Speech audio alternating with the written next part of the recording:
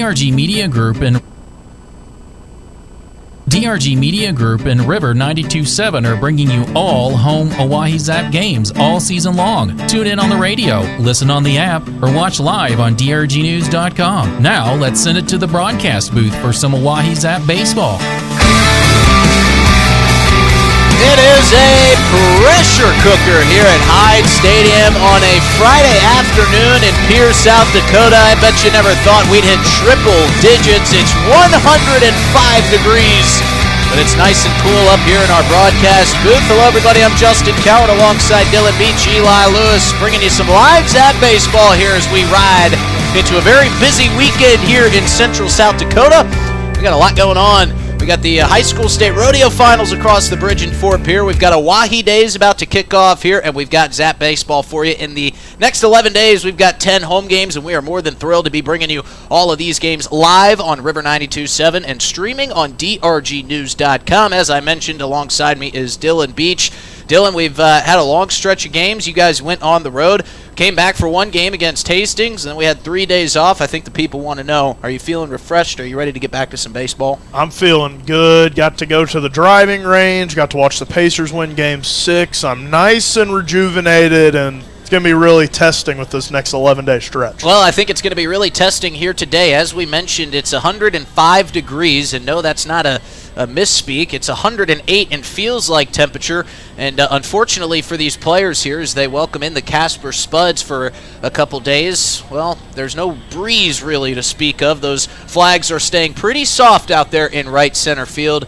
And the Casper Spuds are wearing their black jerseys today, so I don't know who was in charge of getting them dressed today, but that's going to be a little bit of an added bonus for the Zap in terms of competitive advantage here today. Especially their coaches. I mean, their coaches over there in like windbreakers, and their players are wearing black. I mean, who coordinated this summer outfit I don't know. We'll see if it plays any sort of advantage for the Oahe Zap. It's hot down there on the field, but these two teams, they're no stranger to heating up a little bit between each other. We've seen a couple dust-ups between these two, and I think it's fair to say that this is a good old-fashioned rivalry in terms of these teams just flat out don't like each other. Yeah, they're not too big of fans of each other, and we saw a little bit of a scuffle out in Casper last time, and I wouldn't be surprised if we see one again here this weekend, Justin. Well, that's what makes these games great. It's summer ball, but that still means that this is huge games for both of these teams. The Zap still trying to get their feet underneath them. They've played some really good teams, including the first place Hastings Sodbusters in a game that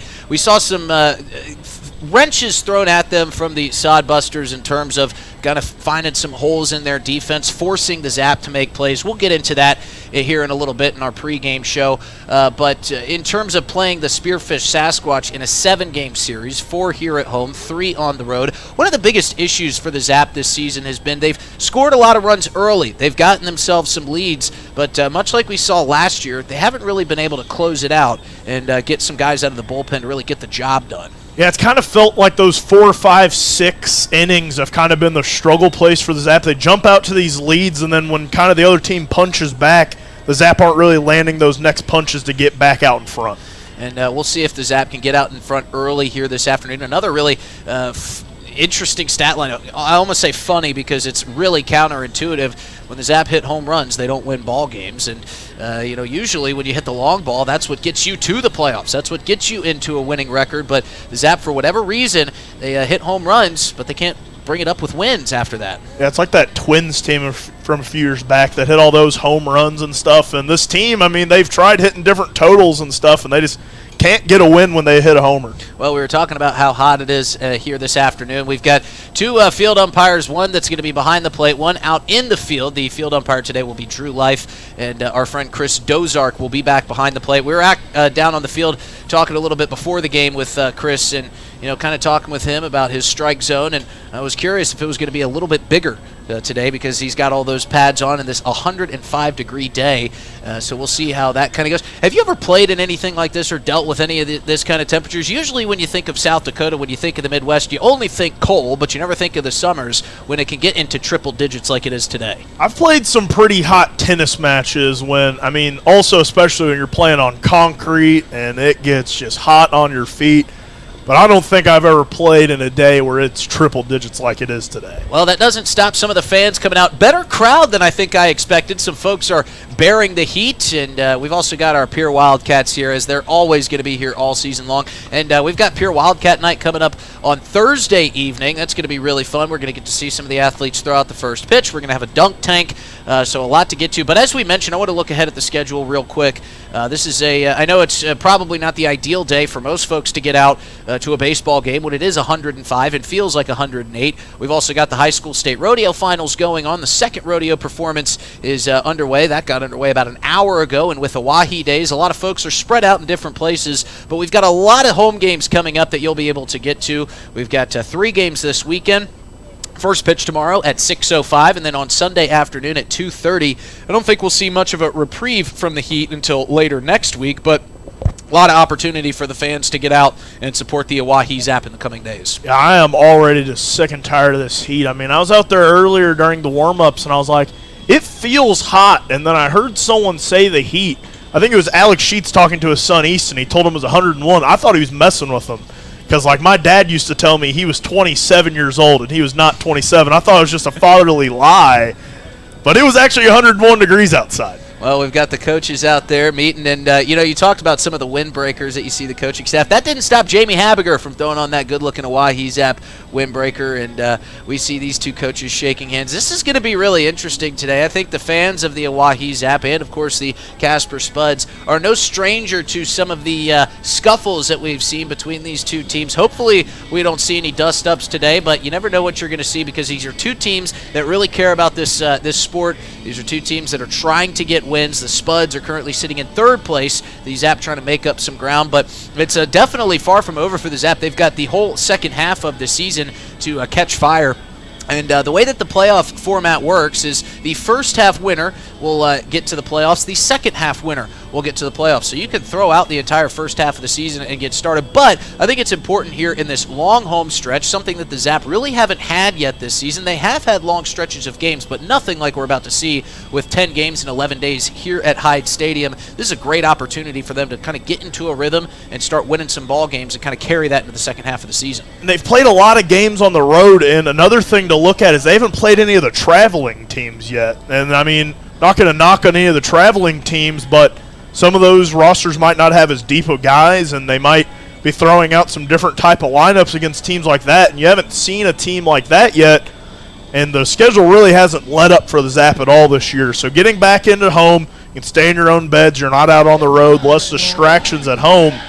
It'd be a nice place to kind of get a nice little win streak going. Absolutely, and there's no place like home, and we've heard the players talk about how much they love playing in front of this crowd and this community and at this stadium. I don't know how much they love playing in triple-digit weather, but everybody has to deal with it all the same, and luckily for the Zap, they're wearing their light-colored Oahe Zap camouflage jerseys here this afternoon. A little bit of a cooler throwing on than the Casper Spuds are dealing with today. But like I said, everybody's got to deal with it. And credit Drew Life, our field umpire. He's rocking the shorts today. He might be the wisest person out there on the field. Yeah, he definitely made a smart call with the shorts, and I definitely feel for the catchers tonight. Would not want to be them in this weather. Well, it's a good thing for starting pitchers. They get to stay pretty warm out there on the mound. Starting today for the Casper Spuds will be number 26, Brendan Reed. And we get to see our first look at starter, not reliever, Wyatt Gladude today, who you got to talk to before the game. We'll get to that in between the top and bottom half of the first inning. But this will be interesting to see Wyatt. We saw him in relief against Spearfish a couple weeks ago, about 2 weeks ago, and he did some great work, kept the Zap in that ball game until things kind of fell apart with some bad defense. But nonetheless, Wyatt threw some great innings. This is a kind of a different feeling, though, from a reliever to a starter. I'm interested to see how Wyatt handles that today. Yeah, he went 3 scoreless in that game versus Spearfish, and it's going to be interesting because he was a starter in high school, so he's got some of that experience, but hasn't started for Oahe yet this year, so it's going to be interesting to see how deep he goes in this ball game. Yeah, what's really interesting when you get a reliever turned starter, baseball players are superstitious more than any other sport out there.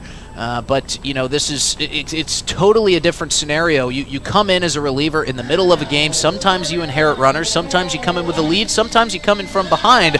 But for a starting pitcher, it can be completely different and a completely different mindset. And hopefully for Wyatt that turns into fruition for him and turns into good things. So we'll see. But they are announcing the starting lineup, so let's meet the Casper Spuds starting lineup today. It'll be Matt Marsick leading things off, playing right field. Elijah Reeves in the 2-hole, playing in center. First baseman Hunter Billingsley will be hitting third. River Smith will be DHing today, hitting in the cleanup spot. Jack Opine will be playing shortstop, batting fifth. Cale McCarville playing third base, batting sixth. Sean Glatz will be playing left field, batting seventh. Andrew Witt will be playing second base, batting eighth. And bringing up the caboose will be Stone Bassick, and he will be behind the plate here this afternoon. Starting for the Zap will be Gavin Frazier at shortstop, a place we are very familiar seeing him at. Nick Golden in center field. Ty Farwell not behind the dish today. He'll be where he is very comfortable at third base. Vince Belizzi will be hitting at cleanup and also DHing today. So we've got 2 DHs hitting in cleanup for both teams.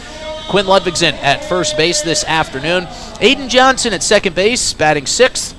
Jake Daly in right field, batting seventh. Noah Codina is catching today for the Oahe Zap, one of the deepest catching rooms that we have seen in the ILB. And Emiliano Curiel, the speedy Emiliano, will be playing left field. And before we get to our national anthem, Dylan, you were saying that we might see some movement out in the outfield today. Yeah, the last time we saw Nick Golden out in Casper playing outfield, he started in right, made it to center, and then into the game and left. So he might be shifting around here tonight. Well, we're going to hear Jeff Adele, our PA announcer, great friend of the broadcast, singing our national anthem. So we step away and give the microphone to Mr. Jeff Adele for our national anthem. Please salute the flag. Oh, say, can you see my God's early light? What so proudly we hailed at the twilight's last gleam, whose cross lights and bright stars through the perilous fight, o'er the ramparts we watched were so gallantly streamed, and the rocket's red flare comes bursting in air, came through the night that our flag was still there. Oh, say does that star-spangled banner yet wave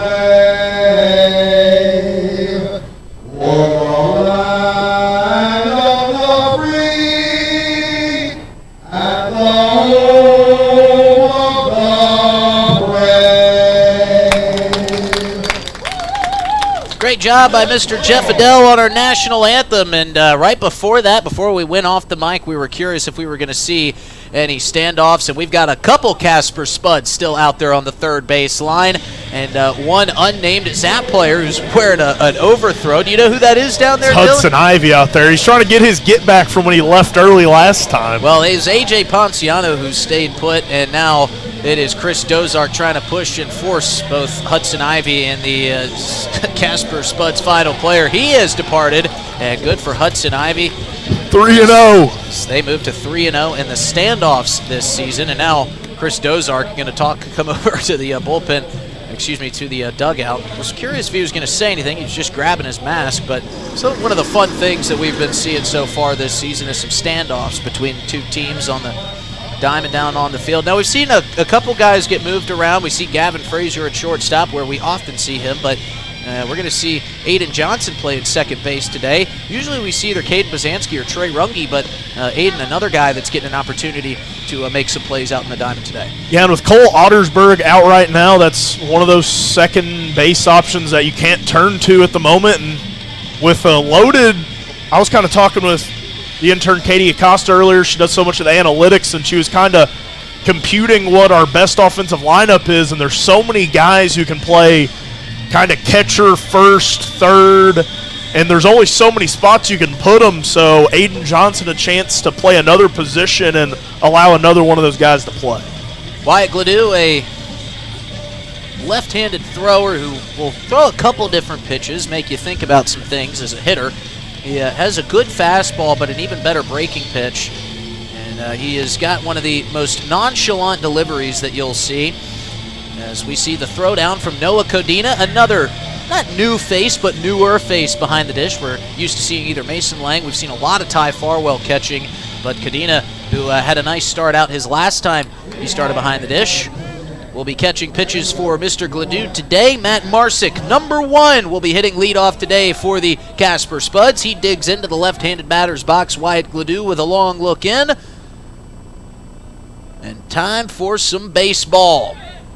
Gladude comes set. Here's the first pitch, and that is not caught by Codina. Looked like it caught a bit of the strike zone, but, you know, Codina was kind of cracking us up the last time he caught pitches. He was trying to frame everything, so much so he was just letting balls get by him and go to the backstop.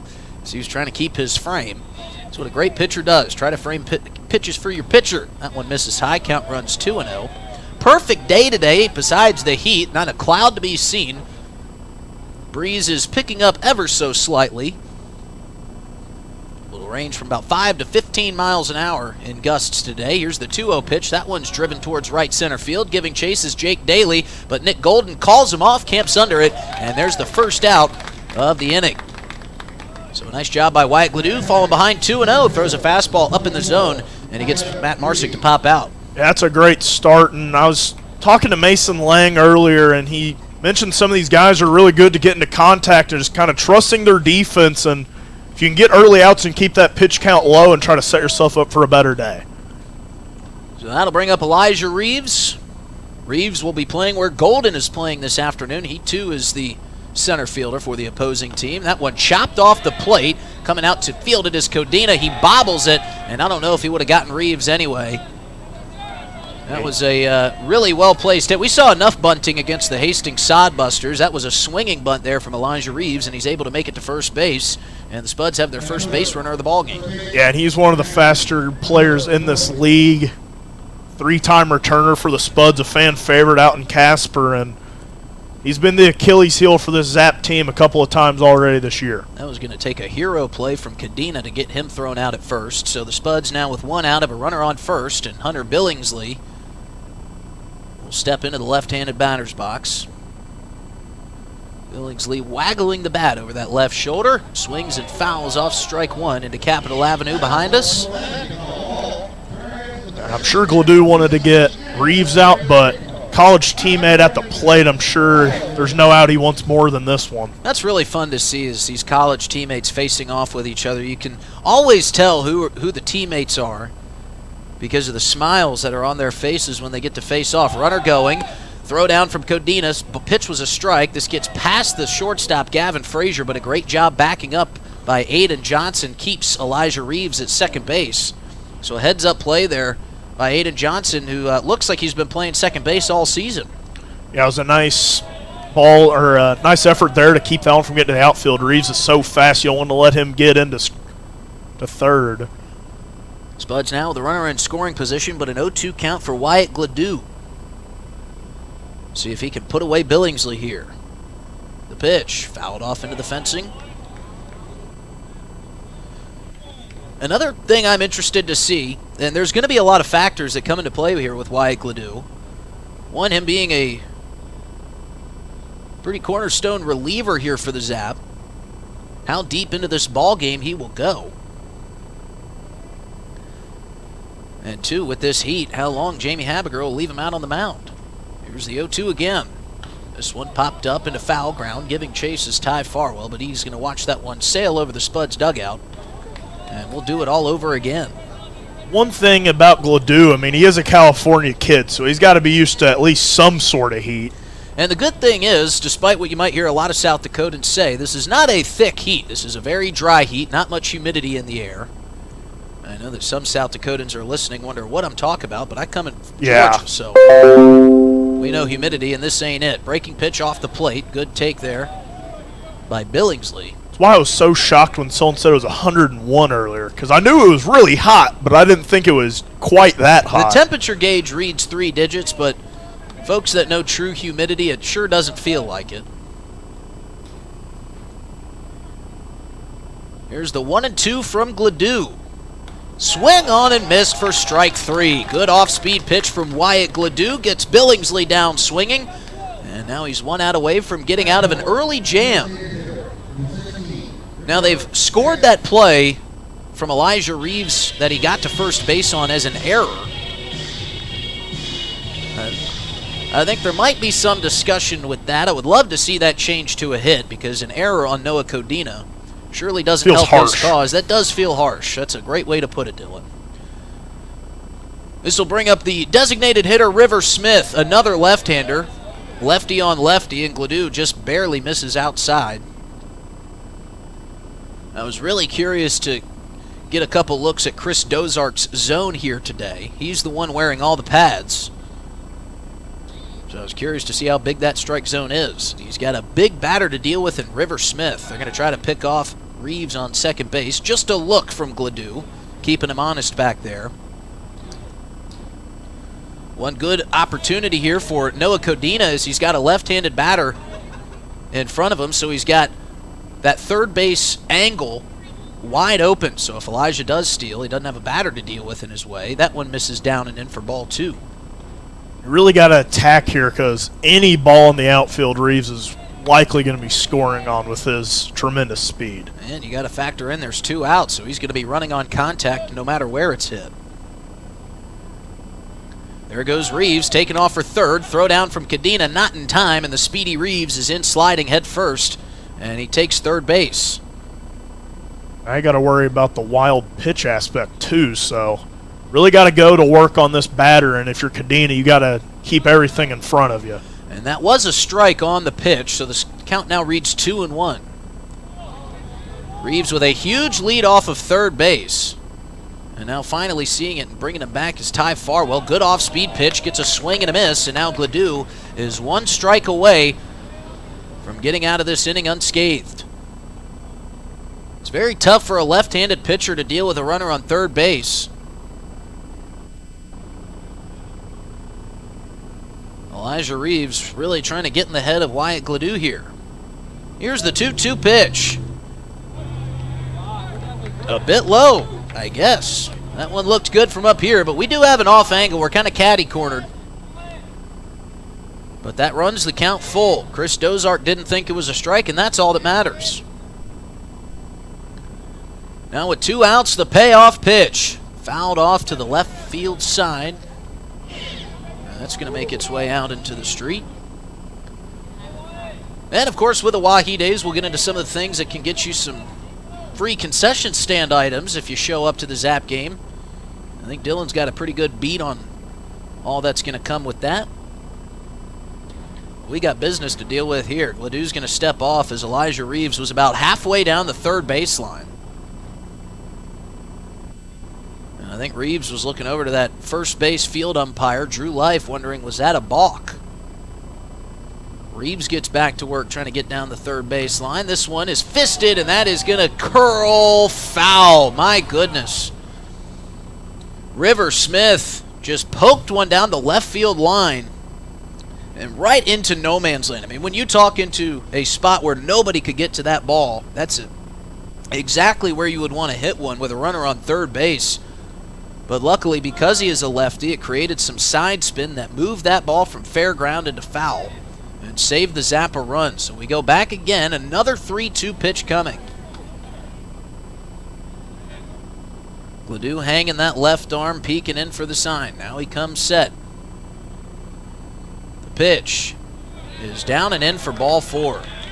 So Gladude trying to paint the corners, just not getting the calls, and now the Spuds have runners on first and third, and that'll bring up shortstop Jack Opine. And we saw him out in Casper that series, and he really gave the Zap some trouble at times. And just the struggles with 2 outs sometimes just really worries me here. And got to try to get out of this inning and just put those runners out of your head. So we'll see if Wyatt Gladude can lock in.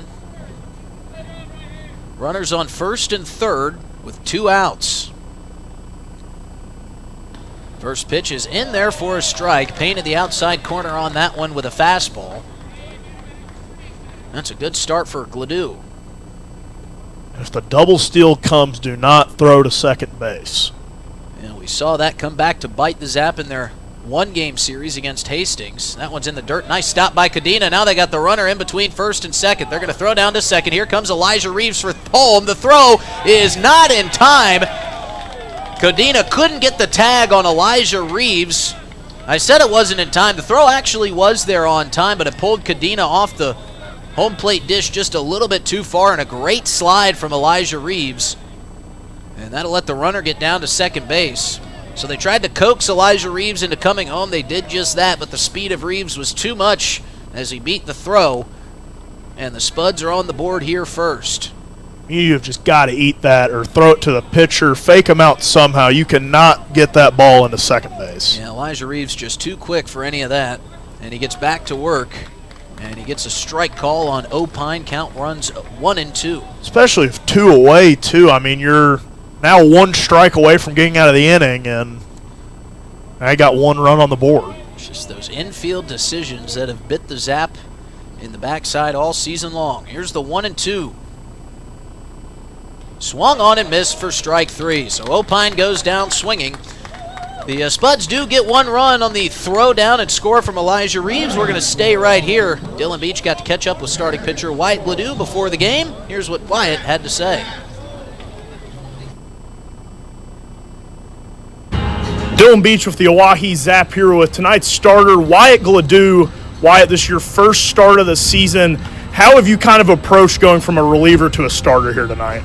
I mean, I started a lot in high school, so I kind of have it in me a little bit to be able to start. So just kind of, it's different from that aspect, like preparing like all throughout the day, like going to the gym, whatever, moving your body more, like make sure you're eating, drinking right, especially today it's going to be hot, so make sure you're hydrating the night before, then today too, just staying up to date, keeping yourself out of the sun for the most part and just staying as fresh as you can. Okay, your family's in town tonight. What does it mean to you to get to play in front of them again? It's pretty cool. I haven't seen them in like a month or so it's going to be pretty nice to have them in the stands for the next week or so. So hopefully I just do the best I can and put on a good show for them. Okay, where are you guys going out to eat this week? What restaurant pier are you guys hitting? Well, last night they got in from Denver, so we went to Cattleman's after. We snuck in, we closed the place down. I mean, nothing else better than night 1 in Pier going to Cattleman's. I don't know if anything else could top that. Might hit up the Long Branch a couple nights. We'll see what happens. Sounds good, Wyatt. Thank you and good luck tonight. Of course, thank you. You can always count on Dillon Beach to ask the hard-hitting questions, but one question that I really like that you put in there that was that first question is how do you approach being a starter when you've been a reliever all season long? And he gave you some pretty good insight there. You got to really take, it's not about what you do mentality-wise, or not as much as you do mentality-wise going into the ball game. It's more so about what you do before the ball game, and he had to change up his routine, it sounds like, a little bit. Yeah, I mean, when you're a reliever, you can go through your bullpen session, you can pick who you're going to warm up with, but when you're a starter, kind of get left alone the whole day. I mean, we saw him sitting in the dugout earlier, we saw him up on the picnic tables, and it's a really different approach, and there's not very many people who can say they can start, relieve, or close a ball game. Most people who say they can are liars, so it's kind of going to be impressive to see how Gladude kind of goes back and forth. I mean, he mentioned that he started in high school. He's an incoming freshman to Fullerton now, so it's going to be interesting to see what he does when he gets to college next year. Absolutely, and I think he handled that first inning pretty well. Elijah Reeves got on with what is scored as an error, but I think that up here in the broadcast booth, we'll call that a hit, and then the speed of Reeves was just able to get him around the base paths pretty easily. On the mound for the Spuds is Brendan Reed. Brendan, not a big guy, but he's got some fight in him. Right-handed thrower. Gavin Frazier leading off for the Zap. Brendan Reed wearing a sweatband that's dangling down around his neck area, trying to fight some of this heat. That one misses low for ball 1. And a good start for Gavin Frazier, getting ahead in the count. Zap trying to answer that 1 run with a couple of their own here in the bottom of the first.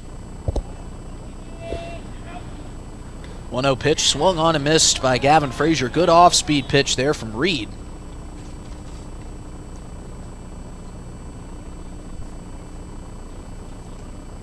On deck will be Nick Golden, who's playing center field in the hole. Ty Farwell. Here's the pitch. That one up and in. Good take there from Gavin Frazier. He works the count 2-1.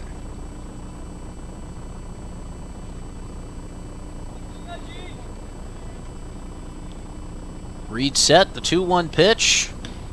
Taken on the outside corner for strike 2. And we're starting to see a little theme. Looks like the outside corner is going to be the sweet spot for these pitchers here today, as Chris Dozark is not calling many strikes inside, but he's calling more of them in that off-speed pitch. Had Gavin Frazier guessing, and he goes down swinging for out number 1. That was a slow curveball that came across the zone. Gavin looked like he tried to read the fastball, saw it curving in, and still tried to wait on it, and he still couldn't get his bat on top of that baseball, so the out is credited as the strikeout, and that'll bring up Nick Golden.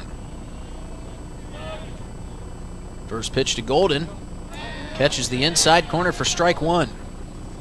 Once again, just like that last hot day, we hear scoreboards out again. Well, we told you these South Dakota days don't come often when we get into the triple digits. The 0-1 sharply up the middle. What a play by Brendan Reed with the glove.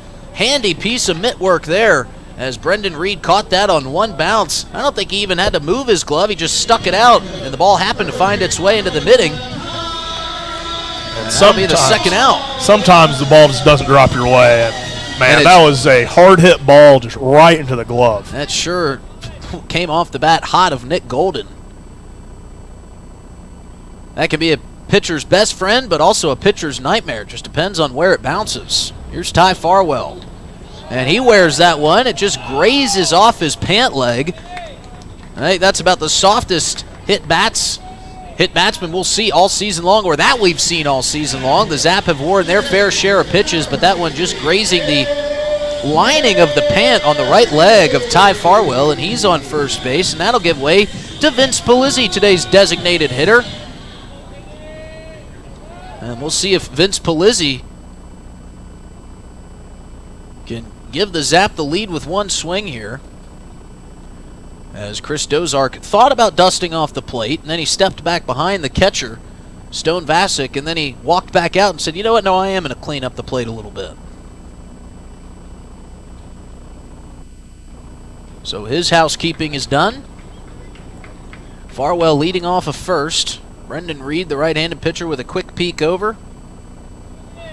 And he settles in on Polizzi. First pitch to Polizzi is ripped towards the shortstop, caught on the fly by Jack Opine, and that will retire the side. So the Zap get a base runner with a hit batsman. They can't do anything with it. They go down 1, 2, 3, 4 in the bottom of the first. The Spuds still lead 1-0. We're going to stick right here with our first inning fiber fact, brought to you by Venture Communications. You got the speed, but the streaming is slow? Well, just reboot your router. We all need a jump start from time to time. And Venture Communications wants you to know that they are here to help with all your fiber optic needs. And we get some crazy weather here in South Dakota. We're seeing it today with 105-degree temperatures. But we can also get a rainstorm, a thunderstorm, a tornado, whatever you can guess we can get here in central South Dakota. But those storms, they do not affect fiber. So go to Venture Communications for all your fiber optic needs. We love the folks at Venture. They're always doing great stuff. They've got great things they do on their Facebook page. A very young, enthusiastic team at Venture, always helping us out. We're thrilled to have Venture Communications as one of our great sponsors. You know, you mentioned that, Dylan, you were hitting some range balls over at Dunes Golf earlier this week, and, well, I can only hope that we don't get these same type of temperatures. July 21st, we're doing our Stanley County Gold fundraiser where we're going to play 108 holes in one day on July 21st, and luckily we don't have a ball game that night, so I can get home, put my head to a pillow pretty quickly. But, you know, out there at Dunes hitting some golf balls, were you thinking about what it would be like to play 108 holes in a day? I don't know if I have that much golf in me in like a month, let alone a day. Listen, I try to play at least 3 to 4 times a week, and I don't even know if I have that much golf in me in one day. But luckily, Dunes is a fun course, so if you need me in relief for a couple of holes, I could maybe come leg out a front 9 with you guys. Well, you know what? You're more than welcome to join. We'll find a way to get your donation taken care of. We'd love to have you out. We're going to stream and video the whole thing, so you'll be able to follow along on drgnews.com, the whole experience, and you can get yourself involved as well. We'll give you more information throughout the week on that. As Gladude bounces that one up there for ball 1. brings me to mind because we've got the Boys and Girls Club in left center field in all its glory. That's run by Steve Steele, who was a man of many hats. Heads up the Boys and Girls Club here in the capital area. Here's the 1-0 pitch from Gladude. That one catches the outside corner for strike one. He's also the head football coach of the Peer Governors, who have been to the last 8 state championships. They've won 7 of those. And we're going to have the honor of having Steve Steele up here in the booth later this month. So it'll be fun to talk to him. This pitch grounded sharply to shortstop. Gavin Frazier bobbles it, now fires, and that is not in time. So the always sure-handed Gavin Frazier can't handle that one cleanly.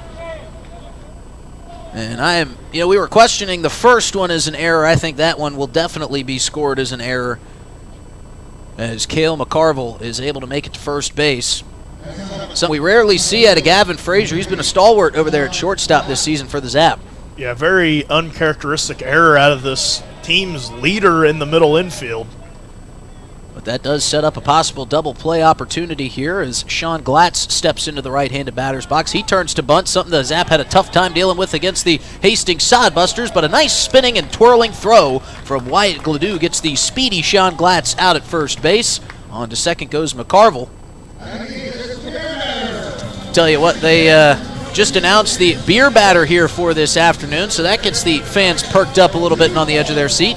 Yeah, they're going to be hyped. They're trying to get this beer batter down, get some nice cold beer in this inning. So for the fans that don't know what the beer batter entails, tell the folks listening at home so when they come to their next Zap game, they know who to root for, or I should say root against. The beer batter goes down, you get $2 off an ice cold beer. I mean, what more can you ask for as Gladude deals there? That one checked to the shortstop Frazier across the diamond in time to Ludvigsen. What a play there by Gavin Frazier. Andrew Witt was the batter on that play. He tried to stop his swing, but when he was doing that, he got his bat in front of the baseball, and it just kind of popped out towards Gavin Frazier. He fielded it almost on a Sunday hop, but had to fire over quickly to Andrew Witt.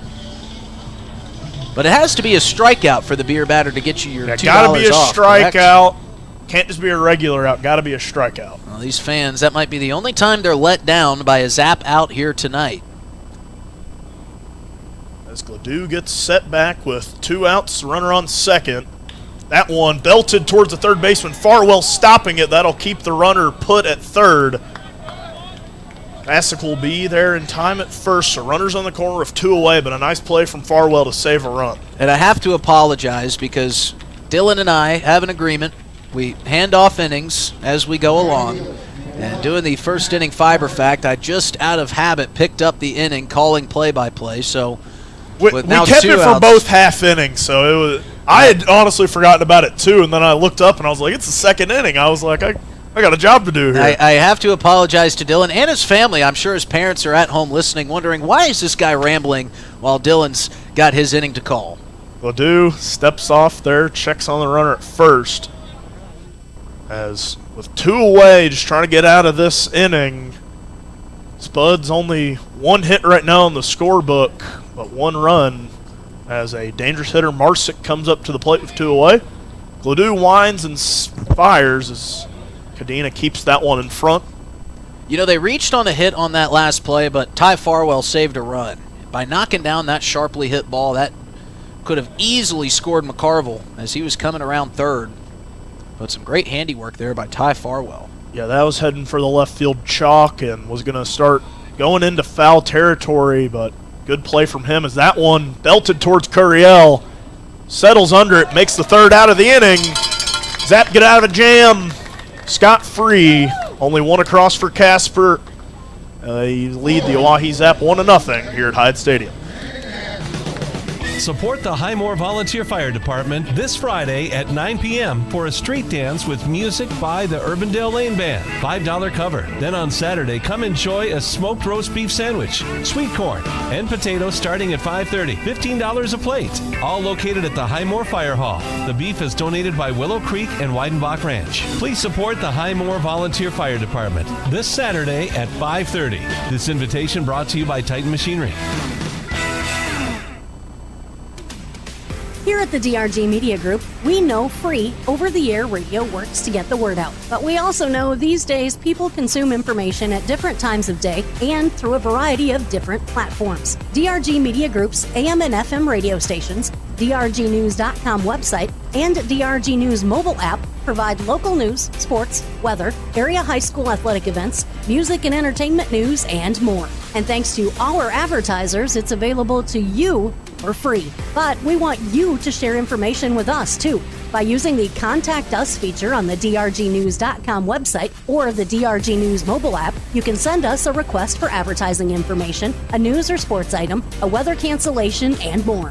Fill in your information, select which type of inquiry you have, provide the relevant details, then click Submit. We make qualifying information available to the public using our various DRG Media Group platforms.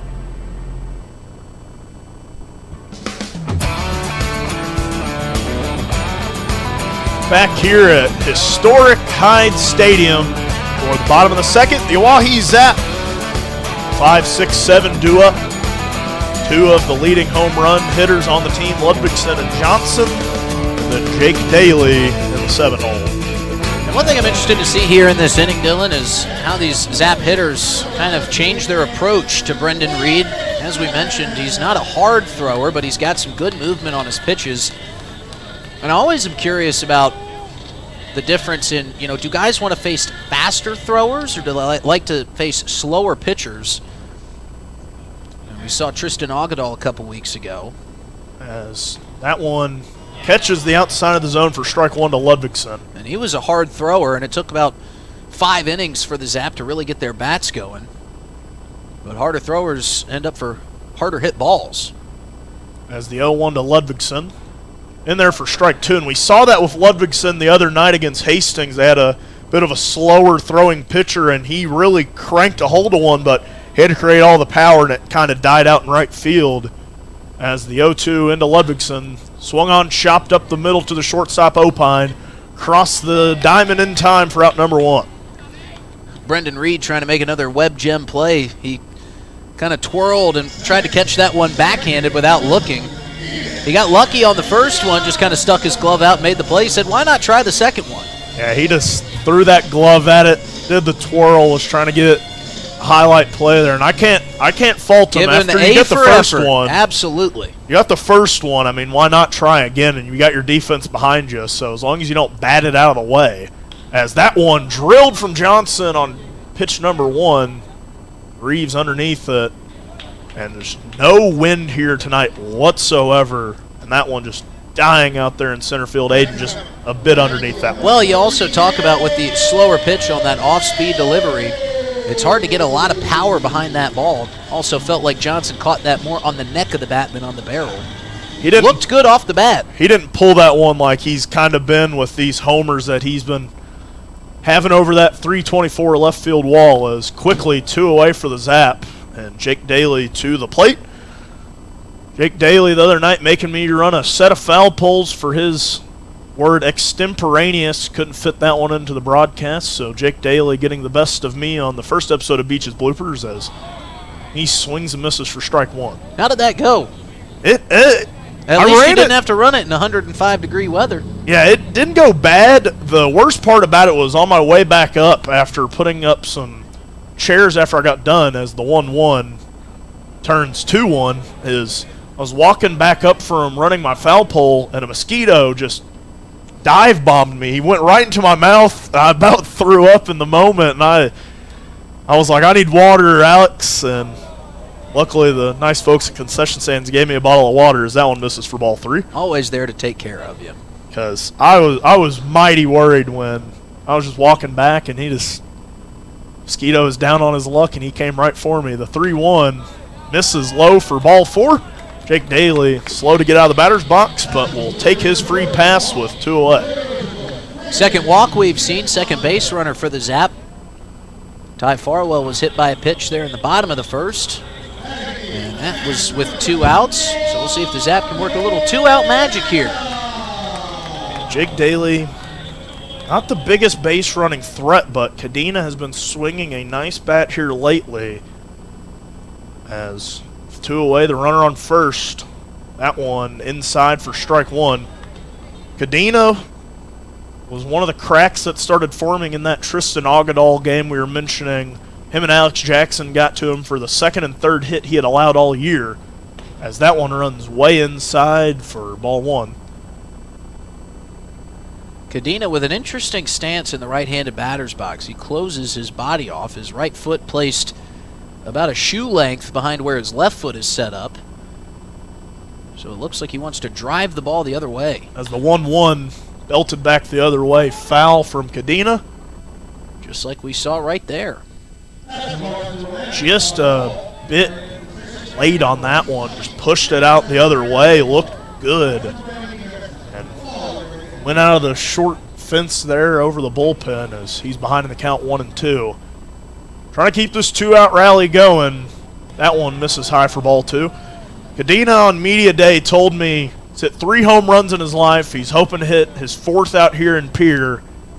And he was a bit behind on that last one, but did put a nice charge into that last foul ball as the 2-2 misses low for ball 3. Sure, he would also take a walk here to set up the speedster Emiliano Curiel. Well, the other thing, too, that we've seen the Zap have success with thus far this season has been their patience at the plate.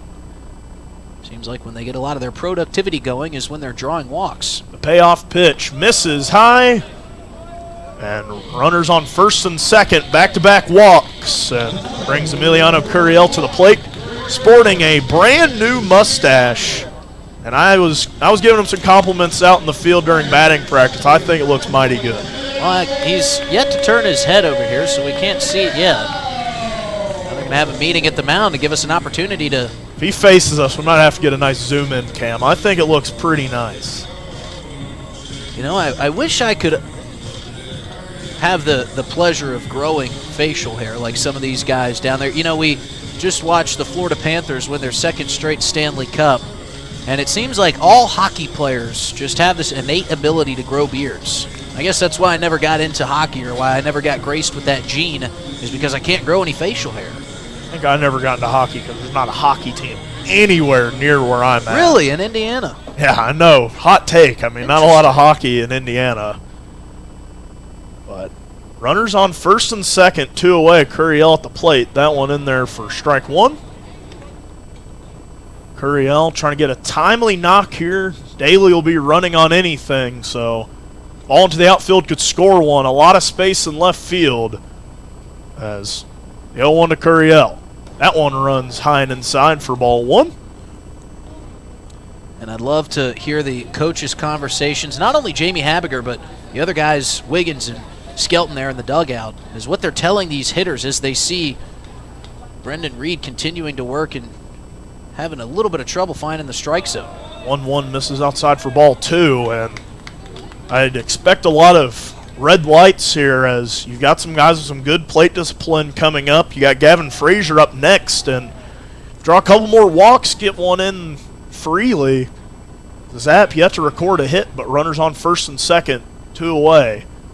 2-1 to Curiel. Misses way behind. Both runners will advance into scoring position.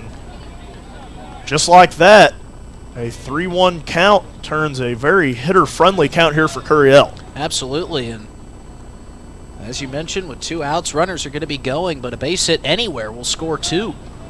Also, another wild pitch would likely score a run or 2, so got to stay active if you're Daly on third.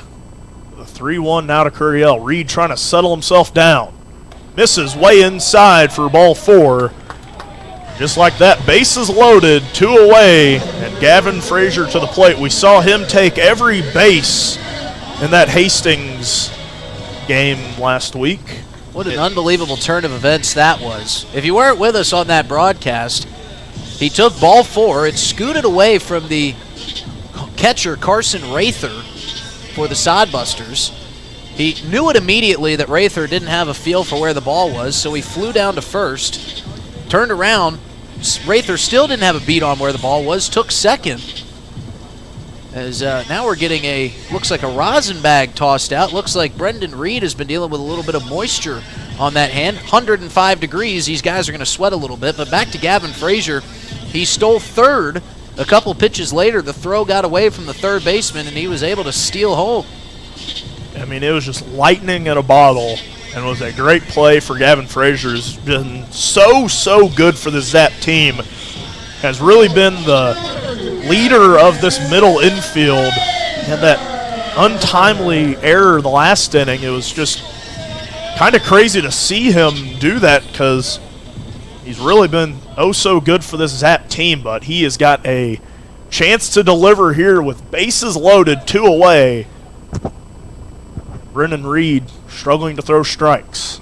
That one fouled off for Frazier for strike 1. Got to give credit for Jake Daly, though. He was wanting to take home plate there. He made it about 3/4 of the way down the line before Chris Dozark finally got the signal to him that was a foul ball. Trying to score one of these runs any way possible. Frazier leads the team in walks with 14. As that one belted back up the middle, Opine diving, flips it to the second baseman just in time. What a play by Opine. And a miraculous play from the Spuds gets him out of the inning. Zap strand, the bases loaded. They trail 1-0. The summer is here, and you know what that means. The Oahe Zap are back, and we at DRG Media Group are bringing you coverage of every Zap home game all summer long. You can hear all the home Zap games on River 92.7, or you can watch them live on drgnews.com at the River 92.7 station page. The Zap are offering you fans something new every single night, so get out to Hyde Stadium for some Zap baseball this summer. Purchase your tickets on oahezap.com or buy them at the box office. If you can't make it to the game, we've got you covered on River 92.7 Oahe Zap Baseball, brought to you by DRG Media Group. Well, a great play there by Jack Opine gets the Spuds out of a major jam. The Zap lead, the bases loaded. They still trail 1-0. A couple young fans having fun with the Dizzy Bat relays down there on the field. Hello, everybody. Justin Coward alongside Dylan Beach welcoming you back into the broadcast booth. Wyatt Gladude takes the mound again. And luckily for him, great to see his family here in town. He's getting to spend some time with them. And, being someone that's far away from home, just having your family come in can totally change the momentum and trajectory of what you're doing. And Wyatt Gladude pitching with a little bit more oomph tonight as he's got the folks here in the stands. Are your parents, your family, going to be able to make it out to South Dakota to see you call a game or two, Dylan? I'm not sure. I'm hoping for maybe towards the tail end of the season, maybe one of them come on out. When things really get heated up. Yeah, enjoy a couple of nice games at Hyde Stadium, then maybe make the drive back with me. See if Wyatt Gladude can keep his good day going. He's given up 1 run in the top of the first inning. That came off of what still scored as an error. It was a Elijah Reeves chopper off the plate that Noah Cadena kind of bobbled, but really was going to take a perfect play to get him out. And Reeves, using his quickness, was able to get around the base paths, and then a little bit of a interesting play with a runner on first and third. Stole home on the throw down to second. Gladude takes on Reeves as he steps into the box and fires a first pitch strike. I don't think Reeves liked that call very much. Chris Dozark, our home plate umpire today, has been really consistent with his strike zones for both sides. It's really all you can ask for. And a big swing and a miss there by Elijah Reeves. Quickly works him behind 0-2. He asks Dozark, if I had taken that, would that have been a strike? Dozark nodded his head yes. So we'll see if Gladude can get a quick out here. He's got Reeves behind 0-2. Gladude comes set and fires. That one misses a bit high. Good pitch to waste there. See if Reeves would chase. That's one I'm all right with, the waste pitch. The high fastball there, I mean, you might get him to break a bat up on that high one. See what he goes with here on the 1-2. Off-speed pitch down in the dirt. Reeves wanted to swing but held up. And he works the count 2-2.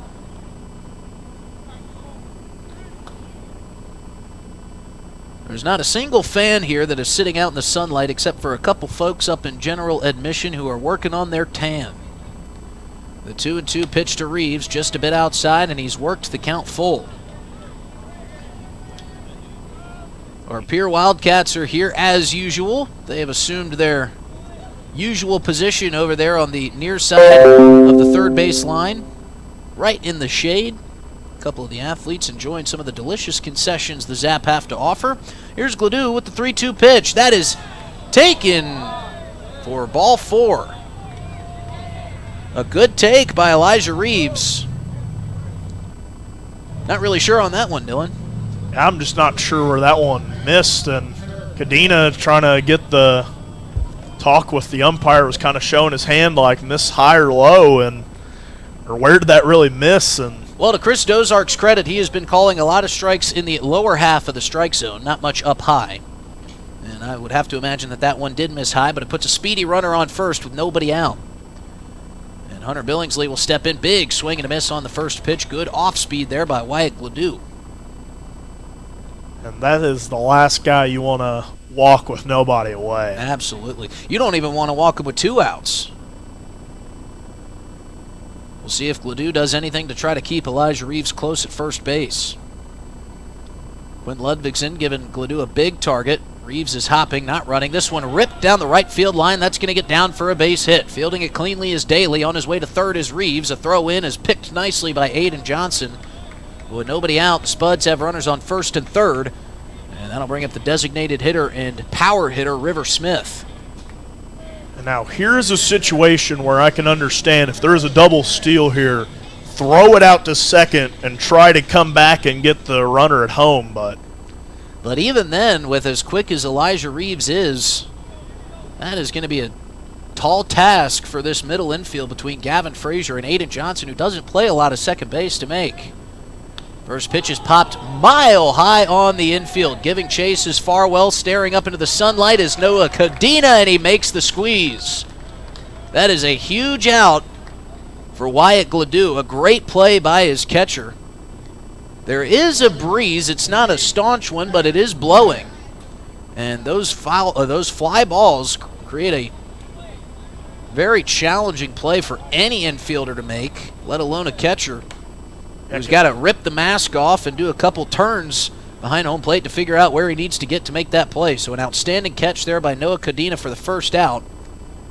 And Jack Opine will step in. He rips one to the third base side, and it's dropped by Farwell. Fires to second for 1, on to first for 2. What a wild double play to end the inning.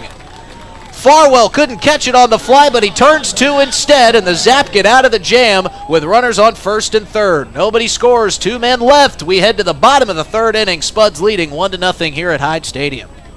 Looking for happenings in Central South Dakota? The Pierre Area Chamber of Commerce Community Calendar is your go-to for all the latest events. From entertainment to local benefits, community activities, and more, there's something for everyone. Email your event to contactchamber@pierre.org and it will be listed on the weekly calendar. To view the calendar, go to www.pierre.org. Let's celebrate together in the heart of South Dakota. The Pierre Area Chamber of Commerce, connecting our community one event at a time. Doing a little spring cleaning at your house? I'm Val Keller, City of Pierre Solid Waste Manager, letting you know the City Supply Swap program can help. We'll recycle cleaning supplies, paint, and other household chemicals you don't want anymore. Plus, you're free to take any products other people dropped off for recycling. The swap program helps our customers and keeps things out of our landfill.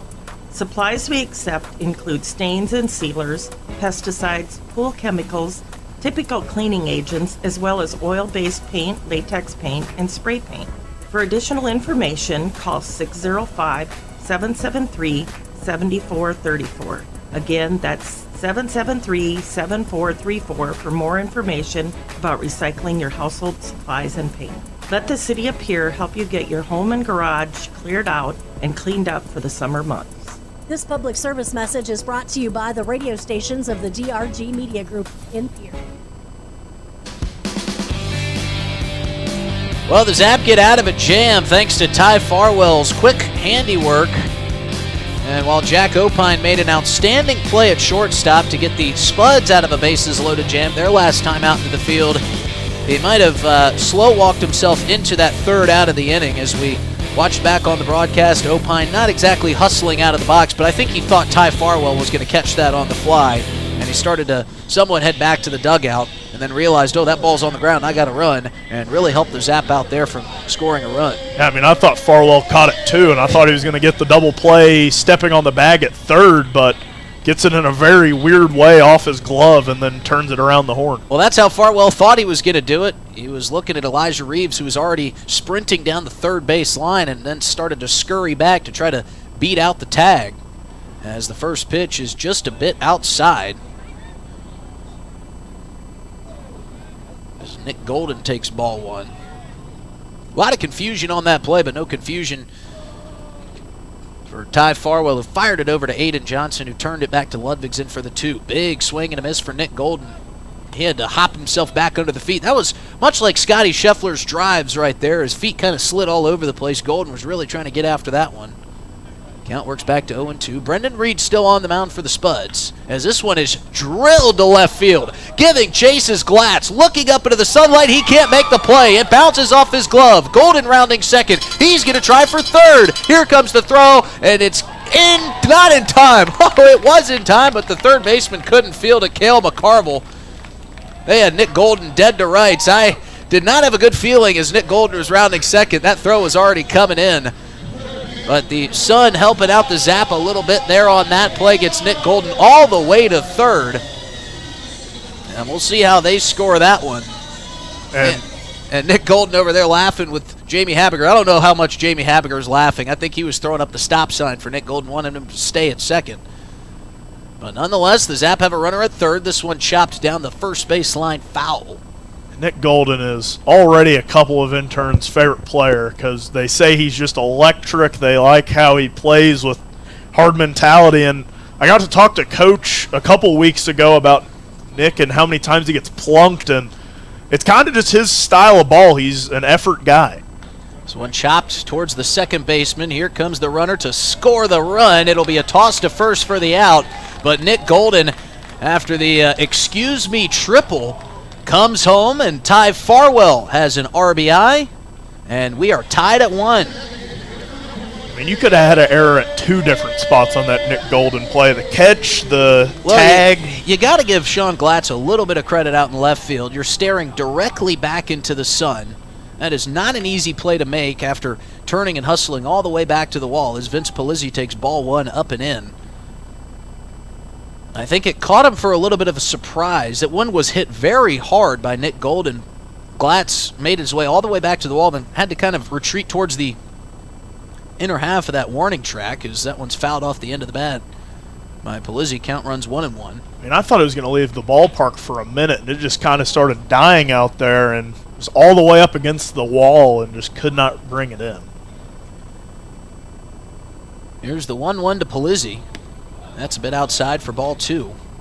And Cale McCarville with a tough pick to make there at third, but by the time that ball got to third, Nick Golden was still halfway in between second and third, and I thought surely he had run into the first out of the inning, something you don't want to do with nobody out. Swing and a miss by Polizzi for the second strike. Just a real impressive effort there from Golden. I did not think he was going 3, and I really thought he was going to be out 2, and man. This one's grounded sharply to the shortstop. Jack Opine fielded cleanly, fires to first with a sidearm throw. Hopping up into the air is Hunter Billingsley, but he comes back to earth with his foot on the bag for the second out of the inning. And that'll bring up Quinn Ludvigsen. He has just been swinging a hot bat lately. That grand slam against Spearfish, then had another one on that Sunday game when he was pitching. Tied for the lead with 2 home runs this year. There's the first pitch to Ludvigsen. He tried to crank an off-speed pitch, but it fell below his bat. Good pitch there by Brendan Reed. If you look really closely out at that scoreboard, you can still see the dent that Quinn Ludvigsen left on top of that Bank West sign above the scoreboard.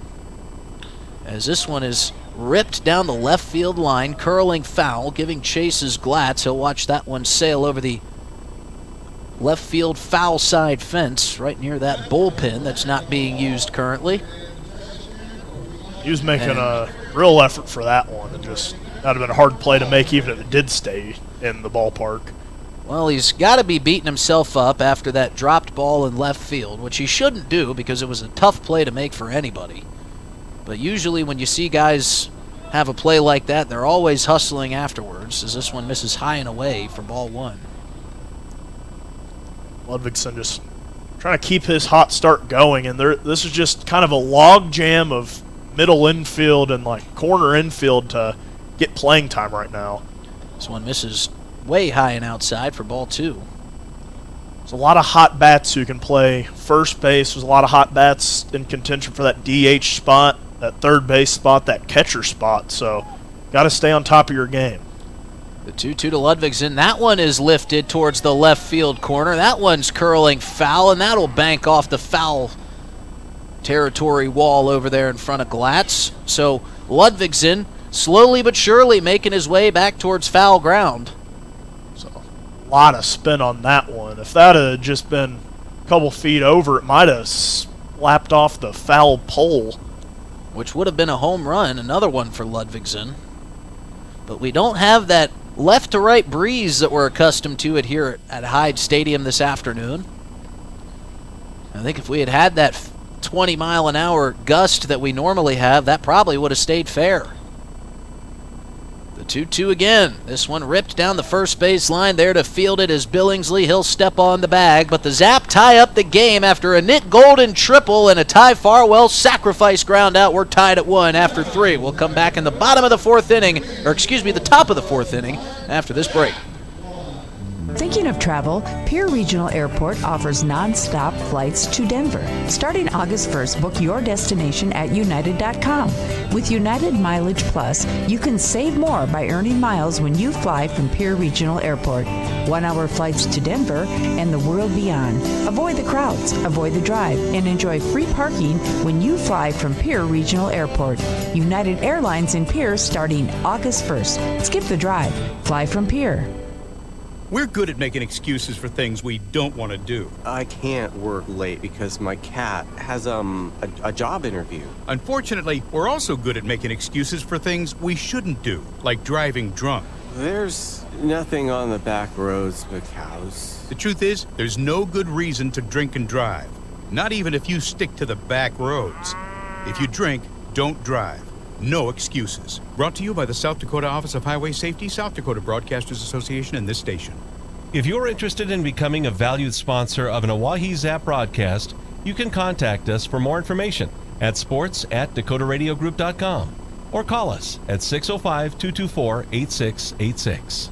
Hey Zap baseball fans, it's Justin Cowart. If you're interested in a podcast that's sports and only sports, you need to check out Players Perspective. I have athletes and coaches from the South Dakota area and across the country, from the high school all the way up to the professional level. Come on and tell stories of their biggest and best moments of their athletic careers. If it's sports, you bet we cover it on Players Perspective Podcast, sponsored by Avera. You can find it wherever you find podcasts by searching DRG Media Group or on drgnews.com. Now, back to myself and Dylan Beach in the broadcast booth for some more Zap baseball. Thank you, as always, Justin, as the first pitch from Gladude misses low for ball 1. And, Justin, I'm sure you get this all the time. Who's your next guest on Players Perspective? Thanks, Dylan. That promo needs to be shortened up. Whoever handles all the production of these promos needs to clean it up a little bit. As the 1-0 turns 1-1 for Gladude. And I only say that because I'm the one that handles all the producing of those. The next guest is actually a pretty big name around the South Dakota area, especially this week, with the state high school rodeo finals taking place over in Fort Pierre at the Stanley County Fairgrounds. As Gladude gets set for the 1-1. Sets, that one fouled off for strike 2.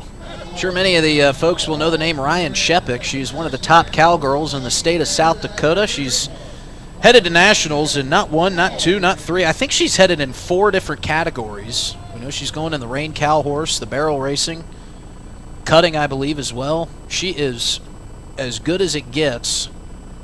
1-2 from Gladude, misses low, and that's one thing I need to get into while I'm out here in South Dakota. I got to make it to a rodeo. Despite how my accent may sound, I've never been to a rodeo.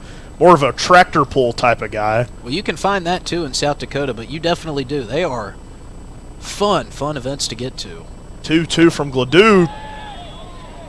Appeal down the line. Just missed on the location. Wasn't much of a check swing, and now we have a full count. And our first close call of our field umpire, Drew Life, and he nailed it. That was a good job there by the batter, holding up his swing. And Drew Life making the correct call. As Gladude trying to get McCarville. The 3-2. Misses high for ball 4. And a full count walk there for Gladude. And a leadoff no-out walk for the Spuds. Zap tied things back up last frame on the triple from Nick Golden. He's electric when he steps on the field.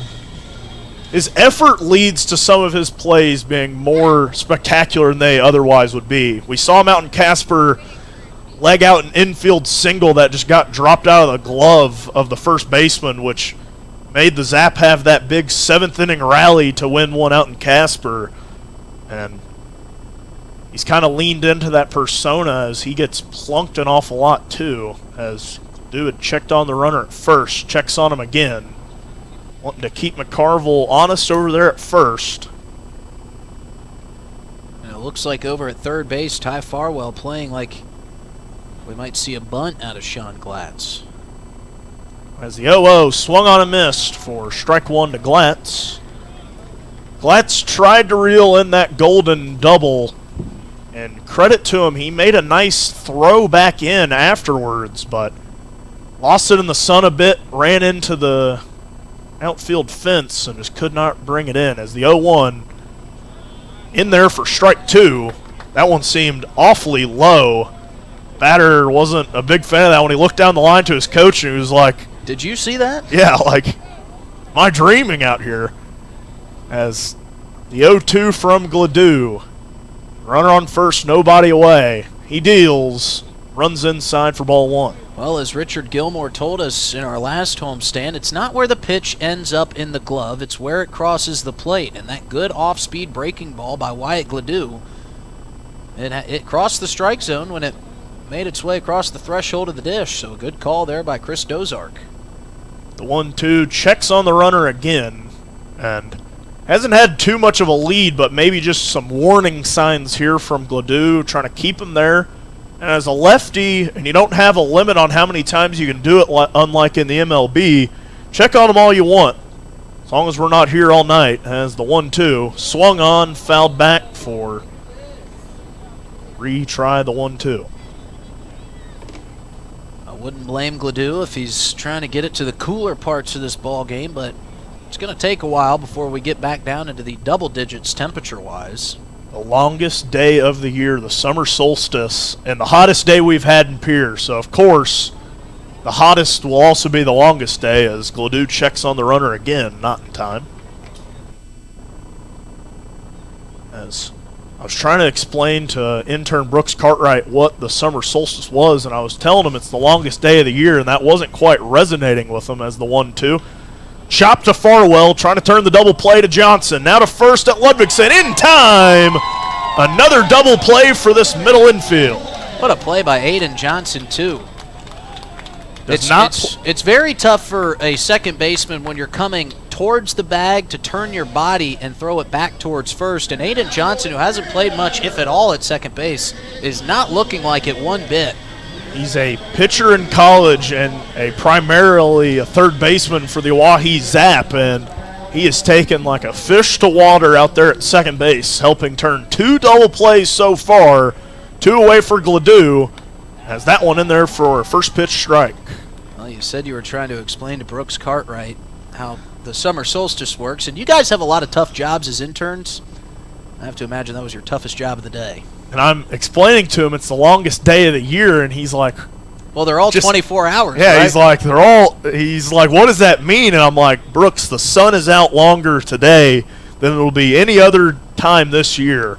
And then it'll start slowly getting shorter, as that one was close for ball 1.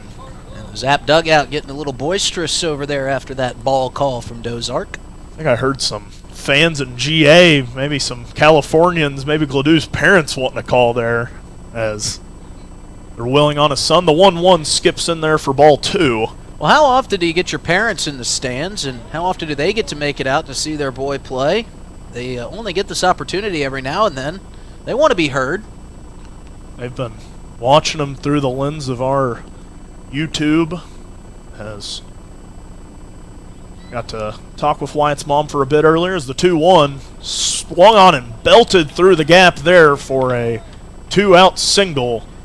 Was just in that no-man land between Farwell and Frazier and sneaks it through the 2 Canadians for a single. Well, the Spuds have put a lot of hard-hit balls into play. Luckily for the Zap, they've had somewhere right in the direction of those baseballs. That one was just fit perfectly in between Gavin Frazier and Ty Farwell. Now the 9-hole hitter Stone Vasic to the plate. Gladude trying to get out of this inning as he checks on the runner, just walks back to first. Not sure how good of a poker player Gladude is, but wasn't exactly hiding that one. As the Zap team does play a lot of poker together. As 2 away, the deal from Gladude in there for strike 1. Well, Andrew Witt wasn't too worried about that throw over. He was still in the midst of putting on his left-hand pad as he was casually walking back to first base on the throw over. As Gladude ahead in the count, 0-1.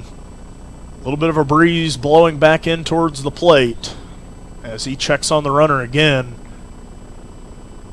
And these can't be, I mean, they're productive in a way to warn the runner, hey, I'm checking on you over there, but these are not exactly huge leadoffs, but maybe keeping them put over there with 2 away.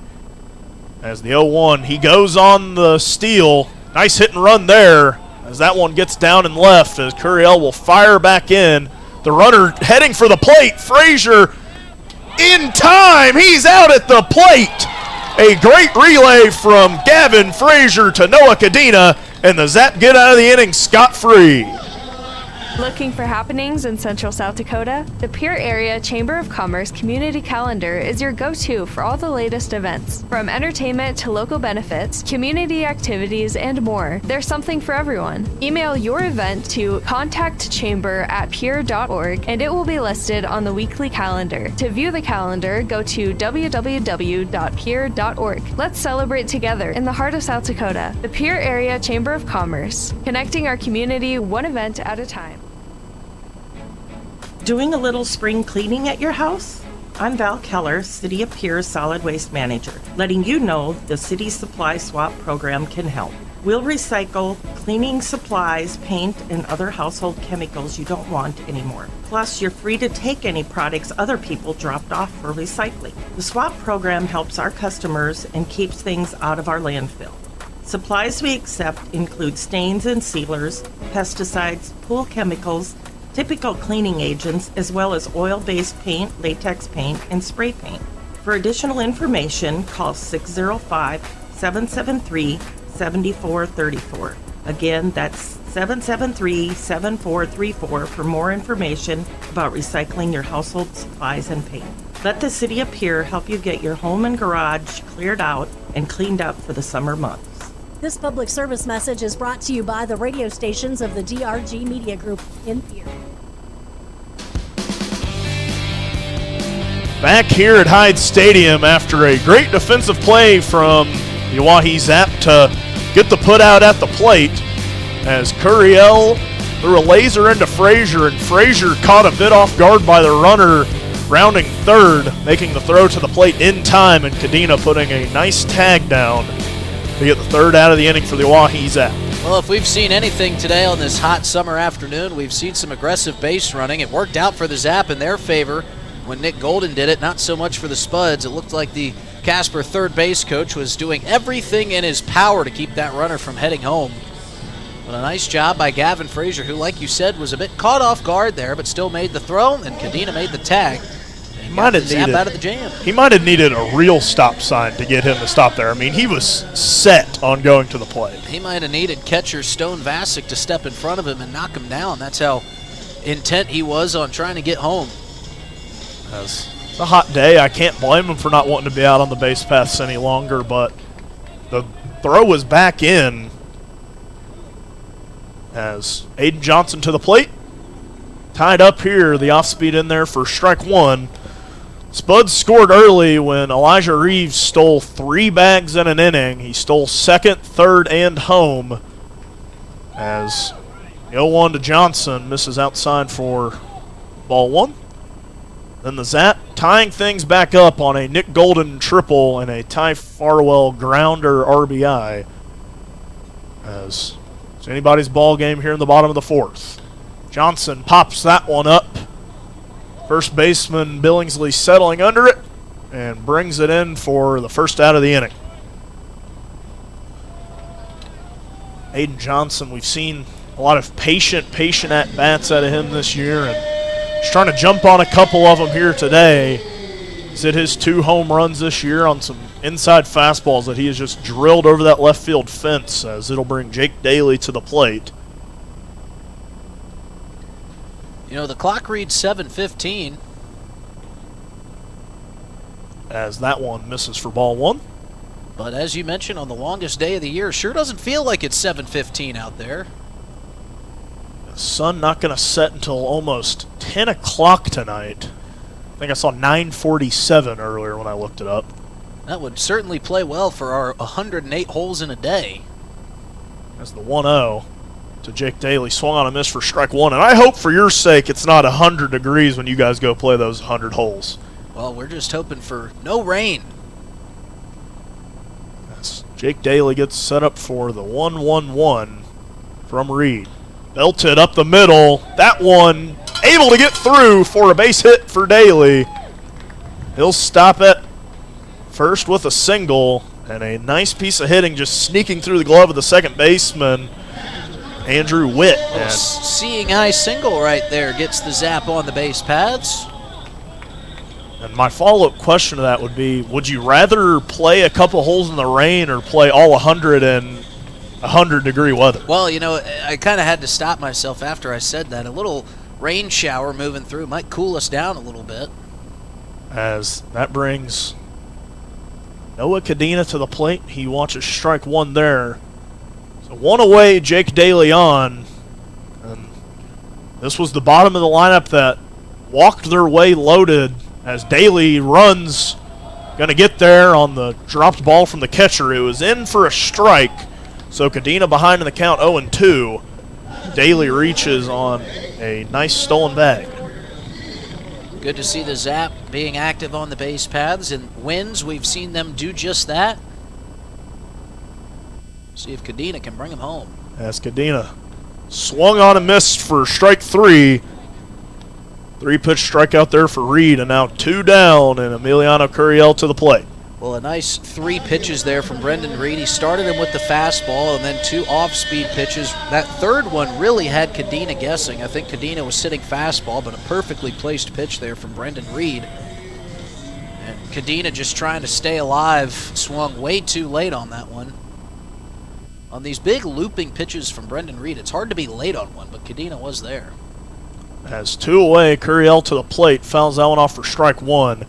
You could just tell that he wasn't ready for that one and was just trying to get a bat on it to stay alive and was unable to. And credit to Brendan Reed, was really in control of that at-bat as he had the runner on, and as that one skips in for ball one. Good play there from Vasic behind the plate to keep Daly over there at second. Curiel has been swinging a nice bat here lately, has had a couple of 2-hit days here at Hyde Stadium, as he's trying to get a second run across the board for the Zap as that one misses outside for ball 2. Vasic is a good defensive catcher back there. Big body, so he's able to block a lot, but he's also really light on his feet, something you don't often see with big guys like himself. He's been very good at stopping some of these pitches low. We saw that one high get away from him, and he's a tall dude, but he can only do so much as the 2-1 belted through the gap. We'll see if Daly heads for the plate as they'll put the stop sign on. Curiel gets a 2-out hit. Runners on the corners. Good job reading the third base coach there. by Cadena as he realized, and that was a great relay in from Sean Glatz too. It looked like he was going to be dead to rights at home. So the Zap continue the inning with some more 2-out magic. We'll see if they can take the lead here. With a nice disciplined hitter, Gavin Frazier at the plate.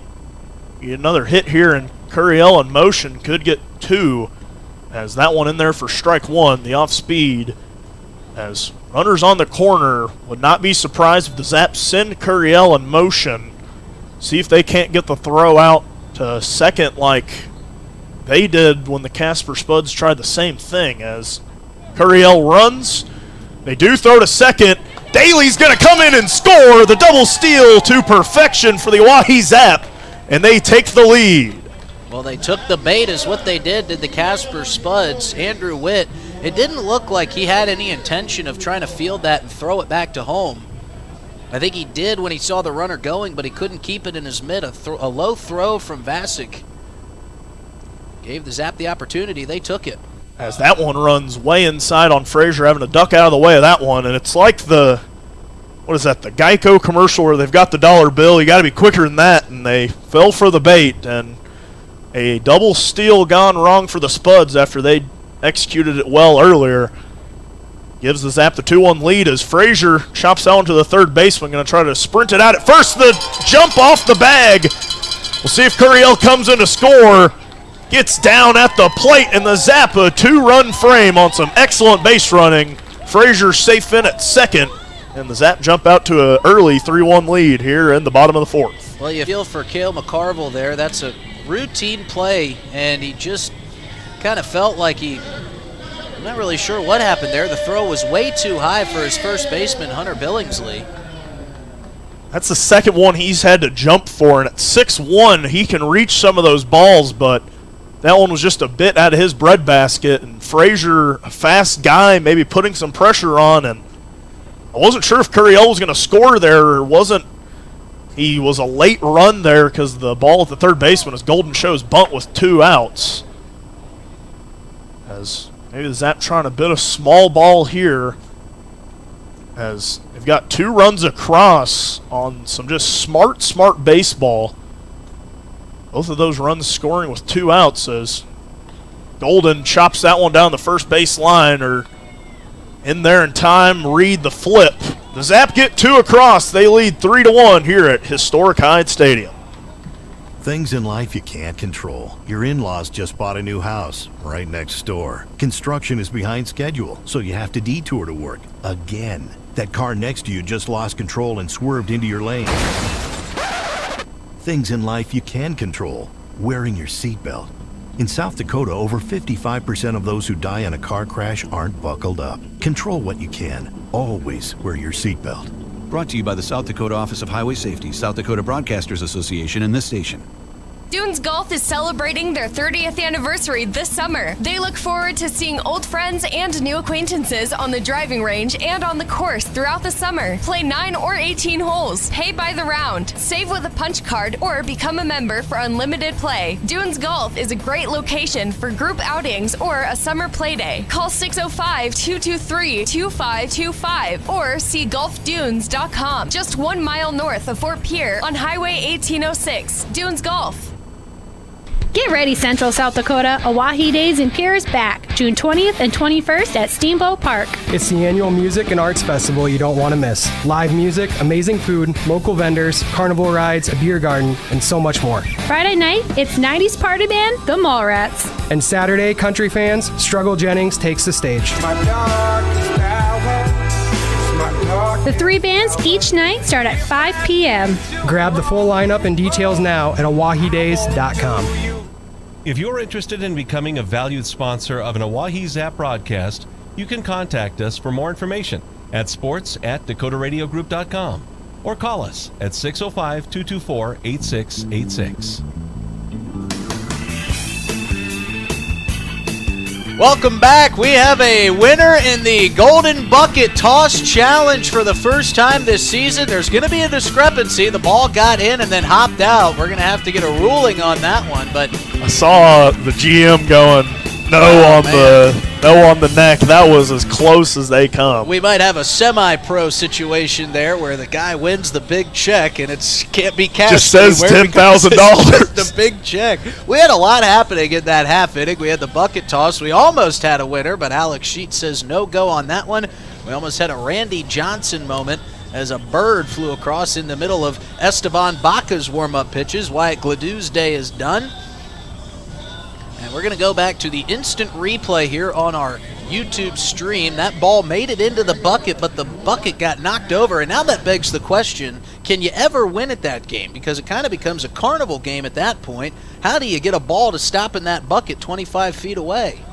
Maybe some backspin on it. I mean, it just had a lot of cheddar and it hit the back side of the bucket. I mean, it is meant to be hard. This is a lot of money we're talking about. So Esteban Baca will get to work. He faces the top of the lineup in Matt Marsick, and he fires a first pitch that is just a bit outside. Esteban Baca, a really fun pitcher to watch as we've got the scenic train rolling through right center field. This is my favorite part of the ball game right here. You can hear it on the crowd mics, honking his horn as Marsick grounds that one to second, on to first, and the first out of the inning comes at the hands of Aiden Johnson, and Esteban Baca puts him down on 2 pitches. And that's a shorter train than we're used to seeing. Only 3 lead cars, nothing being pulled. He's just coming through to get a quick glimpse of the Zap game. He's here for a free ticket, man. He is a Zap fan, man. He is honking that horn. Well, we've got signs all around the city that say honk for the Oahe Zap, y'all. He is... Not anymore, man. Too soon. As that one misses high to Elijah Reeves for ball 1. Yep, soft subject, sour subject for our intern crew. We put them all out, did great work to do that, and then the city came in and told us we had to pick them up. Gone too soon, man. Here's the 1-0 from Baca. That one ripped down the left field line, but foul.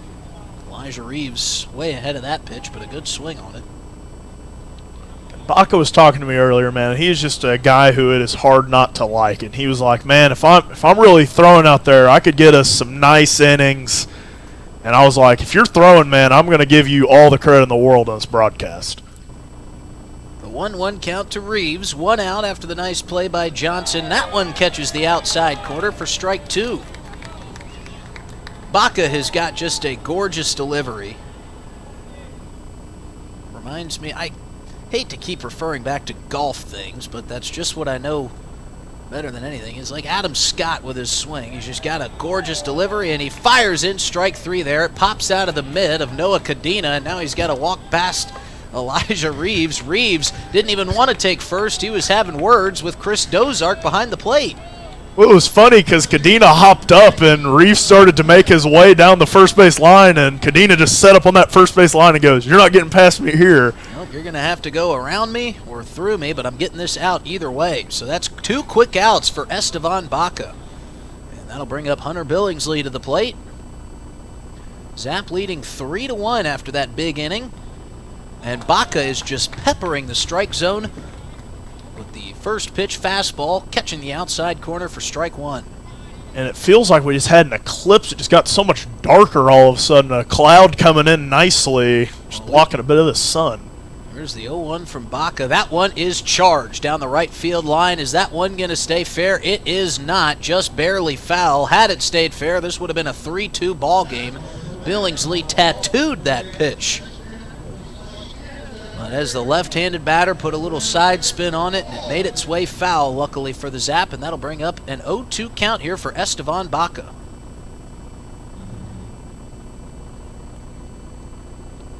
Baca working from the windup. Nobody on, 2 outs.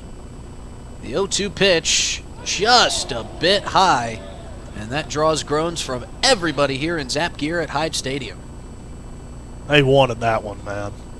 They did, but these pitchers need to know they can't really get many strikes called at the top of the zone. They're going to have to come towards the bottom half of this strike zone. Billingsley choked up on the bat, the 0-2 again. That one's glided foul.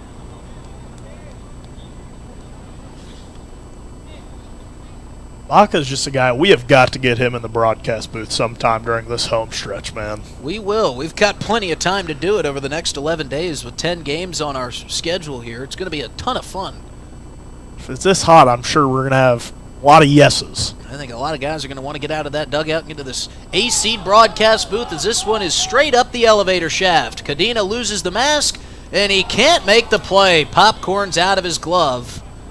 And that just it goes to show how great that play that Cadena made earlier in this ball game on a very similar pop-up and foul ground was. He had runners on first and third, I believe, when he made that play earlier today. Nobody on for that one, and that one hit him square in the mitt. But those catcher's mitts are good for catching fastballs, not so much for softly hit pop flies. You need a lot of momentum carrying into that glove. And Cadena, who hasn't had a lot of time with that catcher's mitt on this season, still getting used to it. Billingsley still choked up. Here's the 1-2 pitch. Misses high, ball 2. I've got to get with Estevan and see what kind of velos he's throwing, because he's got a nice fastball on him. It sure is lively. And he's got an equally as lively off-speed pitch that's looks like a fastball until it gets about halfway to home plate. And he pulls it out there right through the mitt of Estevan Baca. He tried to do his best Brendan Reed impression as he stuck his glove out on the sharply shot base hit up the middle. And Baca was inches away from ending this inning. But Billingsley will get to first where he is comfortable. Of course, he is the Spuds first baseman. And that'll give way to the designated hitter, River Smith. And Smith could tie this ball game with one swing of the bat. Billingsley fakes the steal. Baca fires a fastball in for strike 1. It's going to be tough. The breeze is picked up coming in from the center field spot back behind the center field fence, kind of blowing our direction as we're set up here down the first base line. The 0-1 from Baca. That one misses just a bit outside. And now Jamie Habiger wanting to know where that one missed. Asking Chris Dozark, was that outside or was it high? For a throw over to first base, not in time. Billingsley dirtying up that jersey a bit.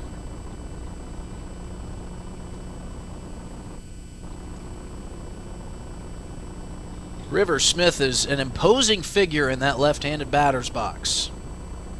That one misses low for ball 2. Don't really know how to put this, but he just looks like a guy, the way he sets up in that batter's box, that can do a lot of damage. Just looks like a power threat. Sure does. I mean, the righty-lefty matchup, too, so. Runner goes. That one misses down and in. No throw from Cadena. He went through the motion of the throw, but he didn't let it go. And smart to eat that one. No reason to throw it down when a runner's sliding in. Have it get past your middle infield and get him over to third with 2 outs. So the runner stands at second. 2-1 count. Baca delivers. That one high and in. It was actually a 3-1 count, and River Smith will gladly take his walk. So there's now a force out at every base, and that'll bring up Jack Opine. Opine hit into that double play where he ripped one right to Ty Farwell. Farwell thought he caught it on the fly. Jack Opine thought he caught it on the fly, but it popped out of the mitt of Ty Farwell. But because Opine thought that Farwell had caught it, he didn't start making his way down to first base until he saw it hit the dirt. That gave the Zap enough time to turn 2 and get out of the jam and keep the Spuds to just the one lone run. Cadena goes out, has a quick chat with Estevan Baca. Now he makes his way back behind the dish. Yeah, and if you're Baca, you just got to settle back in here. You're so close to getting out of this inning fast. Now you just got to get that out, get back to your dugout, and relax a bit. First pitch is in there for strike 1. Painting the strike zone to Opine. It's a great equation there. Get that first strike and then just attack this batter. Forget about the guys on base and just go to work here. Absolutely. Estevan Baca's got an aura about him that just makes him fun to watch as that one dusts up some dirt behind the plate. Ball 1.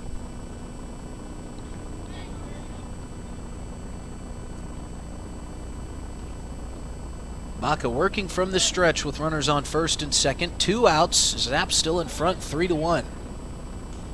This one misses low. Count runs 2-1.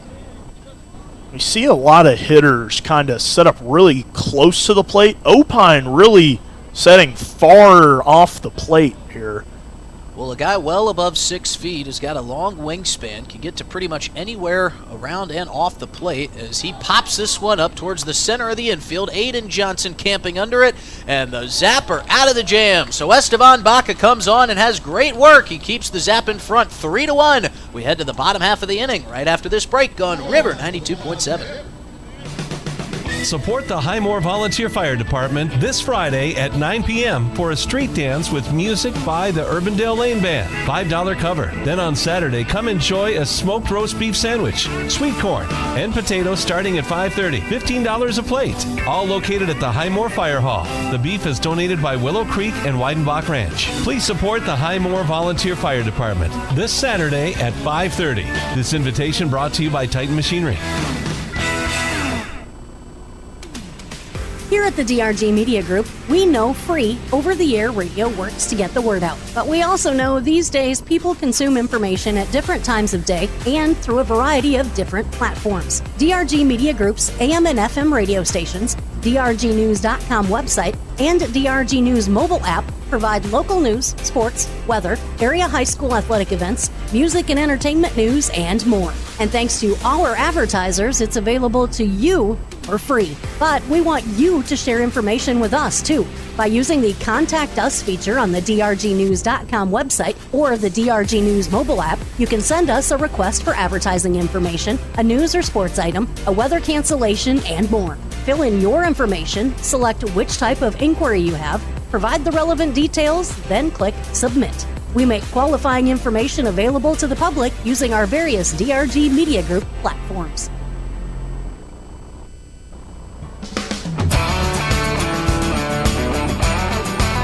Bottom of the fifth inning here, Zap in front, 3-1. Brendan Reed continuing on the mound for the Casper Spuds.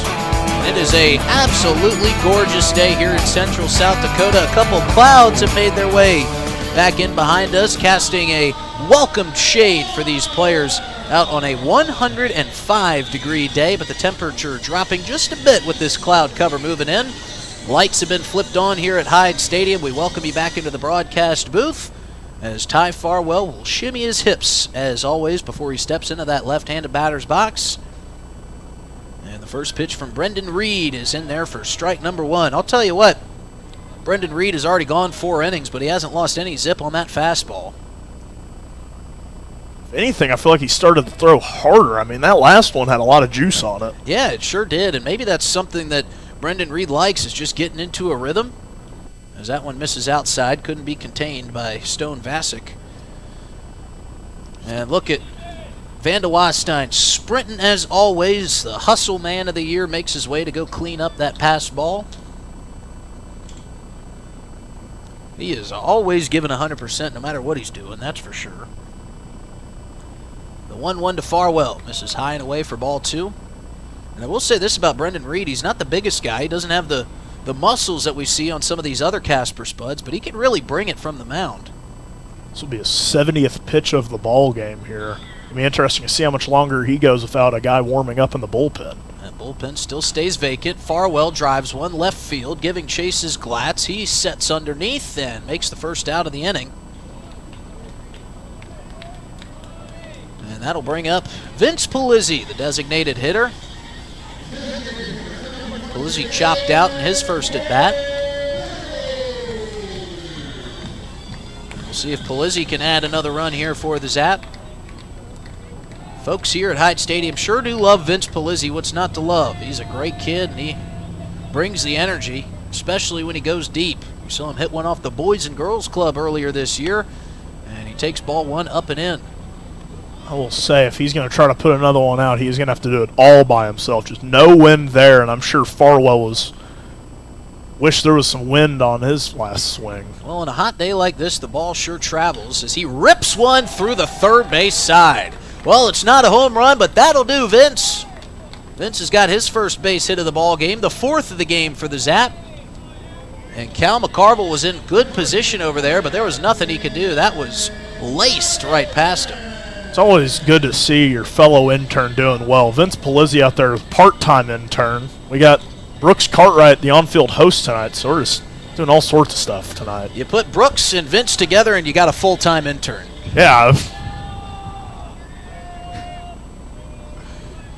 Brooks does a great job. He's handling all the on-field stuff today, as that one just catches a piece of the zone.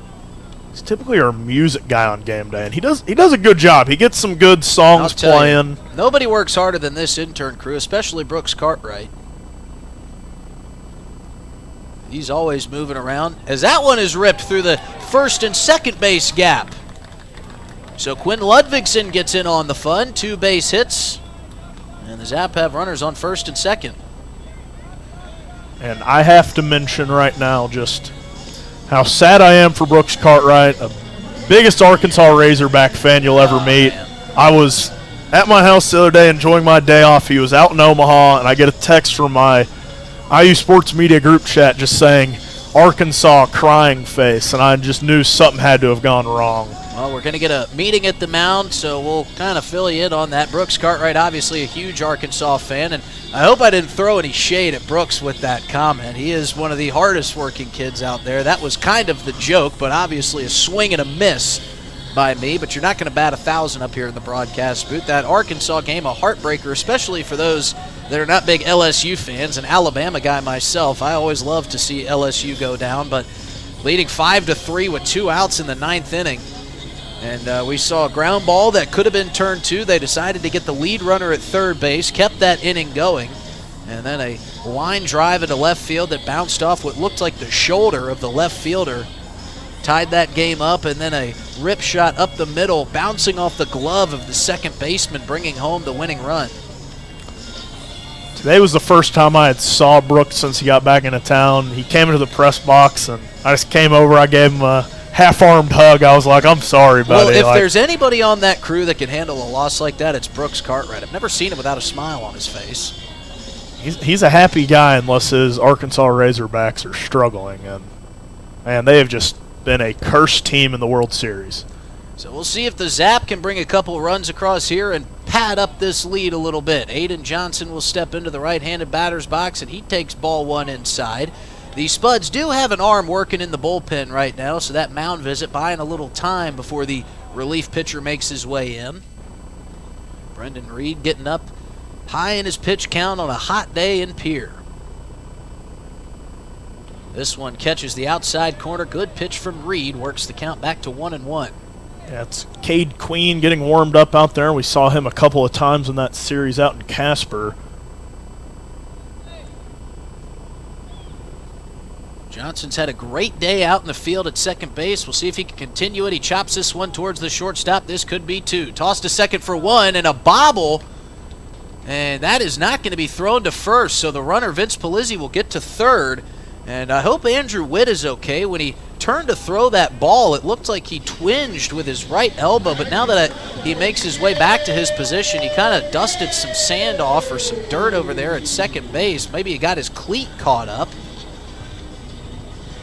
And so now Jamie Habiger is going to call for a pinch runner. So maybe we'll see Trey Runge or Caden Pazanski take over for Aiden Johnson. Johnson still standing steady over there on the first base bag, now making his way towards the dugout. He's kind of pointing at Jamie Habiger like, are you talking about me?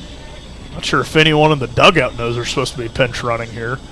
Well, Habiger made the signal over there. Wiggins, the first base coach, is... Cole Ottersberg getting to come back. Cole Ottersberg out on the base path. So we'll see if Ottersberg will take off for second base.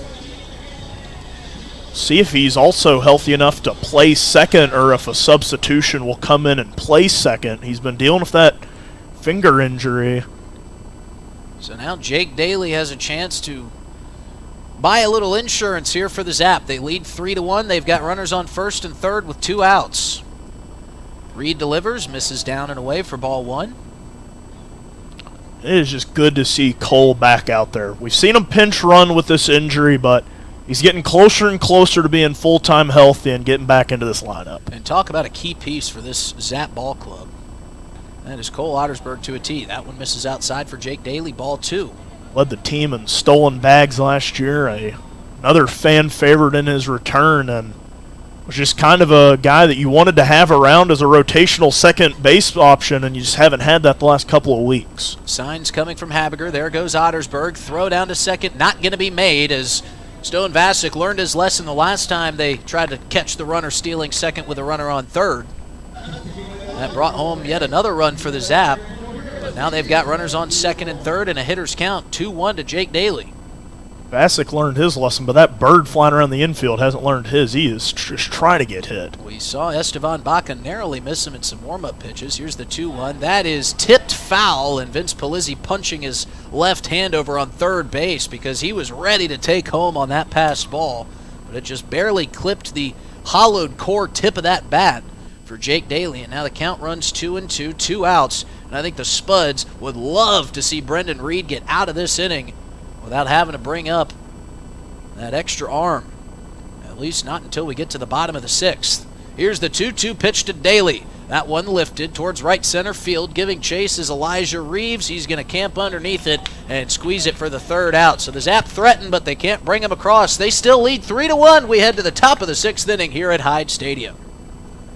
The summer is here, and you know what that means. The Oahe Zap are back, and we at DRG Media Group are bringing you coverage of every Zap home game all summer long. You can hear all the home Zap games on River 92.7, or you can watch them live on drgnews.com at the River 92.7 station page. The Zap are offering you fans something new every single night. So get out to Hyde Stadium for some Zap baseball this summer. Purchase your tickets on oahezap.com or buy them at the box office. If you can't make it to the game, we've got you covered on River 92.7 Oahe Zap Baseball, brought to you by DRG Media Group. 3-1 Zap lead here at the top of the sixth. The Zap are out getting the fans fired up here tonight. We got two other games going on in the ILB tonight. The Nebraska Prospects taking on the dangerous Hastings Sodbusters, and the Plainsman baseball team taking on the Fremont Moo. Plainsman, a travel team that are just getting back underway, trying to find their footing. We'll see all these teams coming up here in the upcoming weeks.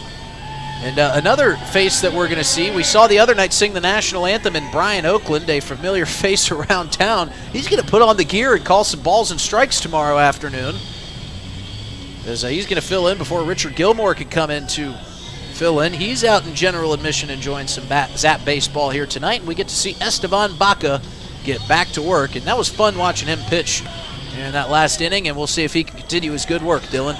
Yeah, and I'm excited to get another inning of Estevan Baca, but to see if Brian Oakland is as good as he is behind the plate as he is singing. I mean, that was some good stuff the other night, and I mean, I hear he's a pretty good play-by-play announcer if he's been doing it for this long. He is outstanding on the microphone, whether he's singing or calling games. He's also outstanding at the lariat lanes. He's got a couple more perfect games than I can count on two hands. Got to get him versus Bryce Van de Wasstein out there. That's what I'm saying. You know, you put those two together. Match of the century. That makes for some very must-see TV, as the kids call it. He's a man that wears many hats. And today he is that of Zap fan and spectator. As Baca comes out for his second inning of work, Cale McCarville to the plate. As our producer Eli Lewis trying to deal with this fly issue. As Baca sets for the 0-0, misses inside for ball one. Estevan Baca, just really a lively guy, and we really saw that at the team car wash a couple of weeks ago. There was this car driving around, two people debating on the car wash as the 1-0 swung on and missed for strike one. They were really debating on if they wanted to come to the car wash, two high school girls, and when they finally decided on coming to the car wash, Estevan Baca just putting on a clinic in washing cars as that one swung on and missed for strike two. So he made the decision for them. He's a good salesman is what you're saying. I mean, he was just out there. I gave him the car wash MVP in our post-game interview. As every community event, always a fun time with the Oahe Zap. As there'll be plenty more this summer. As community's the goal. The 1-2 from Baca just misses for ball two. Car wash MVP, a title I don't think he'll ever forget. Yeah, I mean, that is a prestigious title. And, I mean, he deserved it. I mean, him and Andrew Phillips were out there, and they were just washing some cars on a nice Saturday morning as that one runs inside for ball 3. You got to let me know when the next car wash is. I'm due. Yeah, my Impala is due too. I park right underneath a tree, and those birds just do not like my car very much. And these windy nights knock a lot of branches out onto my car as the 3-2 from Baca skips in for ball 4. So Baca was ahead in the count, and another leadoff walk. I feel like that's the 3rd inning in a row the Spuds have had a leadoff no-out walk. It's a real shame your Impala's got that big dent in the side of it. Shouldn't be parking there. As I did take Justin's prize spot here today. There are a couple of dents in that car, and I'm sure if you added another one, I probably wouldn't be able to tell. Oh, you can tell. As I will put on the air for if my insurance guy is listening. Only one of those was self-inflicted. I have had some unlucky runs with some Bloomington drivers who just do not care about opening their door into your car as Baca tries to pick off at first. We saw a wild ball come in from the bullpen play prior, and Baca trying to settle in here after giving up the lead-up walk as that one misses low for ball 1. This is a really tight position here for the Zap, and one that they found themselves in a lot this season. They're ahead as we make our way into the latter half of the game, and this is when you've really got to close out games. You can't let teams back in. When you get runners on base, you got to bring them across. Those insurance runs are so crucial in these ball games. As Baca sets that one chopped, Farwell unable to field it cleanly. Frazier slips trying to throw to first. Everyone will be safe was a hard play to make on a high chopper. And just like that, 2 on, nobody out for the Spuds. And that was a play that was never going to be made by Gavin Frazier just because of where it was hit. It kind of made its way over the top of Ty Farwell. We call those a Baltimore chop when it's kind of drove straight into the dirt in front of home plate and then takes a high hop towards the left side or right side of the infield. Gavin Frazier, though, doing a good job getting over to that ball, because if that makes its way into left field, you probably see that base runner on second. Cale McCarr will get his way to third. As there is motion in that Zap bullpen. I believe it's TJ Eikenberry, but with these camo jerseys, it'll be hard to tell until he gets a bit closer over. But the Zap just trying to get through this. They take a long visit there at the mound, maybe to give the bullpen another chance to warm up a bit more. Baca probably maybe got another at-bat or 2 in him. Try to get out of this jam, try to get a ball on the ground that you can turn, as Ottersberg does come in at second base. So 3 days off, enough to get him back out into the field. Zap infield setting up like for a bunt here, and that's what we might see. Ludvigsen is not afraid as he is way up the line. That one skipped in for ball 1. Ludvigsen is in line down that first baseline with Esteban Baca. I mean, he's closer to home plate when that pitch is being thrown than he is to first base. He was not afraid of a swing there at all. As the 1-0 chopped foul for strike 1. Well, after seeing A.J. Ponciano stay down there on the first baseline with the standoff ensuing against the Sasquatch, I don't think any of these guys are afraid of a live baseball. That's the type of leadership you want to have. Put your body on the line. Get out there, make that bunt play, as we saw Hastings really hurt the Zap with the bunt the other night. As that one hit foul for strike 2 over the broadcast booth.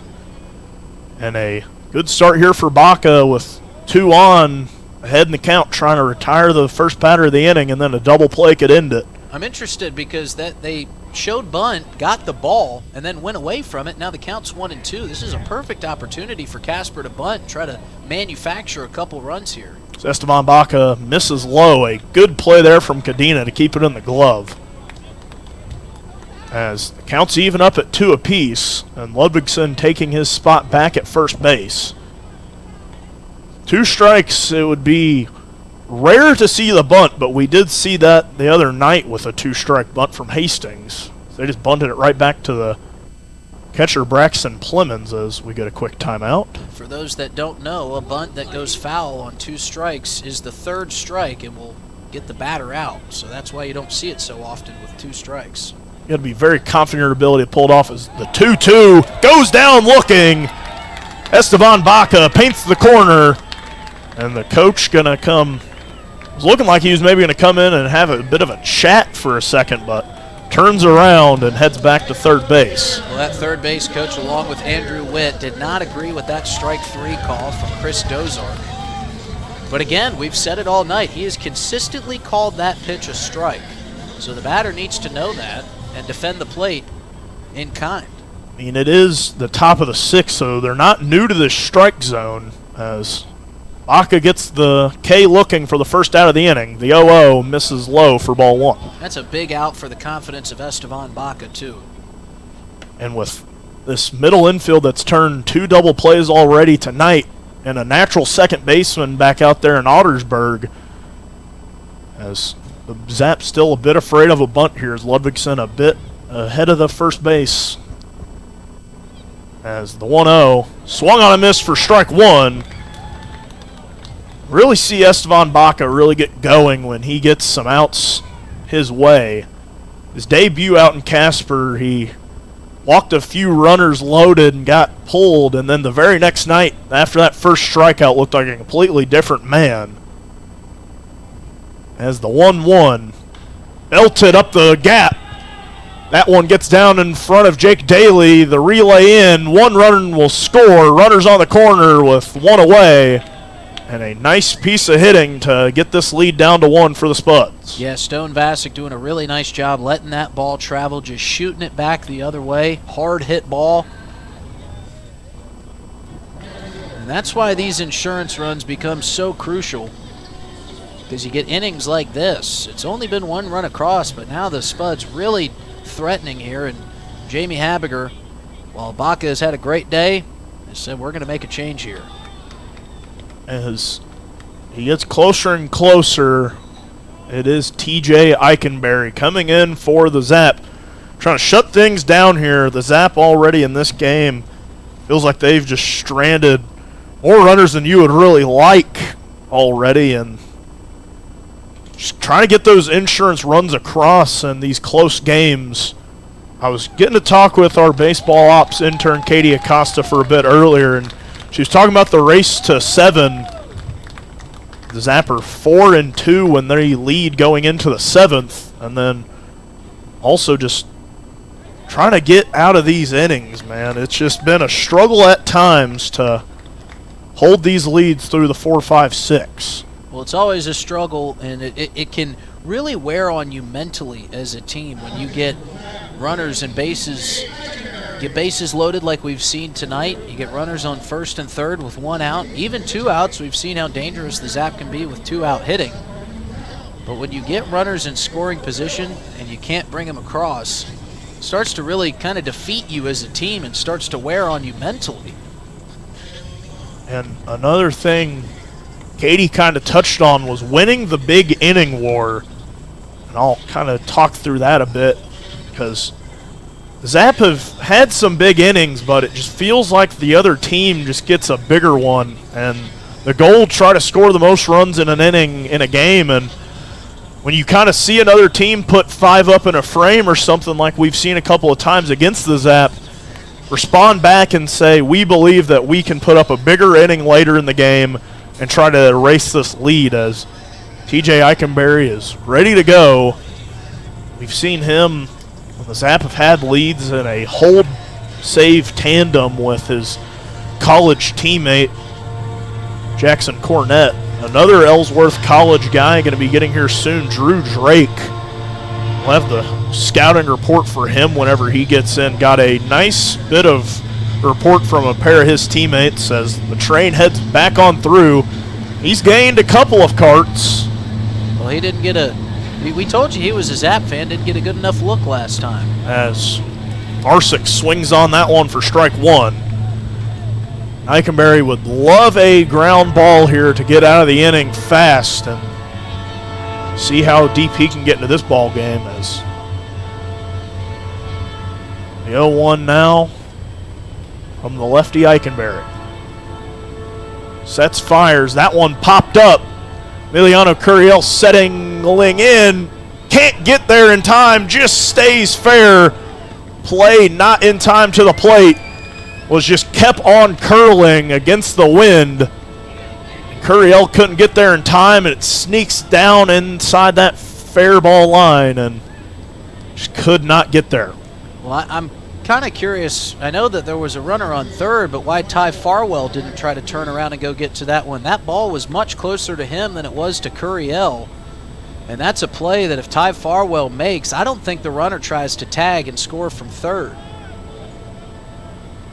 It's just these little plays throughout the games that have really handicapped the Zap throughout the season. As it's knotted up here at 3 here in the top of the 6th. Showing bunt in there for strike 1 to Reeves.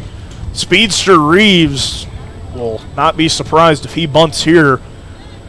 There is a force out at every base. And we will see what the Zap elect to do. It would be hard to get the Speedster Reeves at first. So the play might be to try to get that lead runner at third, but with Marsick and Reeves on, it would not be an easy task. As that one misses low for ball 1. And he's not taking a huge lead as Stone Vasic over there at second base. So if they do try to put the bunt down with a 1-1 count, your option might be better to go to third. Of the 3 runners, Vasic certainly the slowest between Marsick and Reeves. As the 1-1 misses low for ball 2. And the only reason that is because Marsick and Reeves are so fast. It's not to say that Vasic's a slow runner. You just got 2 of the fastest guys on the team out there alongside you. Yeah, 2 of the faster players in this league in Marsick and Reeves. We already saw the display of the speed of Reeves in this ball game. The 2-1 from Eichenberry just misses for ball 3. Really thought he was going to get strike 2 there. And Eichenberry behind in the count 3-1 with the bases loading, walk threatening. Marsick and Vasic on. 1 away. Train still chugging along here in Pierre, South Dakota as we'll get a quick time. As TJ Eichenberry trying to make his way out of this jam. A 2-run frame for the Casper Spuds has tied it up here in the top of the 6th. Zap trying to hold on, keep it tied, let their hot bats get back up to the plate. As Eichenberry sets the 3-1, misses low for ball 4. Just like that, bases loaded with 1 away here in the top of the 6th. Eichenberry going to have to settle back in here. He has been good in these high-pressure situations. And certainly one here with a tie ball game, only 1 out and bases juiced. Spot as high of pressure as it comes as lefty-lefty matchup brings Hunter Billingsley to the plate. Saw him homer against the Zap out in Casper against his college teammate Josh Porter as Eichenberry, the lefty, sets. That one misses for ball 1. We saw Estevan Baca get out ahead with some first pitch strikes, and Eichenberry has been kind of working from behind, kind of avoiding some of these hitters, and just 1 away, going to have to start attacking with no bases open. Yeah, this is not a spot you cannot throw strikes. That one in there for strike 1. Fired in from Eichenberry. Zap got to be ready to try to turn one if they get the chance, but some speed on the paths.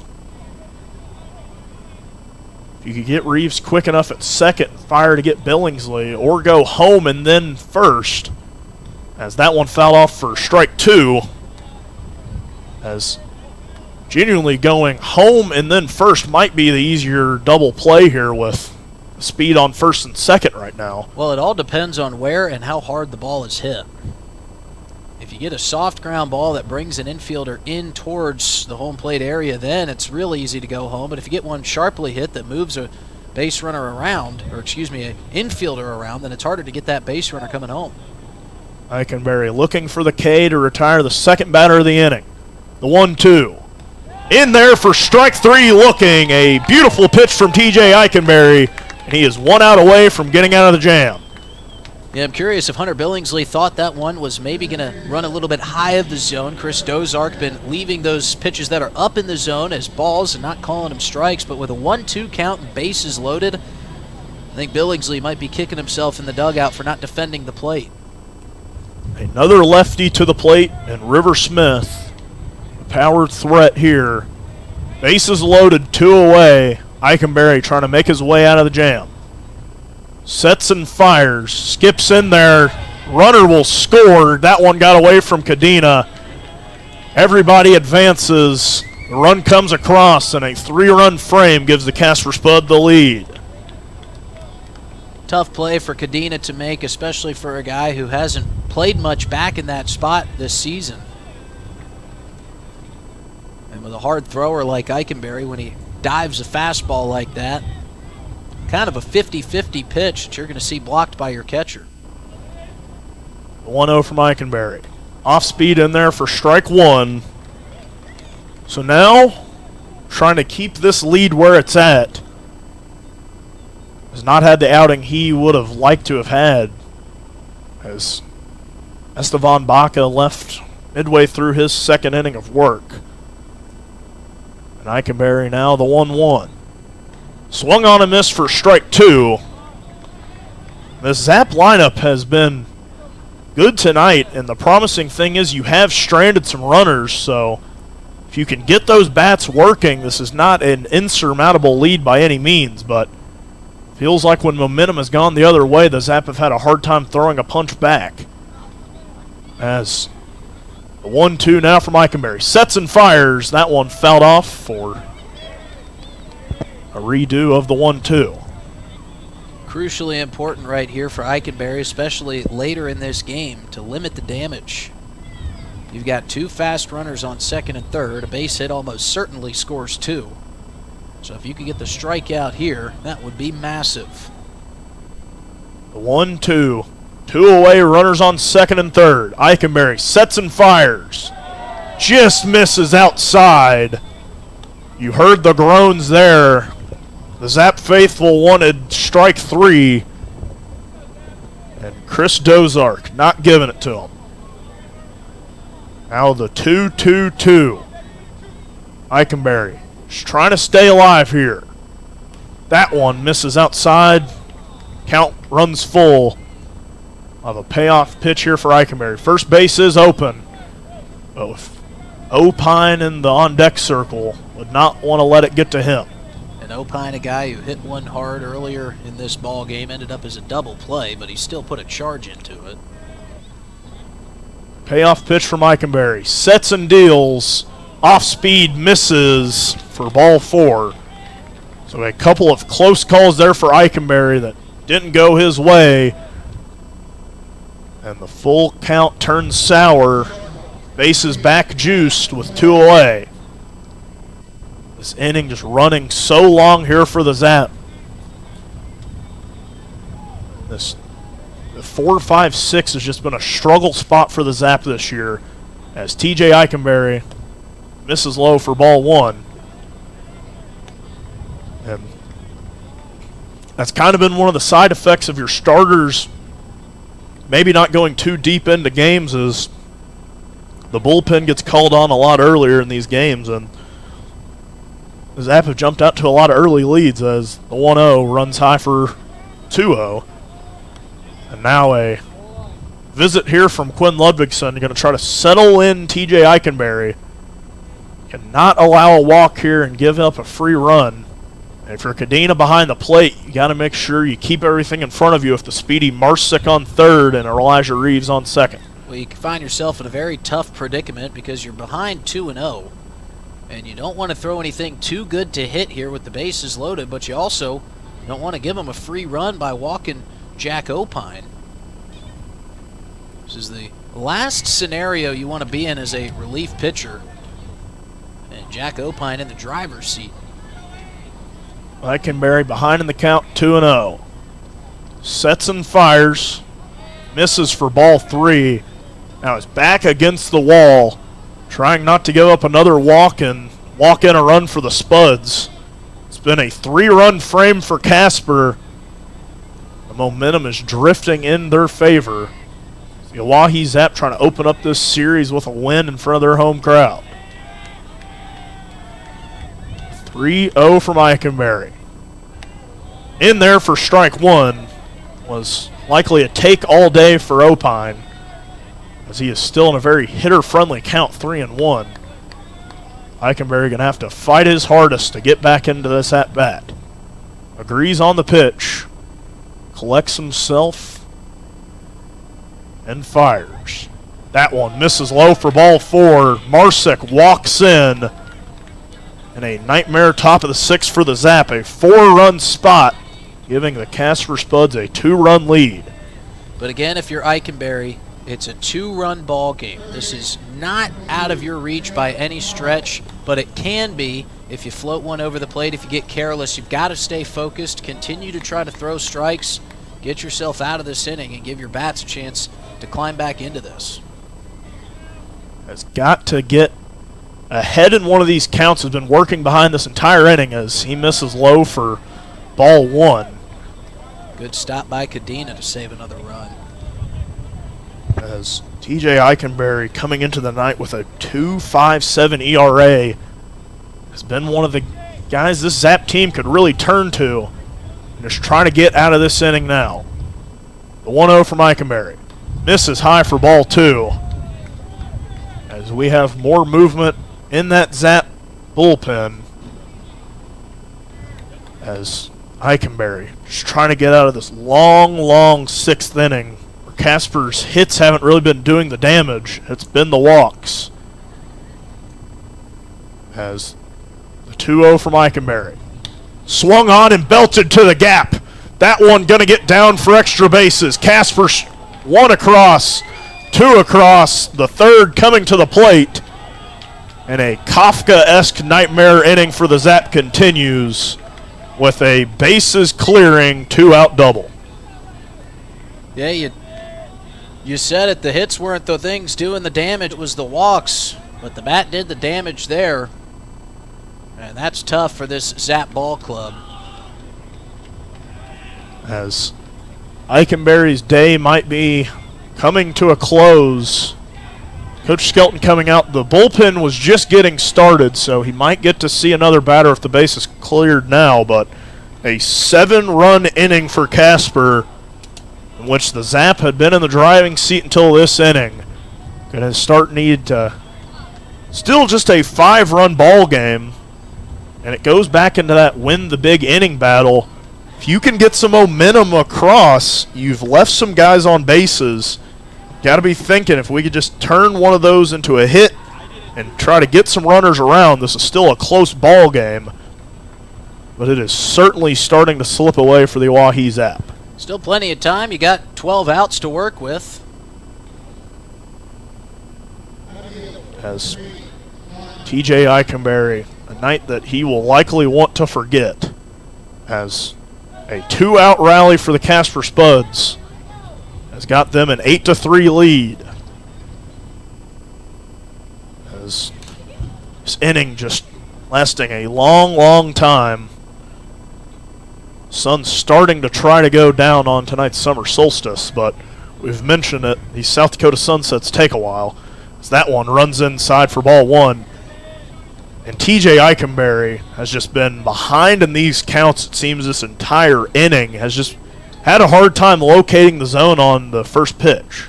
It's hard when you can't fire in a first pitch strike, and then you kind of have to change your whole approach. As the 1-0 runs in there for strike 1. Batter did not like that one. As Eikenberry gets the inside strike. As he gets set for the 1-1. Checking on the runner there at second. Fires in, swung on and missed for strike 2, and Eikenberry ahead in the count. Good 2 pitches there from Eikenberry, getting it to where the hitter can't get to it on that inside part of the zone. Such a tough pitch to hit. See if he goes back there. He's just trying to get out of the inning. The 1-2, the runner on second. Misses there for ball 2. Count even up at 2 apiece. So checking on that runner at second. It's Cale McCarville. As Glatt's trying to come up big here for Casper and tack on another insurance run. 2-2 from Eikenberry. Skips in there for ball 3. And another full count here for Eikenberry. Already up to 31 pitches thrown in this inning. Not the equation for a long day. Will likely be his last inning if he can get out of it. As I believe it is Jackson Cornett warming up in the bullpen. The 3-2 fouled away. Esteban Baca trying to make a nice play from the dugout. Unable to. That was a scary foul ball for those guys sitting along the fence line down there. That one missed them by a couple feet. As ran into the protective netting. We'll get a redo of the payoff pitch. Eikenberry is trying to get back to the dugout. The 3-2 misses high for ball 4. This one just getting away from him. Well, he did a good job to get ahead in the count. You know, it's kind of, like we said a little bit earlier, it's tough because you don't want to give him anything too good to hit to drive in more runs, but you've got to be throwing strikes. At some point for Eikenberry, you've got to put some balls in play and let your defense help you out of this. The more guys you put on base with walks, the more opportunities they're going to get to score runs. And before that 2-out double, the last hit was that one that had just snuck foul on Curiel. And then it was just a lot of walks that did the damage for the Spuds as college teammates will pass off the baton. Jackson Cornett coming in for TJ Eikenberry. Not their typical setup. They would have loved to have brought Cornett in to close this one down tonight, but with runners on first and second, having to come to Cornett to get out of this inning. That's a tough outing for Eikenberry there. Not much you can hang your hat on. But luckily he's got his teammates there to pick him up. See if Jackson Cornett can get out of this jam quickly and hopefully come back out with a couple more runs in his back pocket. Got to have a short memory as a pitcher. Got to have a short memory in baseball in general. You got to be able to forget about the slumps. And you're a reliever, you've got to forget about an outing like that. As TJ Eikenberry has been oh so good for the Zap this season. And just an uncharacteristic night for him as the flamethrower Cornett comes in relief. And that's tough, too, as a pitcher. You start missing the strike zone, you start not getting some calls, and you start to overthink where you need to throw these pitches, and you start really wearing yourself down mentally. And next thing you know, you find yourself in a position where you give up a bases-loaded double. And it just kind of snowballs. It's a snowball effect for the mentality of a pitcher. And there is a lot of baseball left just in the next 11 days, let alone the rest of the season. Absolutely. And the Zap team are certainly going to need TJ Eikenberry down the stretch this year. Has been one of their premier lefties in this bullpen. And in a league where left-handed pitching is a hot commodity, as we've kind of seen, Fremont Moo only had a couple of lefties in their entire bullpen. As just a hot commodity everywhere. The lefties get that high price tag in trades, as every team needs a few of them, as Cornett inherits a couple of runners on, trying to keep his college teammate ERA where it's at. As 2 on, 2 away. Jackson Cornett fires in, off speed, runs inside, gets away from Cadena. Both runners will advance. So now runners on second and third for Cornett. And credit to Cadena for keeping that one somewhat close. I mean, the hard-throwing Cornett, it's not going to be an easy one to keep in the glove. We've seen a couple guys take 2 bases on passed balls. No reason that they couldn't there, but a nice block by Cadena kept him at bay. 1-0 from Cornett. In there for strike 1. Cornett, 6'5", just an absolute, or 6'2", giving him a bit more height than he has. It's Easton Pratt and Ty Farwell, the 6'5" guys, but still a get off the bus first type of guy as a wild ball comes in. The 1-1 in there for strike 2. He sure throws like he's 6'5". He just has one of the livelier fastballs on this Zap team. Him and Easton Pratt have top velos on this staff, and he's been a guy that the Zap have turned to for safe situations as the 1-2 runs way inside for ball 2. As if it's any sort of consolation for Jackson Cornett to try to get out of this inning, the Cardinals are winning. He is a big Cardinals fan. As the 2-2-2 from Jackson Cornett. In there looking for strike 3. Jackson Cornett gets out of the jam, but the Zap give up a big inning. They trail 8-3 to the Casper Spuds.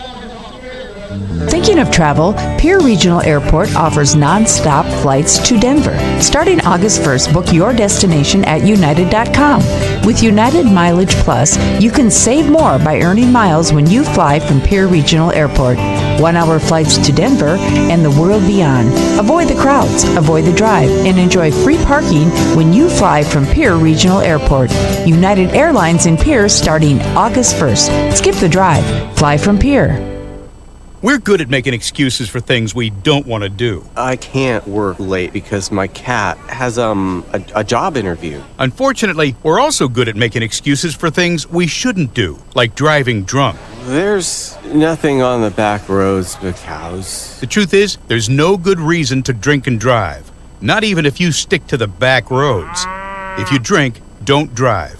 No excuses. Brought to you by the South Dakota Office of Highway Safety, South Dakota Broadcasters Association, and this station. If you're interested in becoming a valued sponsor of an Oahe Zap broadcast, you can contact us for more information at sports@dakotaradiogroup.com or call us at 605-224-8686. Hey Zap baseball fans, it's Justin Cowart. If you're interested in a podcast that's sports and only sports, you need to check out Players Perspective. I have athletes and coaches from the South Dakota area and across the country, from the high school all the way up to the professional level. Come on and tell stories of their biggest and best moments of their athletic careers. If it's sports, you bet we cover it on Players Perspective Podcast, sponsored by Avera. You can find it wherever you find podcasts by searching DRG Media Group or on drgnews.com. Now, back to myself and Dylan Beach in the broadcast booth for some more Zap Baseball.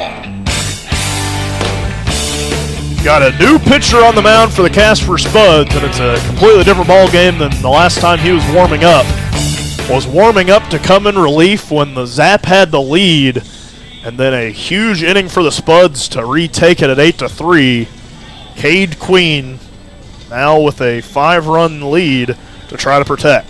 But as long as that half inning was, I'm surprised Queen didn't go back out to start warming up again up in the bullpen.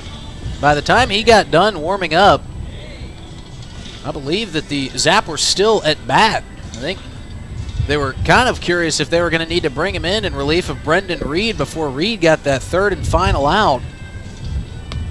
But it seems like that half inning that the Zap just gave up a bunch of runs in took the entire summer solstice.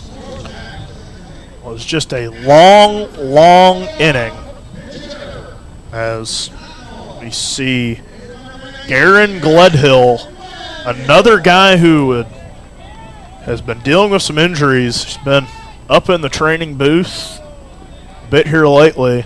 Garen's a nice kid. We've gotten to know him as he's come up to get treatment. Good to see him back out on the diamond. A couple of guys getting healthy at the right time as there's a lot of baseball to be played here. He's part of this catcher room. He comes in to pinch hit for Noah Cadena as Queen, first offering his day in there for strike 1. A good frame job there from Vasic, and Gledhill, a returner for the Zap. Now in his second season in Pierre, the 0-1 misses high for ball 1. As Garen Gledhill, another Cerro Coso guy, transferred to Pikeville this year. Near Big Country's neck of the woods. The 1-1 in there turns 2-1. Back-to-back balls here to Gledhill. Zap need a big rally here. And that doesn't mean they have to get antsy at the plate. They can still be patient, try to work runners on base. That's exactly what the Spuds did. The 2-1 misses outside for 3-1. And this is the equation the Zap have had to follow for their big frames this year, is get some runners on via the walk, and then some timely hitting to bring them around. As 3-1 misses high for ball 4, and Garen Gledhill still waiting for his first hit of the year, but he will certainly take the walk here down 5. He had to turn back to Chris Dozart to make sure it was ball 4. I don't think even he believed it. And sometimes you just need one of those, and Garen Gledhill getting the 5-pitch walk as it brings the speedster left fielder Emiliano Curiel to the plate. Curiel had a tough time trying to make that pop fly play in left field. I still think Ty Farwell could have turned and chased that one down. Of course, he was dealing with the runner on third. But it would have been a huge out in what was a long inning. That one skips. Gledhill will head to second. Bassett couldn't find the ball, much like the one we saw to Johnston the other night in the Hastings game. As that one in there was Caden Bazanski, came in and pinch ran. So Gledhill's day ends quickly. We'll see another catcher come in behind the plate. As the 1-0 to Curiel chopped back. Bazanski gets back in time. They flick over to first for the first out of the inning. Yeah, that was a quick day for Gledhill. 5 pitches, and that's a honest day's work for some. I guess they're just easing him back into his playing time. Gets 5 pitches, walks, and will be and walks back to the dugout. Yeah, walks back to the dugout. They didn't trust him to run. I mean, he was dealing with a thigh injury. That's right. You don't want to push it too fast. That could be strenuous on a guy who would be playing behind the plate too. And you got a guy like Mason Lang who got the off day who can come in and catch, or you can move Ty Farwell in as Frazier watches strike 1. 1 away here in the bottom of the 6th for the Zap. Got to get some sort of response to get some sort of momentum for the last bit of this ball game. As Frazier quickly behind 0-2, gives a couple of shakes of the head, didn't like that one very much. As Frazier, known for his discipline, leads the team in walks with 14 as the 0-2. Misses outside. Vasic a good block there to keep it where it was. Vasic doing a nice job sliding off to his right, putting his chest protector in front of that ball. A lot of catchers, especially at the younger age, will try to get these with their glove. They forget they've got protection right there on their chest. That's their best tool in blocking those pitches. 1-2 swung on a miss from Frazier. Was not very happy with that at bat with himself. The best players are always the hardest on themselves, and it has been a great season for Gavin Frazier. And Nick Golden to the plate, trying to get a bit of a 2-out rally started for the Zap. It feels like all the damage in this game has been done with 2 outs. Zap had a bit of it of their own when they scored 2 earlier, and the Casper Spuds just hung so many with 2 outs in that last frame. Well, we saw Nick Golden hit a deep one into left field that got him to third, and a 1 run right here to make this a 4-run ball game just really makes the feel of this game different. The 1-0 to Queen runs inside on Golden and gets hit again. And a long look at Queen from Golden. But Golden had a smile on his face as he made his way down to first base. Not sure if that was a smile or a wince in pain. It's the 8th time he's been hit this season as Ty Farwell comes to the plate. Get the signature shimmy, and I'll say this, it's not superstitious if it works. And like Justin mentions, it reminds him to kind of turn those hips, as that one misses for ball 1. Big strike zone here for Farwell, but has really been a key member of this Zap team this season. We've had his mom with us for the last couple of weeks, kind of traveling around with the team, and she headed back up to Canada. She's going to be back here in July. But it was fun being out in Spearfish. We had a nice little cheer block. We had Ty's mom as that 1-0 pitch misses for ball 2. We had Ty's mom. We had Braxton Plemons' mom. We had all of us interns, and we had the bus driver. We had a small but formidable cheer block out in Spearfish. With a 2-0 count here, Farwell could get on. You got Vince Polizzi on deck. 2-0 to Farwell, fouled off for strike 1. Farwell just trying to keep this inning going. Couple of dangerous runners on, and it does not let up in this lineup. A very dangerous 3, 4, 5, 6. As all of these guys due up have homered. Farwell swings on that one, belts it into the runner of Golden, and he'll be out. Golden slapping his chest, angry at himself there. And the inning ends. Zap can't get any across here in the bottom of the 6th. Looking for happenings in Central South Dakota? The Pierre Area Chamber of Commerce Community Calendar is your go-to for all the latest events. From entertainment to local benefits, community activities, and more, there's something for everyone. Email your event to contactchamber@pierre.org and it will be listed on the weekly calendar. To view the calendar, go to www.pierre.org. Let's celebrate together in the heart of South Dakota. The Pierre Area Chamber of Commerce, connecting our community one event at a time. Doing a little spring cleaning at your house? I'm Val Keller, City of Pierre Solid Waste Manager, letting you know the City Supply Swap program can help. We'll recycle cleaning supplies, paint, and other household chemicals you don't want anymore. Plus, you're free to take any products other people dropped off for recycling. The swap program helps our customers and keeps things out of our landfill. Supplies we accept include stains and sealers, pesticides, pool chemicals, typical cleaning agents, as well as oil-based paint, latex paint, and spray paint. For additional information, call 605-773-7434. Again, that's 773-7434 for more information about recycling your household supplies and paint. Let the City of Pierre help you get your home and garage cleared out and cleaned up for the summer months. This public service message is brought to you by the radio stations of the DRG Media Group in Pierre. We head to the top of the 7th inning. Jackson Cornett still on the mound for the Oahe Zap. This team has been snake-bitten unlike any other, and it proved itself then again there with 2 outs and runners on. A very unfortunate play for Ty Farwell and Nick Golden. Yeah, Nick Golden was hit the 8th time of the year on the hit by pitch, and then was hit the 9th time of the season, just not the way he would have liked. He goes out on a ball that would have almost certainly got through the gap and scored Bazanski, and just sometimes when it rains it pours, and it feels like it really storms for this Zap team at times. Well, even if it hadn't scored Bazanski, you had Vince Polizzi coming to the plate with bases loaded, and one swing could have made it a 1-run ball game, but again, the Zap just can't get things going their way, it seems. Cornett will come back out onto the mound, and get the top of this 7th inning started, and that starts with a line shot into center field. That's going to drop down for a base hit as Stone Vasic continues his good day of work. 1 pitch, 1 hit, and the Spuds will have a runner on first with nobody out. And credit to him. I mean, that was going to be a first pitch strike. He gave him something to swing at, and that one started and ended very quickly. If there is some good news here for the Zap, the temperature has dropped down under triple digits. It's only sitting at 97 right now.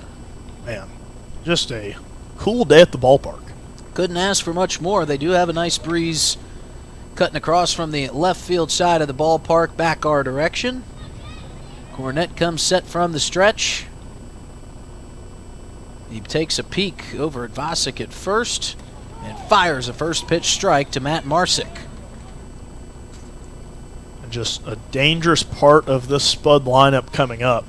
You're only down 5. I mean, that's a big inning or 2, and just got to keep this where it's at. Zap still have 9 outs to work with. On the offensive side, they've shown they can put base runners on, as this one misses high and away.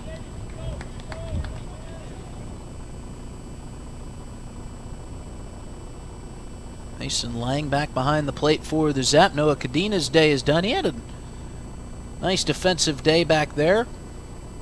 It lasts a lot longer than the other catcher, Garen Gledhill, did. That throw over, that's right. Poor Garen, man. He saw 5 pitches in the batter's box. To his credit, he drew the walk, and then he got pulled, as they didn't want him to pull anything. The 1-1. Down and in for ball 2. As Garen is just, he got hurt there early. He's still looking for his first hit of the game. He's close with Mason Lang because they were teammates last year for the Zap, and Lang was giving him a hard time. He's like, once you get that first hit, I'm still going to say I've hit more home runs than you have hits so far. I think you said game. I think Gledhill's looking for his first hit of the season. Well, it is still true. He is looking for his first hit of the game as Marsick shoots this one down the left field line foul. Marsick, go ahead. Not going to get another chance tonight either, man. Yes, this is true. Just a rough night, man. Well, he's got plenty of games to get it done here in the upcoming stretch. As we've mentioned, the Zap are playing 10 games in 11 days here at Hyde Stadium, and we'll be broadcasting all of them for you. Marsick rocking the stirrups. We haven't seen the stirrups very much here in the ILB. Cornette comes set and delivers. That one down and away for ball 3. Finding the strike zone has not been easy for the Zap today. Nobody out. Stone Vasic on first. Cornette on the mound as the sun has peeked back through the clouds as this one's shot down the left field line, giving chase as far well, and he can't make the basket catch. Tried to bring it in with both hands and just couldn't as he leaped for it. Just could not bring it in. It's one of those where I think Jamie Habiger would have liked to see him turn his glove the other way. He tried to kind of underhand catch it, as Dylan said, with 2 hands. One that you often see a third baseman make when he kind of flips the glove back the other way. But now another opportunity for Marsick, and he'll take ball 4. So another Spuds walk. Puts runners on first and second, still nobody out. And this will bring up a new hitter this inning. It's Elijah Reeves. Not a new hitter in this ball game, just a new hitter in this inning. Elijah Reeves has done plenty of damage here today. Quinn Ludvigsen creeping in from first, expecting a bunt from Reeves. He won't square as Cornette misses low for ball 1. Now double-digit walks on the night for the Zap. And just, it's been hard to find the zone as of late. And this has just got to frustrate Jamie Habiger to no end. They've given up 10 hits. They've given up double-digit walks. They trail 8-3. They've left runners on base. They've had opportunities to get out of innings. They haven't taken advantage, and they can't find the strike zone as Cornette misses low for ball 2. And with so much baseball left in this season, you're using a lot of pitchers in this game, and the pitch counts are running high, so those guys aren't going to be available for a few days either. And when you've got as many games in as short of a time span as the Zap do, it's not what you want to be doing. Cornette misses high. It's 3-0. Used 2 of your premier lefties because Gladude started this game rather than in relief, and then use Eichenberry, and then Esteban Baca has been another big reliever for them, and Jackson Cornette as well. So you've used a lot of your top arms already in this game. It's going to be a question of how far they can get some starters into some of these games to ease up on this bullpen pressure. Mason Lang and Quinn Ludvigsen going to go try to calm down Jackson Cornette on the mound as he continues to tightrope his way into some danger. Having flashbacks from the top of the 6th inning here in the top of the 7th. See if Reeves gets the green light here on the 3-0. Leaves the bat hanging on his right shoulder. That's strike 1. Good pitch from Cornette. Count works back to 3-1.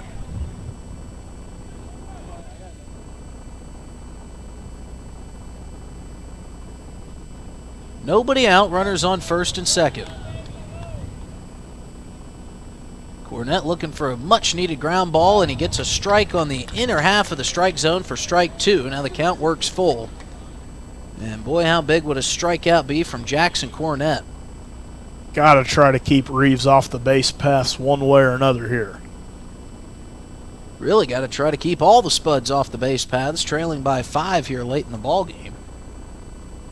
Cornett comes set, the payoff pitch, and that must have hit Elijah Reeves, and I think it did. But they're going to say that it caught part of the bat, so that's a foul ball. I guess, Elijah Reeves is tending to that left hand like it might have caught some of his fingertips, but the way that he's reacting, I believe it caught the skinny neck part of the bat, and that'll just kind of shock your hands. Those vibrations will make it hurt. But we'll do the 3-2 all over again. Cornett peeking back at second, now delivers, and the check swing. And now there's no signal, and the field umpire, Drew Life, is going to call strike 3. So they checked with the umpire out in the field. He said he went, so Elijah Reeves will head back to the dugout. It's the first out of the inning, and a big one at that, as that brings up Hunter Billingsley. And now a double play will get you out of the inning and would certainly create a little bit of momentum for this Zap lineup. Try to chip away at this deficit. And with a dangerous part of the lineup coming up, too. Absolutely. Billingsley will climb into that left-handed batter's box. Cornett comes set.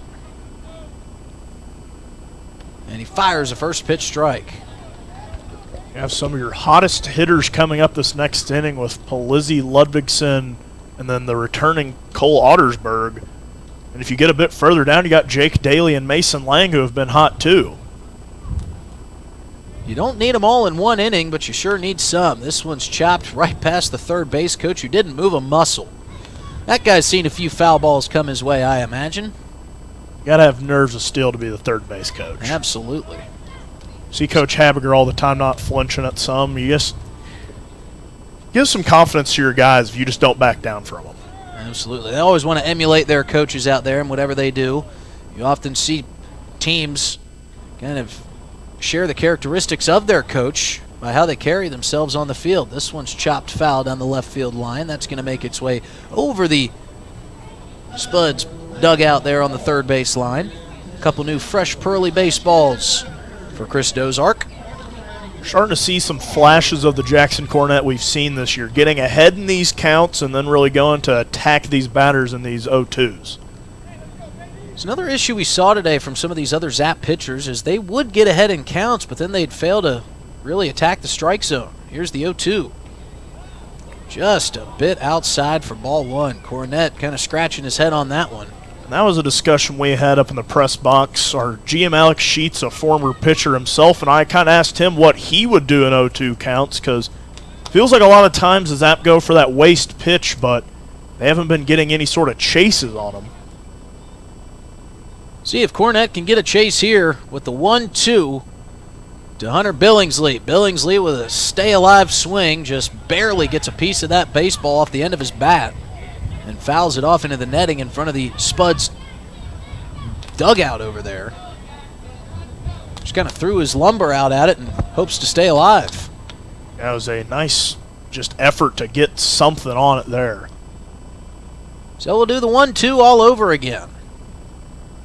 Deep breath from Cornett. He delivers. That one swung on and fouled away. Good at bat here being had by Hunter Billingsley. Credit to him, man. He is fouling off some pitches just to stay alive here. And the more pitches you see, the more likely you're going to get one that you can actually put a charge into. Absolutely. This batter's just trying to time something up here from Jackson Cornett, make him waste all his good pitches. The 1-2 misses high, gets away from Mason Lang, and that'll move the runners to second and third. And not exactly the pitch you want to see get by your catcher.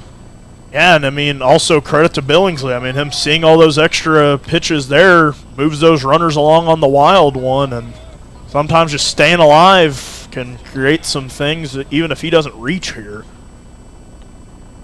So we'll see if Jackson Cornett can come back. He had him 0-2. The count now 2-2.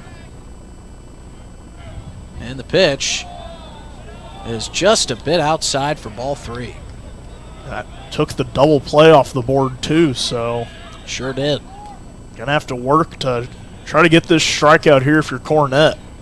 Very patient at bat from Hunter Billingsley has worked the count full. He's choked up on the bat. See if Cornett can get him. 3-2 pitch with 1 out and 2 runners on. Driven into left field. Curiel playing shallow, now having a track back, gets to it. Runner tagging from third. Throw in is not going to be in time, and the Spuds bring another runner across, and that wild pitch comes back to bite the Zap as they now make it 9-3 here in the top of the 7th. A 10-pitch at-bat for Hunter Billingsley. Won't get a hit, but was a great at-bat to score a run. Saw enough pitches, saw that wild one go by, and then gets that pop fly to manufacture an extra insurance run for the Casper Spuds. So Billingsley will be credited with the RBI, as he well deserves after that very, very lengthy and long at bat. Cornett will now face River Smith. First pitch to Smith, outside for ball 1.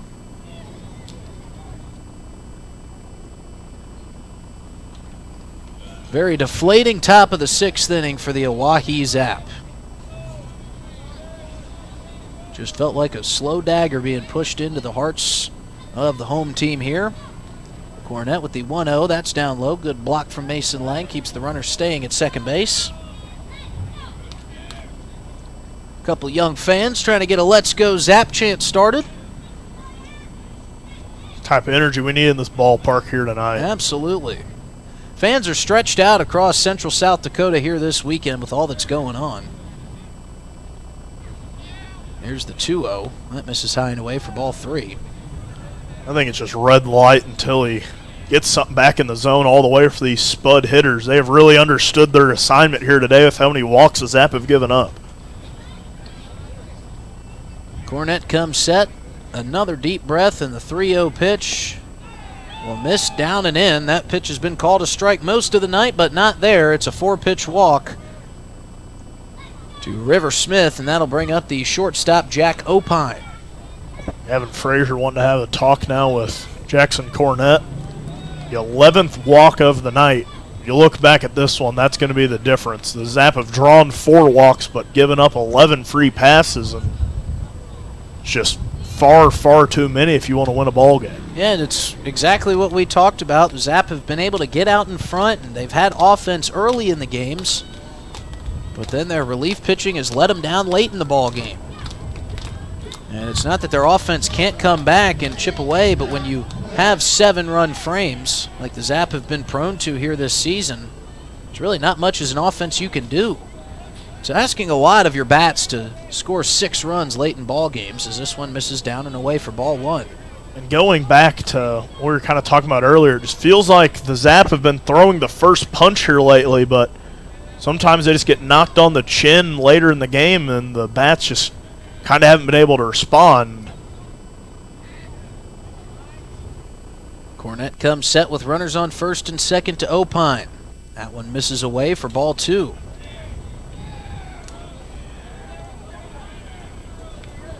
Cornett just trying to get a strike here. His pitch count just getting high. That was the 35th of his outing.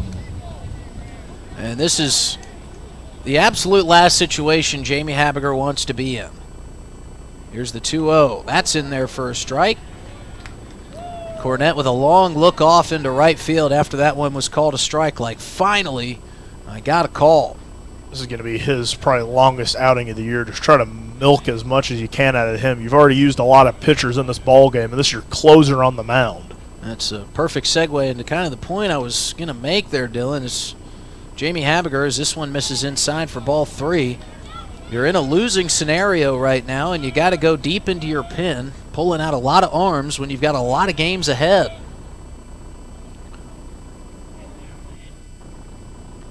Here's the 3-1 pitch to Opine.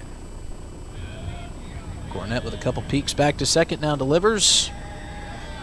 And that's ball 4. Just can't get it on the outside of the zone. No, you can't. And Mason Lang kind of getting upset with Chris Dozark back there. He's not looking back at him. Kind of the rule of thumb you have as a catcher is you can't make it personal, as we've got some familiar faces from long ago peeking their way in.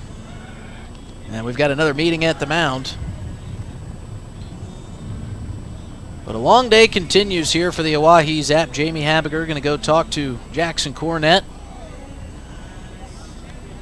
Got the bases loaded here for the Casper Spuds. 2 outs, and you really can't give up any more ground here if you're the Oahe Zap, as Jackson Cornett's walking away, and now he's having some words with Chris Dozark about his zone as he makes his way to the dugout, using his arms to gesture how wide the zone once was, and now I guess it has shrunk down. And that's the fire you want out of a closer. I mean, the mentality to really go to fight. And it's just been a kind of a rough day for the Zap relief. Sure has been, and Chris Dozark not paying any mind to Jackson Cornett as he makes his way off the mound. But we'll see a new arm on the mound for the Zap. Austin Arocha coming in. And, Dylan was talking about having to race one of these Zap players at some point this season. And Austin Arocha said that he might be up for giving you a race. Yeah, I got to ask around. I feel like Austin would be the type of guy to agree for one of these races. That was going to be maybe our next Beaches bloopers, was me trying to take on one of these Zap players in a race rather than me just having to run foul poles every time one of them gives me a word that's barely in the dictionary. And for those of you that don't know, in our last broadcast, Dylan was given a list of words that he had to fit into the broadcast and had to do it naturally. It couldn't just be him running through the list of words. And normally I wouldn't allow that type of stuff on my broadcasts, but it's Dylan. He's a good kid, and he's got to make some content, as he knows that content is king in this business. And he got all the way to the last word, which was extemporaneous. And, well, I think even Al Michaels would have a tough time working that into a broadcast. So his punishment was he had to run some foul poles, and I think he did so willingly, as it made for a great video. Austin Arocha will face off with Cale McCarville as his first batter, and boy, does he come into a tight position. Trailing 6 runs. He's got runners on every base, but he's got 2 outs. See if he can get out of this and get the Zap bats back up to the plate.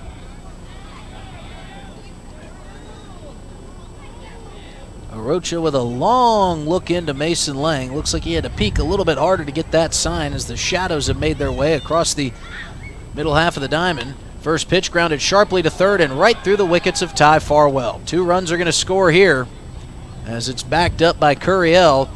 And now the throw pops away from Farwell once again.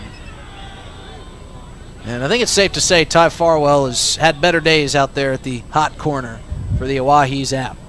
Yeah, one he's going to want to forget, too, has just had a couple of plays that he's typically been bringing in. That one just belted right between his legs. I mean, as a tall guy, it's going to be hard to get down for that one, but one that he would expect himself to make. That'll be the 4th error of the ball game for the Oahe Zap.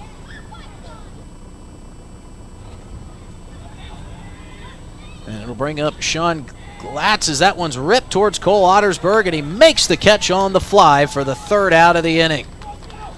But the Spuds, they add 3 more in the top of the 7th. It's time to stretch here at Hyde Stadium. We'll step away while they play Take Me Out to the Ball Game, where the fans still here at Hyde. It's 11-3. Spuds out in front. Zap going to try to chip away at this here in the bottom of the 7th when we return. Things in life you can't control. Your in-laws just bought a new house right next door. Construction is behind schedule, so you have to detour to work again. That car next to you just lost control and swerved into your lane. Things in life you can control. Wearing your seatbelt. In South Dakota, over 55% of those who die in a car crash aren't buckled up. Control what you can. Always wear your seatbelt. Brought to you by the South Dakota Office of Highway Safety, South Dakota Broadcasters Association, and this station. Dunes Golf is celebrating their 30th anniversary this summer. They look forward to seeing old friends and new acquaintances on the driving range and on the course throughout the summer. Play 9 or 18 holes, pay by the round, save with a punch card, or become a member for unlimited play. Dunes Golf is a great location for group outings or a summer play day. Call 605-223-2525 or see golfdunes.com. Just 1 mile north of Fort Pierre on Highway 1806. Dunes Golf. Get Get ready, Central South Dakota. Oahe Days in Pierre is back, June 20th and 21st at Steamboat Park. It's the annual music and arts festival you don't want to miss. Live music, amazing food, local vendors, carnival rides, a beer garden, and so much more. Friday night, it's 90s party band, the Mallrats. And Saturday, country fans, Struggle Jennings takes the stage. The 3 bands each night start at 5 p.m. Grab the full lineup and details now at oahedays.com. If you're interested in becoming a valued sponsor of an Oahe Zap broadcast, you can contact us for more information at sports@dakotaradiogroup.com or call us at 605-224-8686. Well, you heard the ad there. It's Oahe Days here in South Dakota. Pier Fort Pier. So much action going on. We've had the state high school rodeo finals starting back on the 17th. They'll continue into tomorrow afternoon, and then the awards on Sunday. Oahe Days getting underway tonight. And, of course, tomorrow as well. And we welcome you back here to Hyde Stadium as the Zap trying to chip into this deficit. And it'll start with Vince Polizzi as he takes ball 1 on the inside. Queen still on the mound for the Spuds. Feels like things never stop in this town. It's just always moving. There's always something the next day. Always something going on, that's for sure. One thing I wish would stop is all this road construction. As Polizzi takes ball 2 up and in.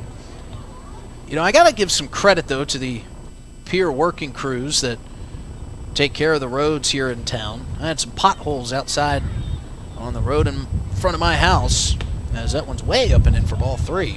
Every one of these has ran in on the side on Polizzi. They sure have. But I'll tell you what, that crew got those potholes fixed in about 2.5 weeks after I reported them, because you can report potholes. I come from Atlanta. It takes about 3 months before that thing even gets into across the person's desk that takes care of it.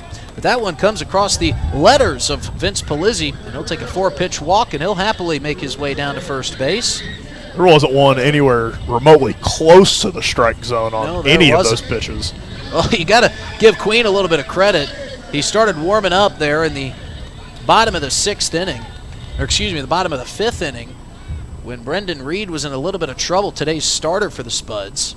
Reed was able to get out of the jam, and then in the top of the 6th, the Spuds hung a huge number as he still can't find the strike zone. Nice kick save by Chris Dozark behind the plate as a loose ball makes its way down from the Spuds bullpen. Soccer skills from Dozark there. Nice first touch. Doing it all. So the 1-0 count here to Quinn Ludvigsen. That one misses outside, ball 2. And we are coming up on the 3-hour mark of this ball game. And we're only in the bottom of the 7th inning.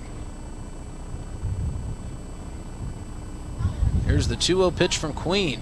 That misses high and away, ball 3. You're the Zap, man. You can't swing on just any of these until he puts something close. He's missed 7 straight, just ugly ones. Yeah, and it's got to take the same kind of mentality that the Spuds have taken to the plate, as that's another 4-pitch walk. So back-to-back free passes have runners on first and second for the Zap, and we get to see our first bit of Cole Ottersberg at the plate. But we may have to wait a moment, as it looks like we could possibly have a pitching change here. Spudge coaching staff going to come out, and that looks like it'll be the end of the day for Queen. And it will be. So 8 straight balls from Queen will end his day. He leaves 2 runners on first and second. And we will step away while this new Spuds pitcher gets loose. We'll be right back in less than a minute with more Zap Baseball on River 92.7. The summer is here, and you know what that means. The Oahe Zap are back, and we at DRG Media Group are bringing you coverage of every Zap home game all summer long. You can hear all the home Zap games on River 92.7, or you can watch them live on drgnews.com at the River 92.7 station page. The Zap are offering you fans something new every single night. So get out to Hyde Stadium for some Zap baseball this summer. Purchase your tickets on oahezap.com or buy them at the box office. If you can't make it to the game, we've got you covered on River 92.7 Oahe Zap Baseball, brought to you by DRG Media Group. The new pitcher for the Casper Spuds is Trey Maples. Trey Maples, a tall right-handed hurler, will come in inheriting 2 runners on first and second, nobody out. But he's got quite the lead to work with here. We had Ethan Mooser of the Sasquatch, and we said that was a very Canadian name. Trey Maples, a pretty Canadian name, despite him being from Tennessee. Well, he is. He's one of many interesting names on this Casper Spuds roster. We've seen a few good ones here tonight. Sean Glatz. We've got Nicholas Kambulu Doherty, which we haven't seen him yet, but Stone and River, I mean, just a lot of all-namers on this ILB team. Cale McCarville's another good name that we see out there. He's been playing third base for the Spuds. Sounds like, I don't know why I'm thinking this, but it sounds like he'd make a really good ice cream. I kind of get where you're coming from there. Listen, folks, it's 11-3 here. And we're talking about potholes and ice cream here in the bottom of the 7th inning. But the Zap are threatening, and we get to see Cole Ottersberg at the plate. I'm excited to see him get to swing the bat. It's been a while since we've seen that. Yeah, and if Queen would have stayed in the game, he might not have had the chance to swing the bat, as it was just not the 2 batters that Queen wanted to see there. I mean, they were 2 tough batters at the plate, but missed on 8 straight pitches as Ottersberg, returning from injury. I got to talk to him before that Hastings game. He was hoping to hit that night and get back into it, but the coaching staff giving them those 3 extra days of rest. And we saw him come in for Aiden Johnson. And we've got some more bad news for Zap fans that also might be Twins fans as well. We'll let you know that here through the Cole Ottersberg at bat, as that is 9 straight balls. The Twins are facing off with the Milwaukee Brewers tonight. And the Twins just snapped a 6-game losing streak with a win against the Reds. They scored 12 runs in that one. As the 1-0 on the way to Ottersberg finds its way on the inner half of the strike zone for strike 1. But Jacob Mizorowski, I hope I pronounced that correctly, it's another fun name, is through 6 perfect innings against the Twins. He's only thrown 80 pitches. As Ottersberg takes ball 2 down in the zone. That's bad news for me, too, as a Cardinals fan, just trying to get some gap on the Brewers in the wild card race. 29 of those 80 pitches have been 100 miles per hour or more from Mizorowski. Here's the 2-1 to Ottersberg. That taken inside for ball 3. So we'll keep you updated on that perfect game that's going on against the Twins. They're in the top of the 7th inning. Brewers are leading 3-0. Here's the 3-1 pitch. That's down and away for ball 4. So the Zap have drawn 3 straight walks. And now we'll see a new hitter coming up to the plate for the Zap with the bases loaded. His debut on the year, just got into town, Connor Hammonds. And this is about as fresh as they can come. Connor Hammonds just stepped off the bus and just got all of his Zap gear. We'll see if he can make his imprint on this team. I overheard it the other night.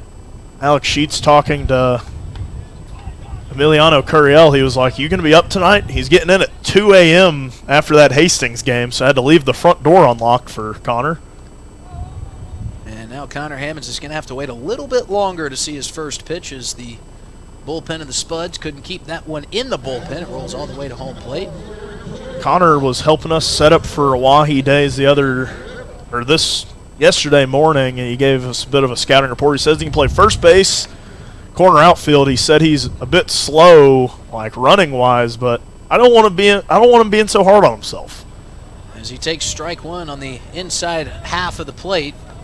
We haven't seen him get the chance to run yet, man. Don't tip your cards, man. Well, let's see if he doesn't have to run. Maybe he could put one over the fence and do a slow trot around the base paths. He's got the bases loaded. And that would be a perfect start. Hammonds with a big swing and quickly 0-2. Well, I guess if you're Jamie Habiger in an 11-3 ball game, you kind of get the opportunity to try different things. You see Connor Hammonds Here's the 0-2. Hammonds checks his swing and a ball way outside. They're going to check with Drew Life, but that one nowhere close to a swing.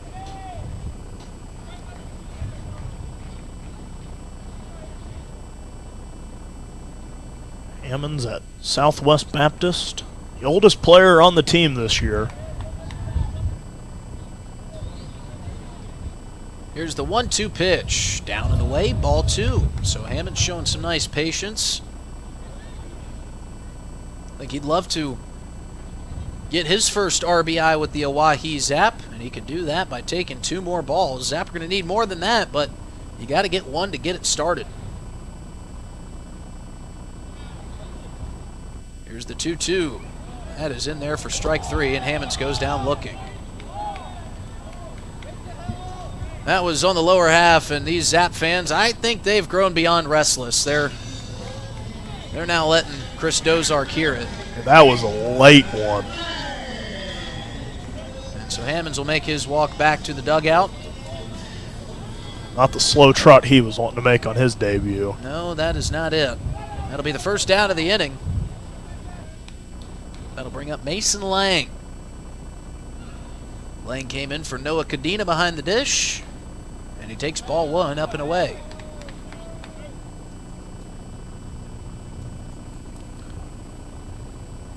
Mason Lang just trying to chip into this deficit. I mean, we've seen big innings this year.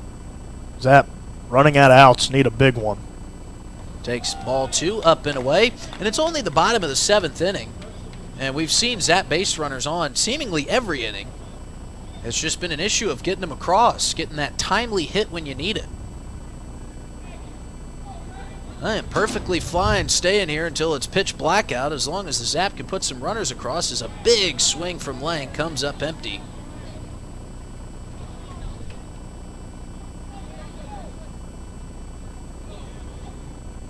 Count at 2-1. 1 out. As that one's high and away for ball 3. That's the thing. The Zap have just been so close to getting some more on the board. We saw that one hit Golden out in the field. A couple of 2-out plays. The great play from Opine where he just kind of slid it across the dirt and got the out at second earlier if bases loaded and 2 away.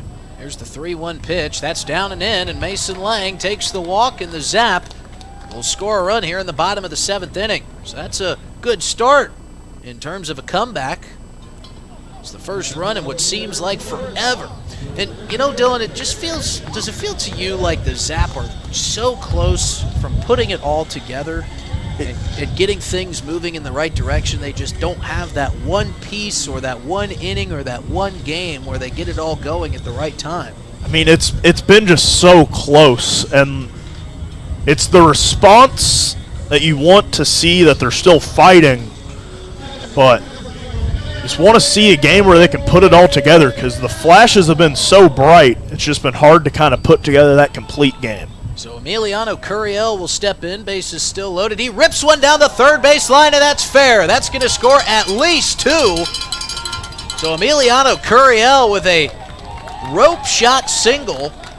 And the Zap have now scored 3 runs in this inning, and it's an 11-6 ball game. Hey, we saw the Spuds put up 7. Why not put up 8 if you're the Zap? So a nice hit from Emiliano Curiel. We work back to the top of the lineup.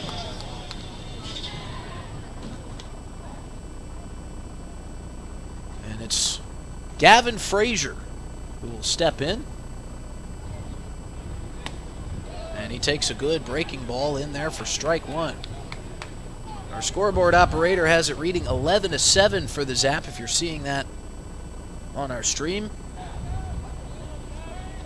Hopefully for the Zap, they can just leave that there. And 2 good off-speed pitches here for Maples. Gets the count to 0-2 for Gavin Frazier. So they've fixed it. It's 11-6. But a couple big runs scored by the Zap here in the bottom of the 7th. Exactly what we said they needed. And that one gets way by the catcher, Stone Vasic. No chance to stop that one, and the runners will advance 90 feet. And And now a base hit here from Gavin Frazier will make this a 3-run ball game. Then it's got to get a shutdown inning from Arocha if he comes back out. No one working in the bullpen right now. This has been a long inning for the Zap. Here's the 2-0. Big swing and a miss by Frazier. Or excuse me, the 0-2, and he goes down swinging.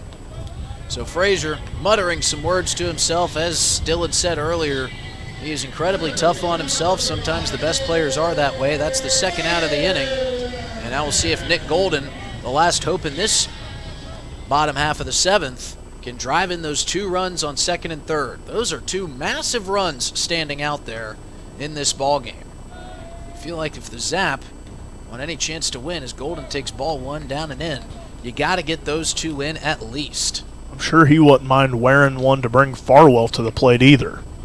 Just the type of player he is. Dangerous part of the lineup here for the Zap. As Golden lets that one sail high for ball 2. And you'd have Farwell, Palizzi, Ludvigsen, so you're not going to be swinging the bat here if you're Golden if you can bring those guys up. But of course, you have to remain aggressive as a hitter no matter where you are in the lineup. Breeze is picked up substantially. Golden turned a bunt and pulled it back and takes strike 1. We've seen that breeze mostly make its way out of the ballpark throughout this home schedule for the Zap, but now it's making its way in, so not very friendly to left-handed hitters like Nick Golden. And he takes ball 3 high and away. It's just a beautiful sunset shaping up here in South Dakota, too. Tell you what, this is the perfect setting for a Zap comeback here on a Friday night in central South Dakota. Golden with a hitter's count, 3-1, 2 outs. And he takes strike 2, and he was on his way down to first base, but Chris Dozark had other plans.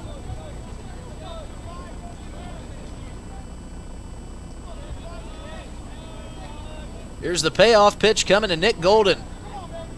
Big spot in this ball game. And he takes ball 4 high and away. So a good patient at bat from Nick Golden, in which I don't think he swung the bat once, draws the walk and gets the bases loaded for Ty Farwell. And a scenario that we saw earlier in this game, one swing could make it a 1-run game that didn't come to fruition for Vince Palizzi, now has for Ty Farwell. So we'll see how patient Farwell wants to be with the bases loaded and 2 outs. First pitch, down and in for strike 1. And that is a low strike call to a tall hitter in Ty Farwell. My thoughts exactly. 6'5", he would need a club to reach that one. Here's the 0-1 from Maples. Good take. I guess not. Strike 2. I thought that one was surely low to Farwell, but I was wrong yet again. And now Farwell down to his last strike. So the Zap third baseman, who's had a tough day out in the field, can make up for all of it with a big swing here on an 0-2 count.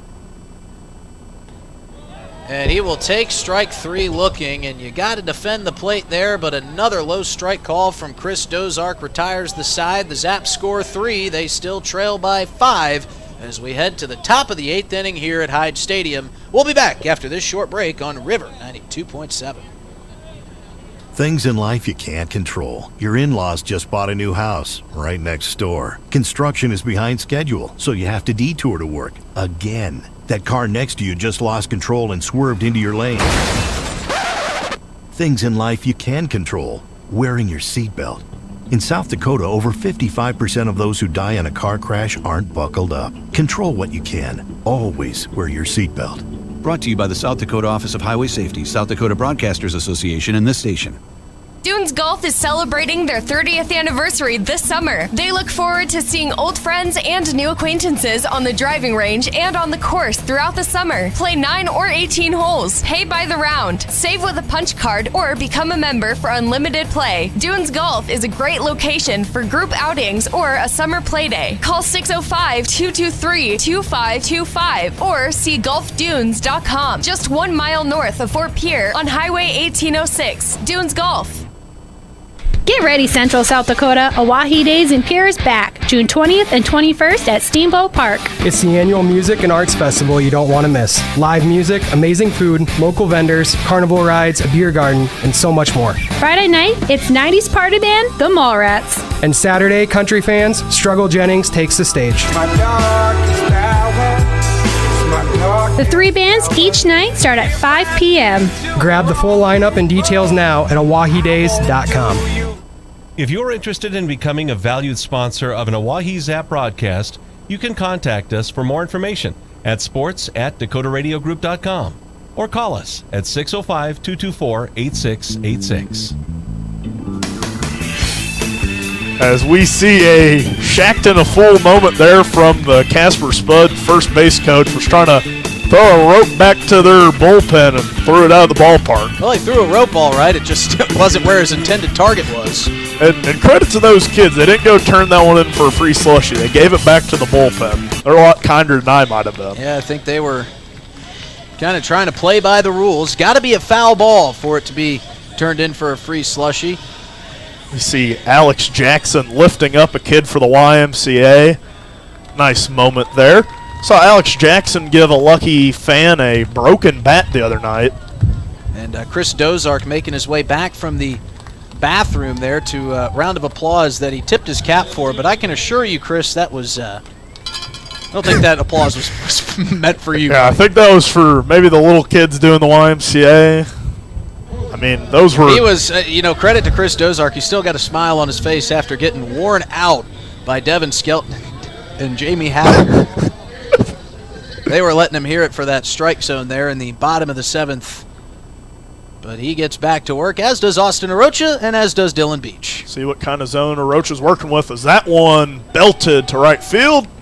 Gets down in front of Jake Daly for a leadoff single. I believe that's now Connor Goldberg out and right. As Zap making some defensive adjustments here. A lot of subs. We had kind of heard that from Coach Habiger at a point this year in one of the games.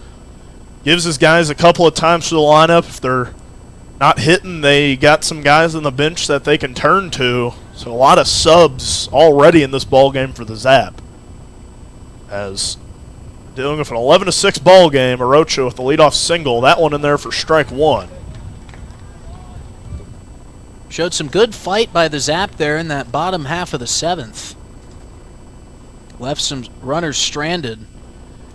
But I think rightfully so, the Zap dugout was very displeased with the final 3 strike calls to Ty Farwell that went across his shoelaces.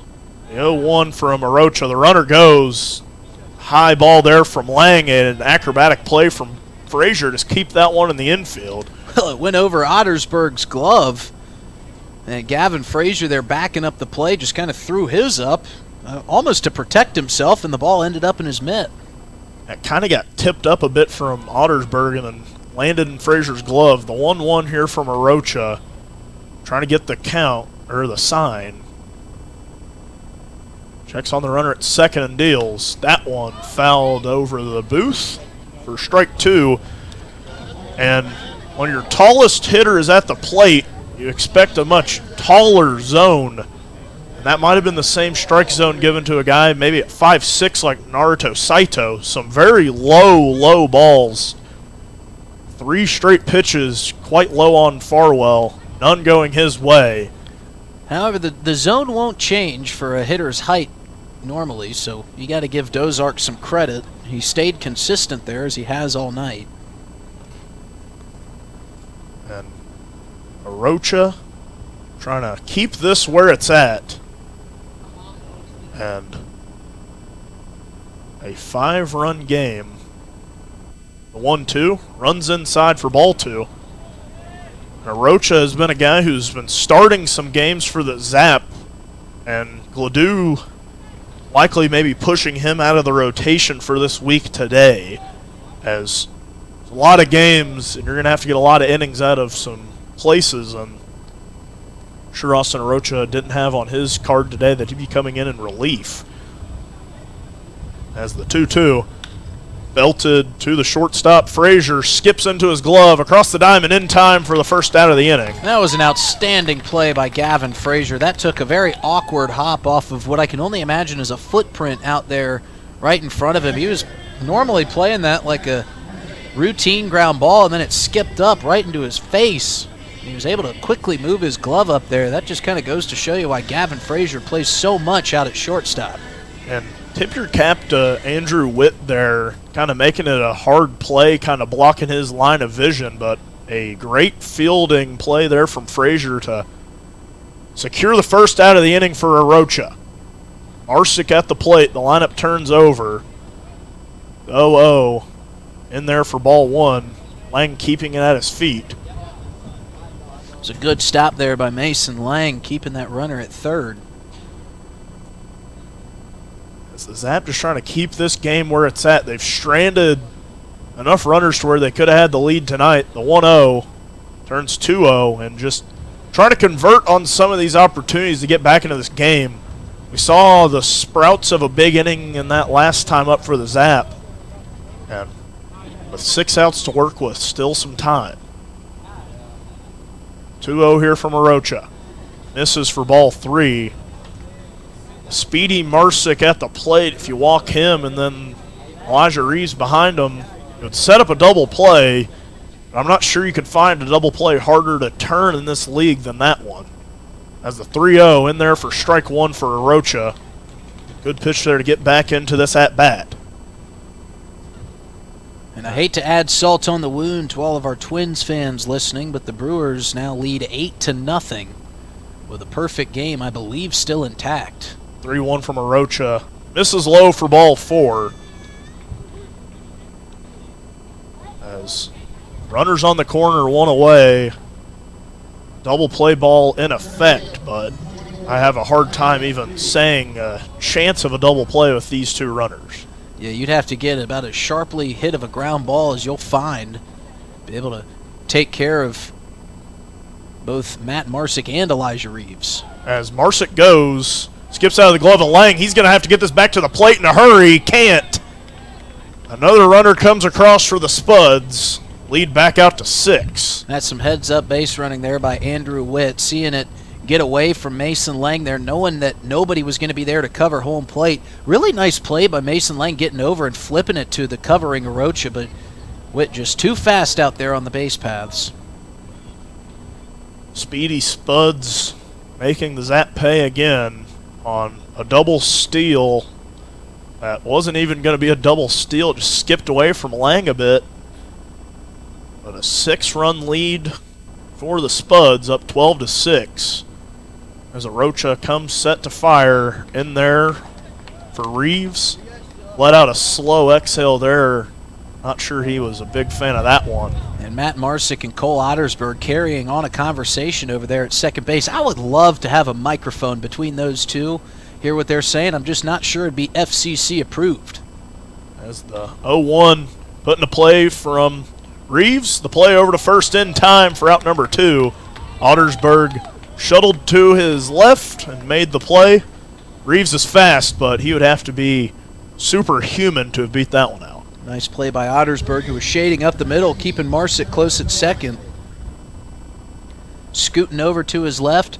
You know, it looks routine, but when a guy hasn't played much ball lately due to an injury, nothing is routine. Just getting back into this lineup.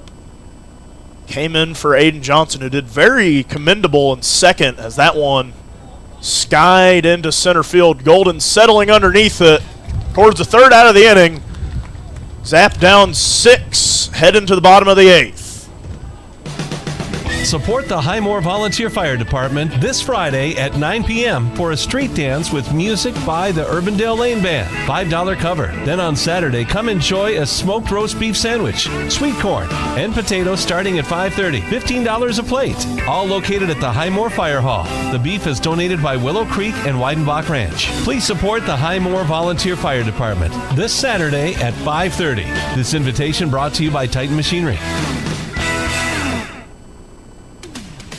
Here at the DRG Media Group, we know free, over-the-air radio works to get the word out. But we also know these days people consume information at different times of day and through a variety of different platforms. DRG Media Group's AM and FM radio stations, drgnews.com website, and DRG News mobile app provide local news, sports, weather, area high school athletic events, music and entertainment news, and more. And thanks to our advertisers, it's available to you for free. But we want you to share information with us, too.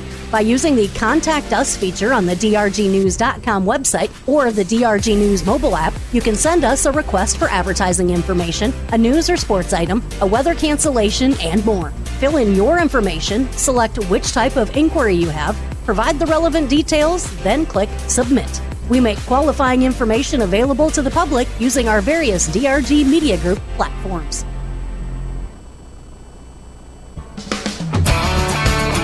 We're back here in the bottom of the 8th, and a bit of a consolation prize.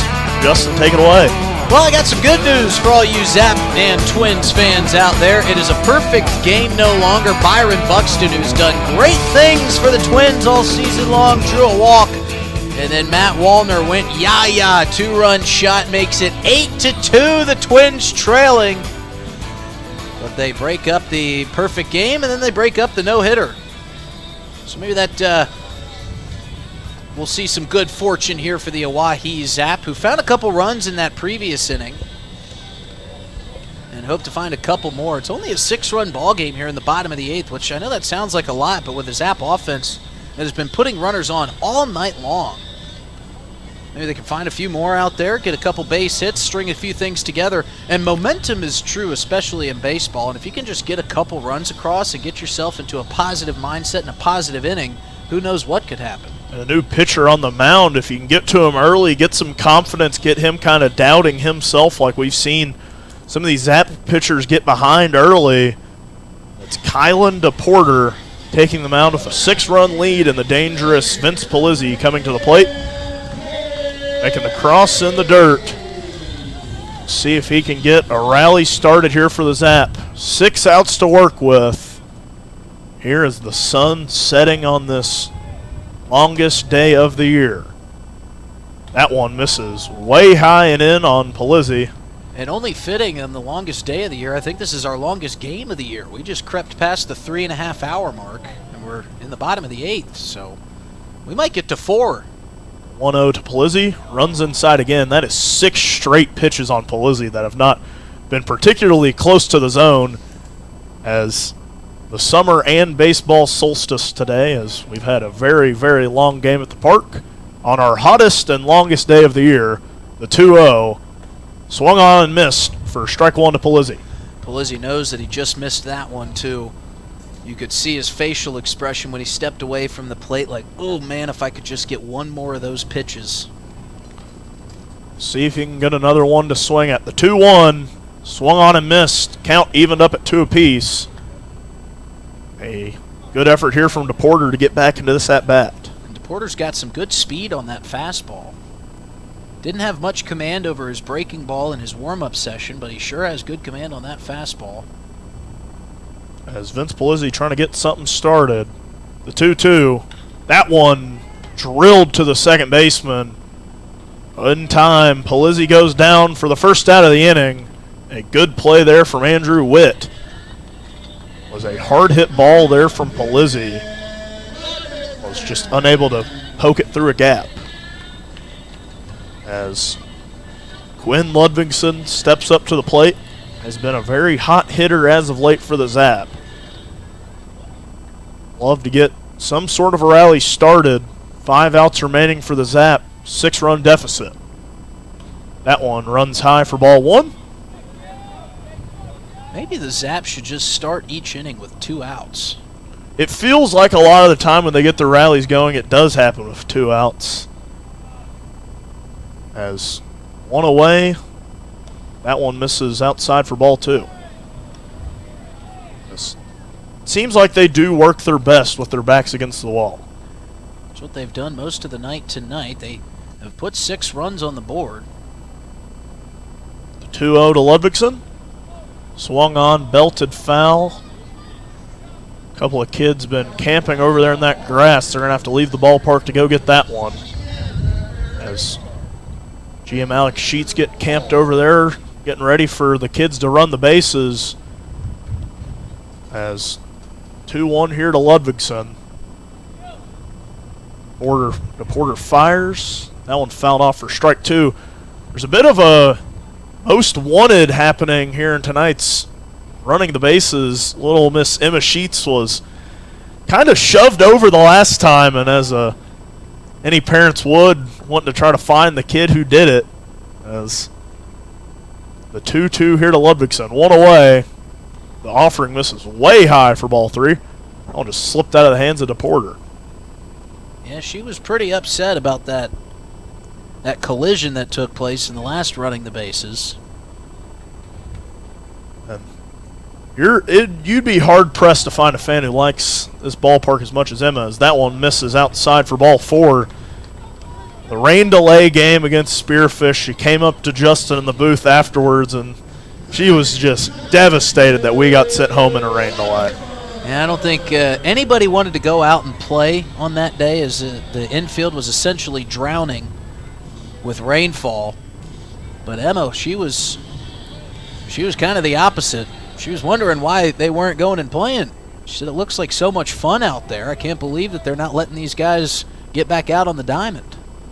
1 out. Brings Cole Ottersberg to the plate. He puts that one up the middle. This is a double play ball. Ottersberg can't beat it out at first.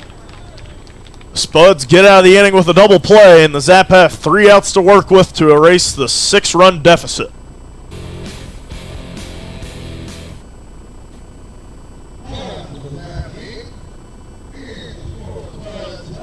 Thinking of travel, Pierre Regional Airport offers non-stop flights to Denver. Starting August 1st, book your destination at United.com.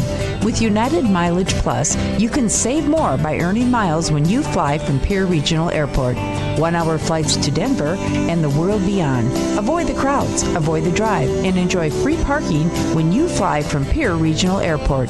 United Airlines in Pierre starting August 1st. Skip the drive. Fly from Pierre. We're good at making excuses for things we don't want to do. I can't work late because my cat has a job interview. Unfortunately, we're also good at making excuses for things we shouldn't do, like driving drunk. There's nothing on the back roads but cows. The truth is, there's no good reason to drink and drive. Not even if you stick to the back roads. If you drink, don't drive.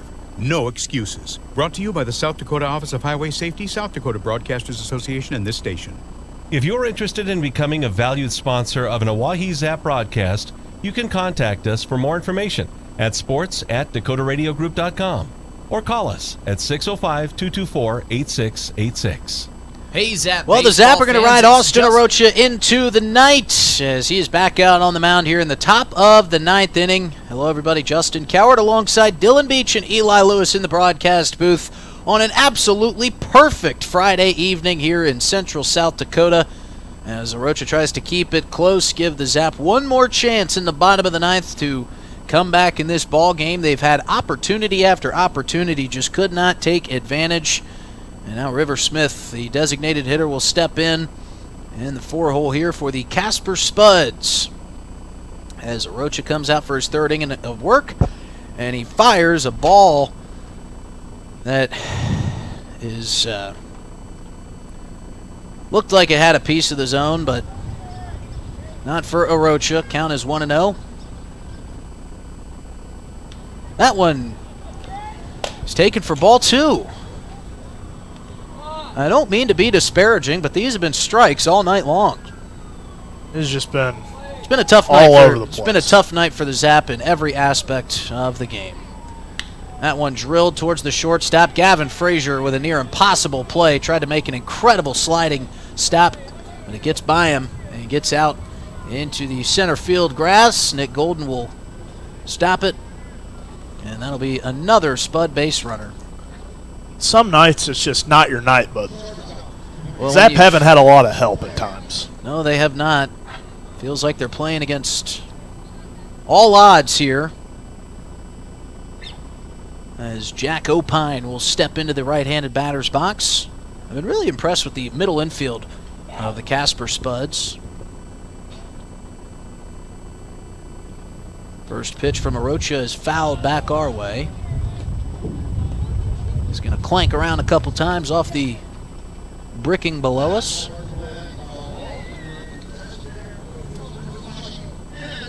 We are grateful, though, for these two guys out in the field umpiring here tonight, as they had to come in on somewhat short notice. That one catches the outside of the strike zone. We were a little bit worried that we might have to move this this game to a doubleheader because we didn't have the umpires we needed, but big thanks to Chris Dozark and Drew Life for stepping in when needed. Fire over to first, checking back the runner, backsliding safely is River Smith. Big Richard Gilmore coming back into town this week too, man. Can't wait to see Richard. He's going to come in for relief tomorrow for the great Brian Oakland. The 0-2 pitch misses low to Opine. Friend of the broadcast team, Richard Gilmore. It was just fascinating to get to hear what he was talking about with the standoff and everything. I could sit there and listen to him talk umpiring for hours. I bet he's got stories to tell. He's been doing it for longer than both of us have been alive. Here's the 1-2 from Arocha. Opine fouls that one off to the first base side. Maybe you need an umpire's perspective on players' perspective. Richard Gilmore, the invitation is always open if you want to come sit behind the microphone. He has watched back some of our calls to look at some of his decisions out in the field before, so if you're listening, you got a spot up here in the booth with us or in the podcast bay with Justin. And I will have a quick meeting between Austin Arocha and Mason Lang. The temperature has subsided. The breeze has intensified here, turning into a constant gust. It's moving around all the bushes and trees that surround beautiful Hyde Stadium.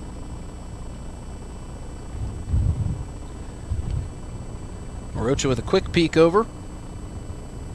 Now comes set, gets back to Opine. That one catches the strike zone for strike number 3. And Opine couldn't believe it. And he takes a slow walk back to that third base dugout. Been some that I couldn't believe tonight either, Jack. I feel you there. Cale McCarville will step in.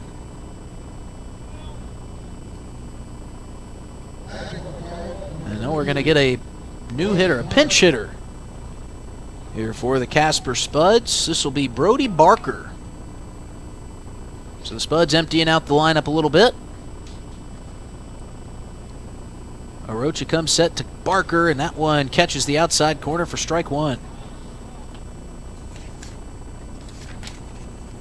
Barker plays at Lindenwood. He's played in 10 games, and he's driven in 6 runs for the Spuds. Stands at 5'10", 175 pounds, and drives one foul. Quickly behind 0-2. Couple of practice swings for Barker, who's been sitting on the bench for this marathon game. Well over 3.5 hours of game time. You don't see that in the major leagues anymore with the pitch clock.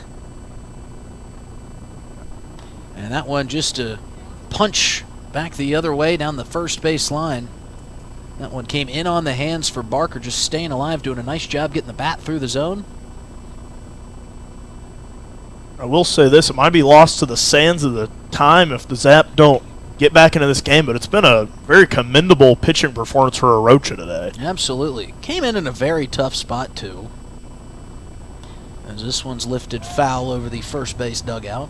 And we talked about with Gladude the mentality of going from a reliever to a starter, and Arocha kind of doing the opposite, had done some relief early in the year and then has been starting games, and I really doubt he expected to be pitching tonight. out of relief. I mean, it's a completely different approach. Orochia comes set, and that one fouled back into the netting. So Barker has been behind 0-2 here for a couple pitches and continues to foul off pitch after pitch to stay alive. And that's something that a coaching staff will take note of. See if Orochia can deliver the final punch here on the 0-2 count. And this one again fouled off. Gonna bang off the caging, but down below us, and that takes a bounce off of the fan down there wearing an Oahe Zap jersey. She's seen a lot of Zap games. I don't know how many foul balls she's worn, but she's sure looks like a Zap player with the jersey on, and now she feels like a Zap player. And she's taken her first hit by pitch, and that one is swung on and missed, and Orochia finally gets Barker to go down swinging. He just wouldn't go away. Just a commendable effort there, just fouling off all those pitches, and that fan certainly feeling golden, maybe like Nick Golden, not maybe golden feeling, but yeah, that's true. Nick Golden is wearing his fair share. He took a hit by pitch and then got hit by a ground ball. That ended a very positive inning for the Zap. Now Orochia with 2 outs, and the first pitch is swung on and missed. Another Billingsley at the plate, but it's not Hunter, it's Cannon. So we see a lot of these guys very familiar with each other, but I don't think any more familiar than Cannon and Hunter as Cannon swings on and misses at strike 2. I mean, talk about a name. I mean, Cannon. Now we got to see him throw a ball. I want to know where the name Cannon comes from. I mean, they're setting him up to be a pitcher. Absolutely. With that name. And 2 very different names. I mean, you get a name like Cannon, you would think the brother might have something a little bit more unique. Maybe Cannon's a good thrower as that one misses low, and maybe Hunter is good out in the field, taking down some big white-tailed deer, maybe some pheasant here in the pheasant capital of the world in South Dakota. Here's the 1-2 with 2 outs from Orochia. That one sharply hit, but right to Ty Farwell, who squeezes that one and ends the top of the 9th. It's rally time for the Zap as we head to the bottom, and the final 3 outs coming. We'll be right back after this short break, see if the Zap can get some runs in the bottom of the 9th at Hyde Stadium. Support the Highmore Volunteer Fire Department this Friday at 9 p.m. for a street dance with music by the Urbandale Lane Band. $5 cover. Then on Saturday, come enjoy a smoked roast beef sandwich, sweet corn, and potatoes starting at $5.30. $15 a plate. All located at the Highmore Fire Hall. The beef is donated by Willow Creek and Weidenbach Ranch. Please support the Highmore Volunteer Fire Department this Saturday at 5:30. This invitation brought to you by Titan Machinery.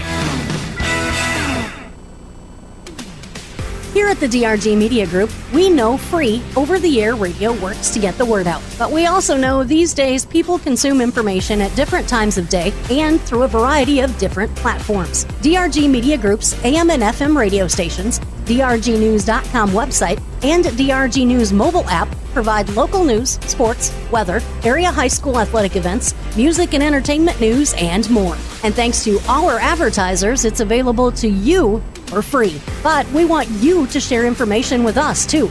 By using the Contact Us feature on the DRGnews.com website or the DRG News mobile app, you can send us a request for advertising information, a news or sports item, a weather cancellation, and more. Fill in your information, select which type of inquiry you have, provide the relevant details, then click Submit. We make qualifying information available to the public using our various DRG Media Group platforms.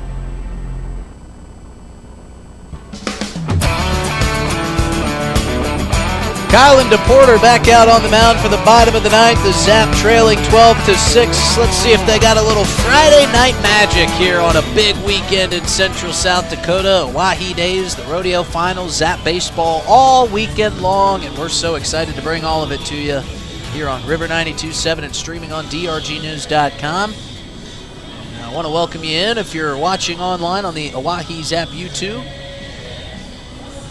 As the Zap have had plenty of opportunities tonight, couldn't capitalize. Some patience by the Casper Spuds at the plate plate tonight have put runners on base for them. A couple big hits have brought some very important runs across. And, it kind of should be a teaching point for the Zap. You don't have to avoid big innings, but you have to avoid huge innings. You can get away with giving up 2-3 run frames because your offense can do things like we saw there at the bottom of the 7th. They can bring a couple runs across here and there. And the Zap, credit to them. They've drawn 10 walks, but they've given up 13 tonight. Has been kind of their Achilles heel. So Kylan DePorter back to work. First pitch is swung on and fouled away.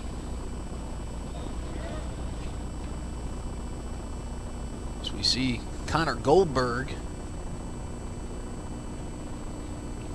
hitting for the Zap here in the bottom of the 9th inning. Needs some patient at bats. Connor Goldberg came in earlier in this game for Jake Daly in right field. And he wears one. So another hit batsman and another one that just barely grazes a Zap hitter.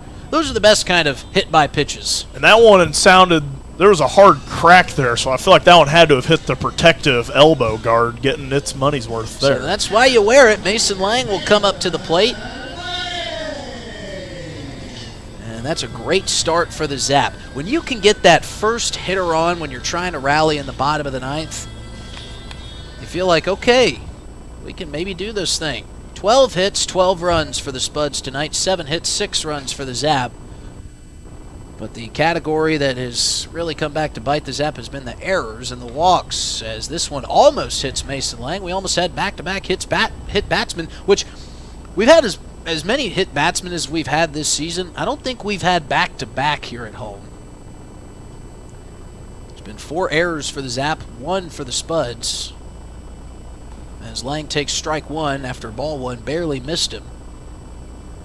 And like Dylan mentioned, the walk category has been kind of heinous on both sides.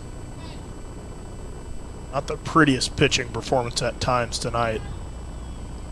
DePorter coming set with the 1-1. Mason Lang with a big swing and a miss. Count back to 1-2. If the teams were missing their PATs, this could be a football score. Wouldn't be a very interesting football game. Would it be a defensive battle, but you are right. This is a score we often see here in South Dakota as Lang drives one high into the night sky down the right field line and curling foul. Lang with a big swing there.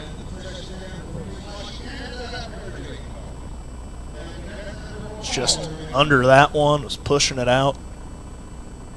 Breeze has just been all over the place, has been kind of working across the field at times and working against the plate at others. Here's the 1-2 to Lang, and he rips one down the right field line, but foul. A little bit too far out in front of that off-speed pitch from DePorter was Mason Lang. And now that one sneaks its way out into right field. So as that player will go retrieve that, and DePorter will get set for another 1-2 pitch to Mason Lang.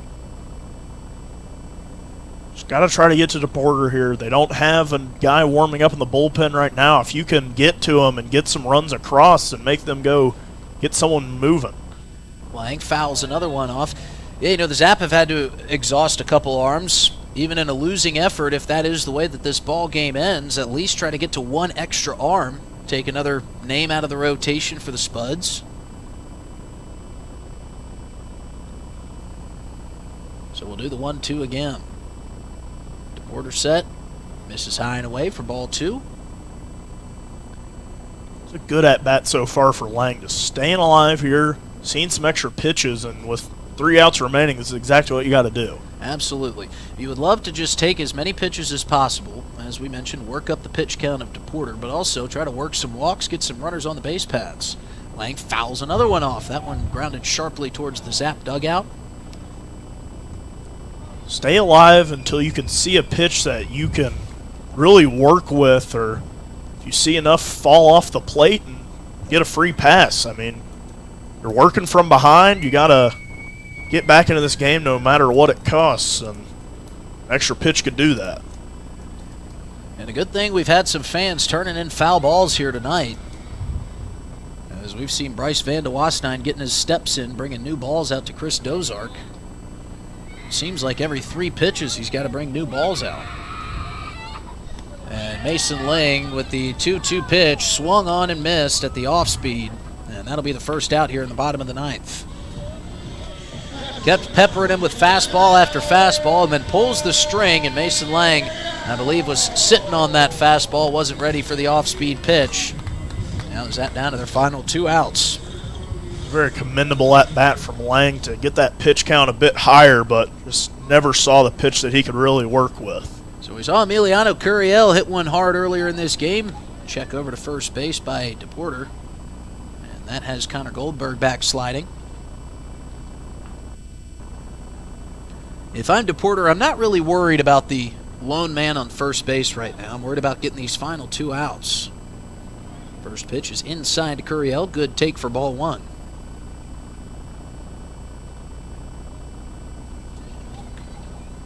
This day is turned into night. Here's the temperature has dropped about 15 degrees or so since first pitch. That one gets by Vasic, and on his way to second is Goldberg. He's peeking at third, but he'll stay put there in the middle of the infield. So now Emiliano Curiel is a runner in scoring position, and a 2-0 count to work with. First pitch, the temperature was 105 degrees. And even being from Georgia, I can't remember the last time I was down there and the temperature hit that high. The feels-like temperature was 108. Here's the 2-0. Swing and a miss by Curiel. I think he tipped that one, but it found its way into the glove of Vasic. It's down to a cool 90. The breeze helping that as well. You know it's a hot day when the sun goes down and it's still 90 out. Here's the 2-1 outside and away for Curiel. Makes it 3-1.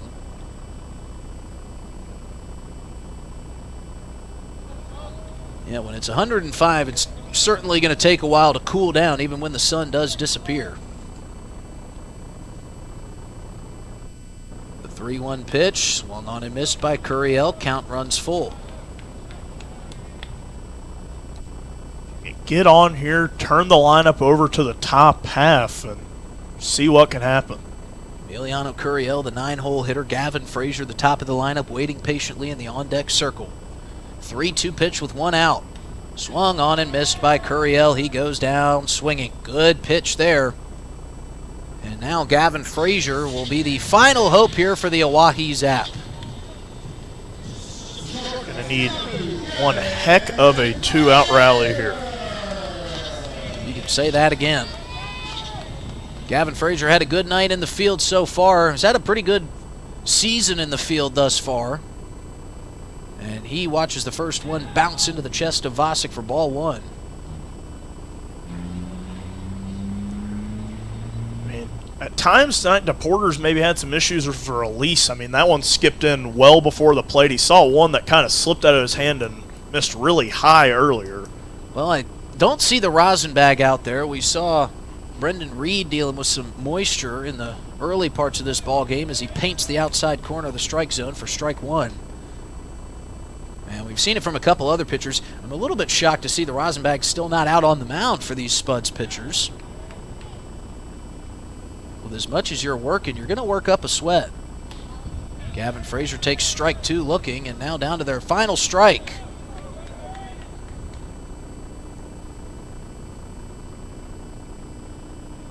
Goldberg on second, Frazier at the plate. A little bit of lightning off in the distance, and that one taken up and away for ball 2. This is certainly not a game you would want to have to restart tomorrow with For a 30-minute delay tonight? Certainly not with the way that things have gone. Should be just a bit of heat lightning. Here's the 2-2 pitch to Frazier. That's bounced in. Count back to full. I think if you opened up these windows and got a real quiet moment in this game, you could probably hear the music coming from Steamboat Park from the first night of Oahe days. Here's the 3-2 pitch, swung on and missed. Gavin Frazier goes down swinging. The bat and helmet go down with it, and the Zap fall 12-6 here at home in game number 1 of this series. Couple minced words for Chris Dozark, our home plate umpire, as he makes his way off the field. Zap go down. We'll be right back with the post-game show here on River 92.7 and DRGnews.com. Thinking of travel? Pierre Regional Airport offers non-stop flights to Denver. Starting August 1st, book your destination at United.com. With United Mileage Plus, you can save more by earning miles when you fly from Pierre Regional Airport. 1-hour flights to Denver and the world beyond. Avoid the crowds, avoid the drive, and enjoy free parking when you fly from Pierre Regional Airport. United Airlines in Pierre starting August 1st. Skip the drive. Fly from Pierre. We're good at making excuses for things we don't want to do. I can't work late because my cat has a job interview. Unfortunately, we're also good at making excuses for things we shouldn't do, like driving drunk. There's nothing on the back roads but cows. The truth is, there's no good reason to drink and drive. Not even if you stick to the back roads. If you drink, don't drive. No excuses. Brought to you by the South Dakota Office of Highway Safety, South Dakota Broadcasters Association, and this station. If you're interested in becoming a valued sponsor of an Oahe Zap broadcast, you can contact us for more information at sports@dakotaradiogroup.com or call us at 605-224-8686. Hey Zap baseball fans, it's Justin Cowart. If you're interested in a podcast that's sports and only sports, you need to check out Players Perspective. I have athletes and coaches from the South Dakota area and across the country, from the high school all the way up to the professional level. Come on and tell stories of their biggest and best moments of their athletic careers. If it's sports, you bet we cover it on Players Perspective Podcast, sponsored by Avera. You can find it wherever you find podcasts by searching DRG Media Group or on DRGnews.com. Now, back to myself and Dylan Beach in the broadcast booth for some more Zap Baseball. Well, no more Zap baseball tonight as they go down 12-6 to the Casper Spuds, but there will be more baseball tomorrow night in game number 2 of this 3-game series against the Spuds. We'll get the broadcast underway at 5:55. Hello, everybody. I'm Justin Cowart, welcoming you back into the broadcast booth alongside Dylan Beach and Eli Lewis after a gut-wrenching loss for the Zap. The Spuds got on the board first in the top of the first inning. They scored one run, but the Zap were able to subdue that rally. They come back in the bottom of the third inning with 1, and then in the bottom of the fourth with 2. But the top of the 6th inning is what did the Zap in. TJ Eikenberry had a tough outing on the mound. The Spuds put up 7 there in the top of the 6th. The Zap tried to answer with 3 more in the bottom of the 7th, but they couldn't get enough runs across, and just a tough overall night for the Zap all in all, Dylan. And this is going to be a tough one to sleep on for them tonight, but they got to come back ready to play tomorrow. Yeah, the Zap team kind of just feels like a old lady trying to do a puzzle and she just can't find the last piece. And maybe it's under the couch cushion, maybe it wasn't ever even in the box, but you got to find that last piece if you're this Oahe Zap team. Feels like you're so close to putting together a game, and just these huge innings just keep coming back to haunt them. That is as perfectly put as I could have ever dreamt of. And this game took about as long as an old lady putting a puzzle together. 3 hours and 49 minutes of game time as the tennis balls fly onto the field. Zap go down 12-6, but what can we look ahead to tomorrow? I don't think we're going to have 105 at first pitch, but it's still going to be warm, and Zap are still going to try to even up this series tomorrow afternoon, but some heads hung low as the Zap fans still having some fun here, but hopefully the Zap can come back tomorrow and give some more fight. They did show fight. You and I were talking about it in the break.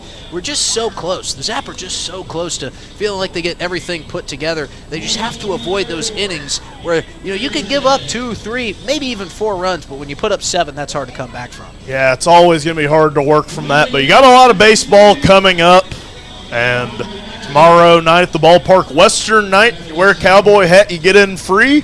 And then for any of those folks at Oahe Days tonight, if you're getting home, if you bring your wristband tomorrow, your ride wristband, you get a free slushie. And if you're 21 and up, if you bring your wristband, you get $1 off a beer. So make sure to come pack the hide here tomorrow.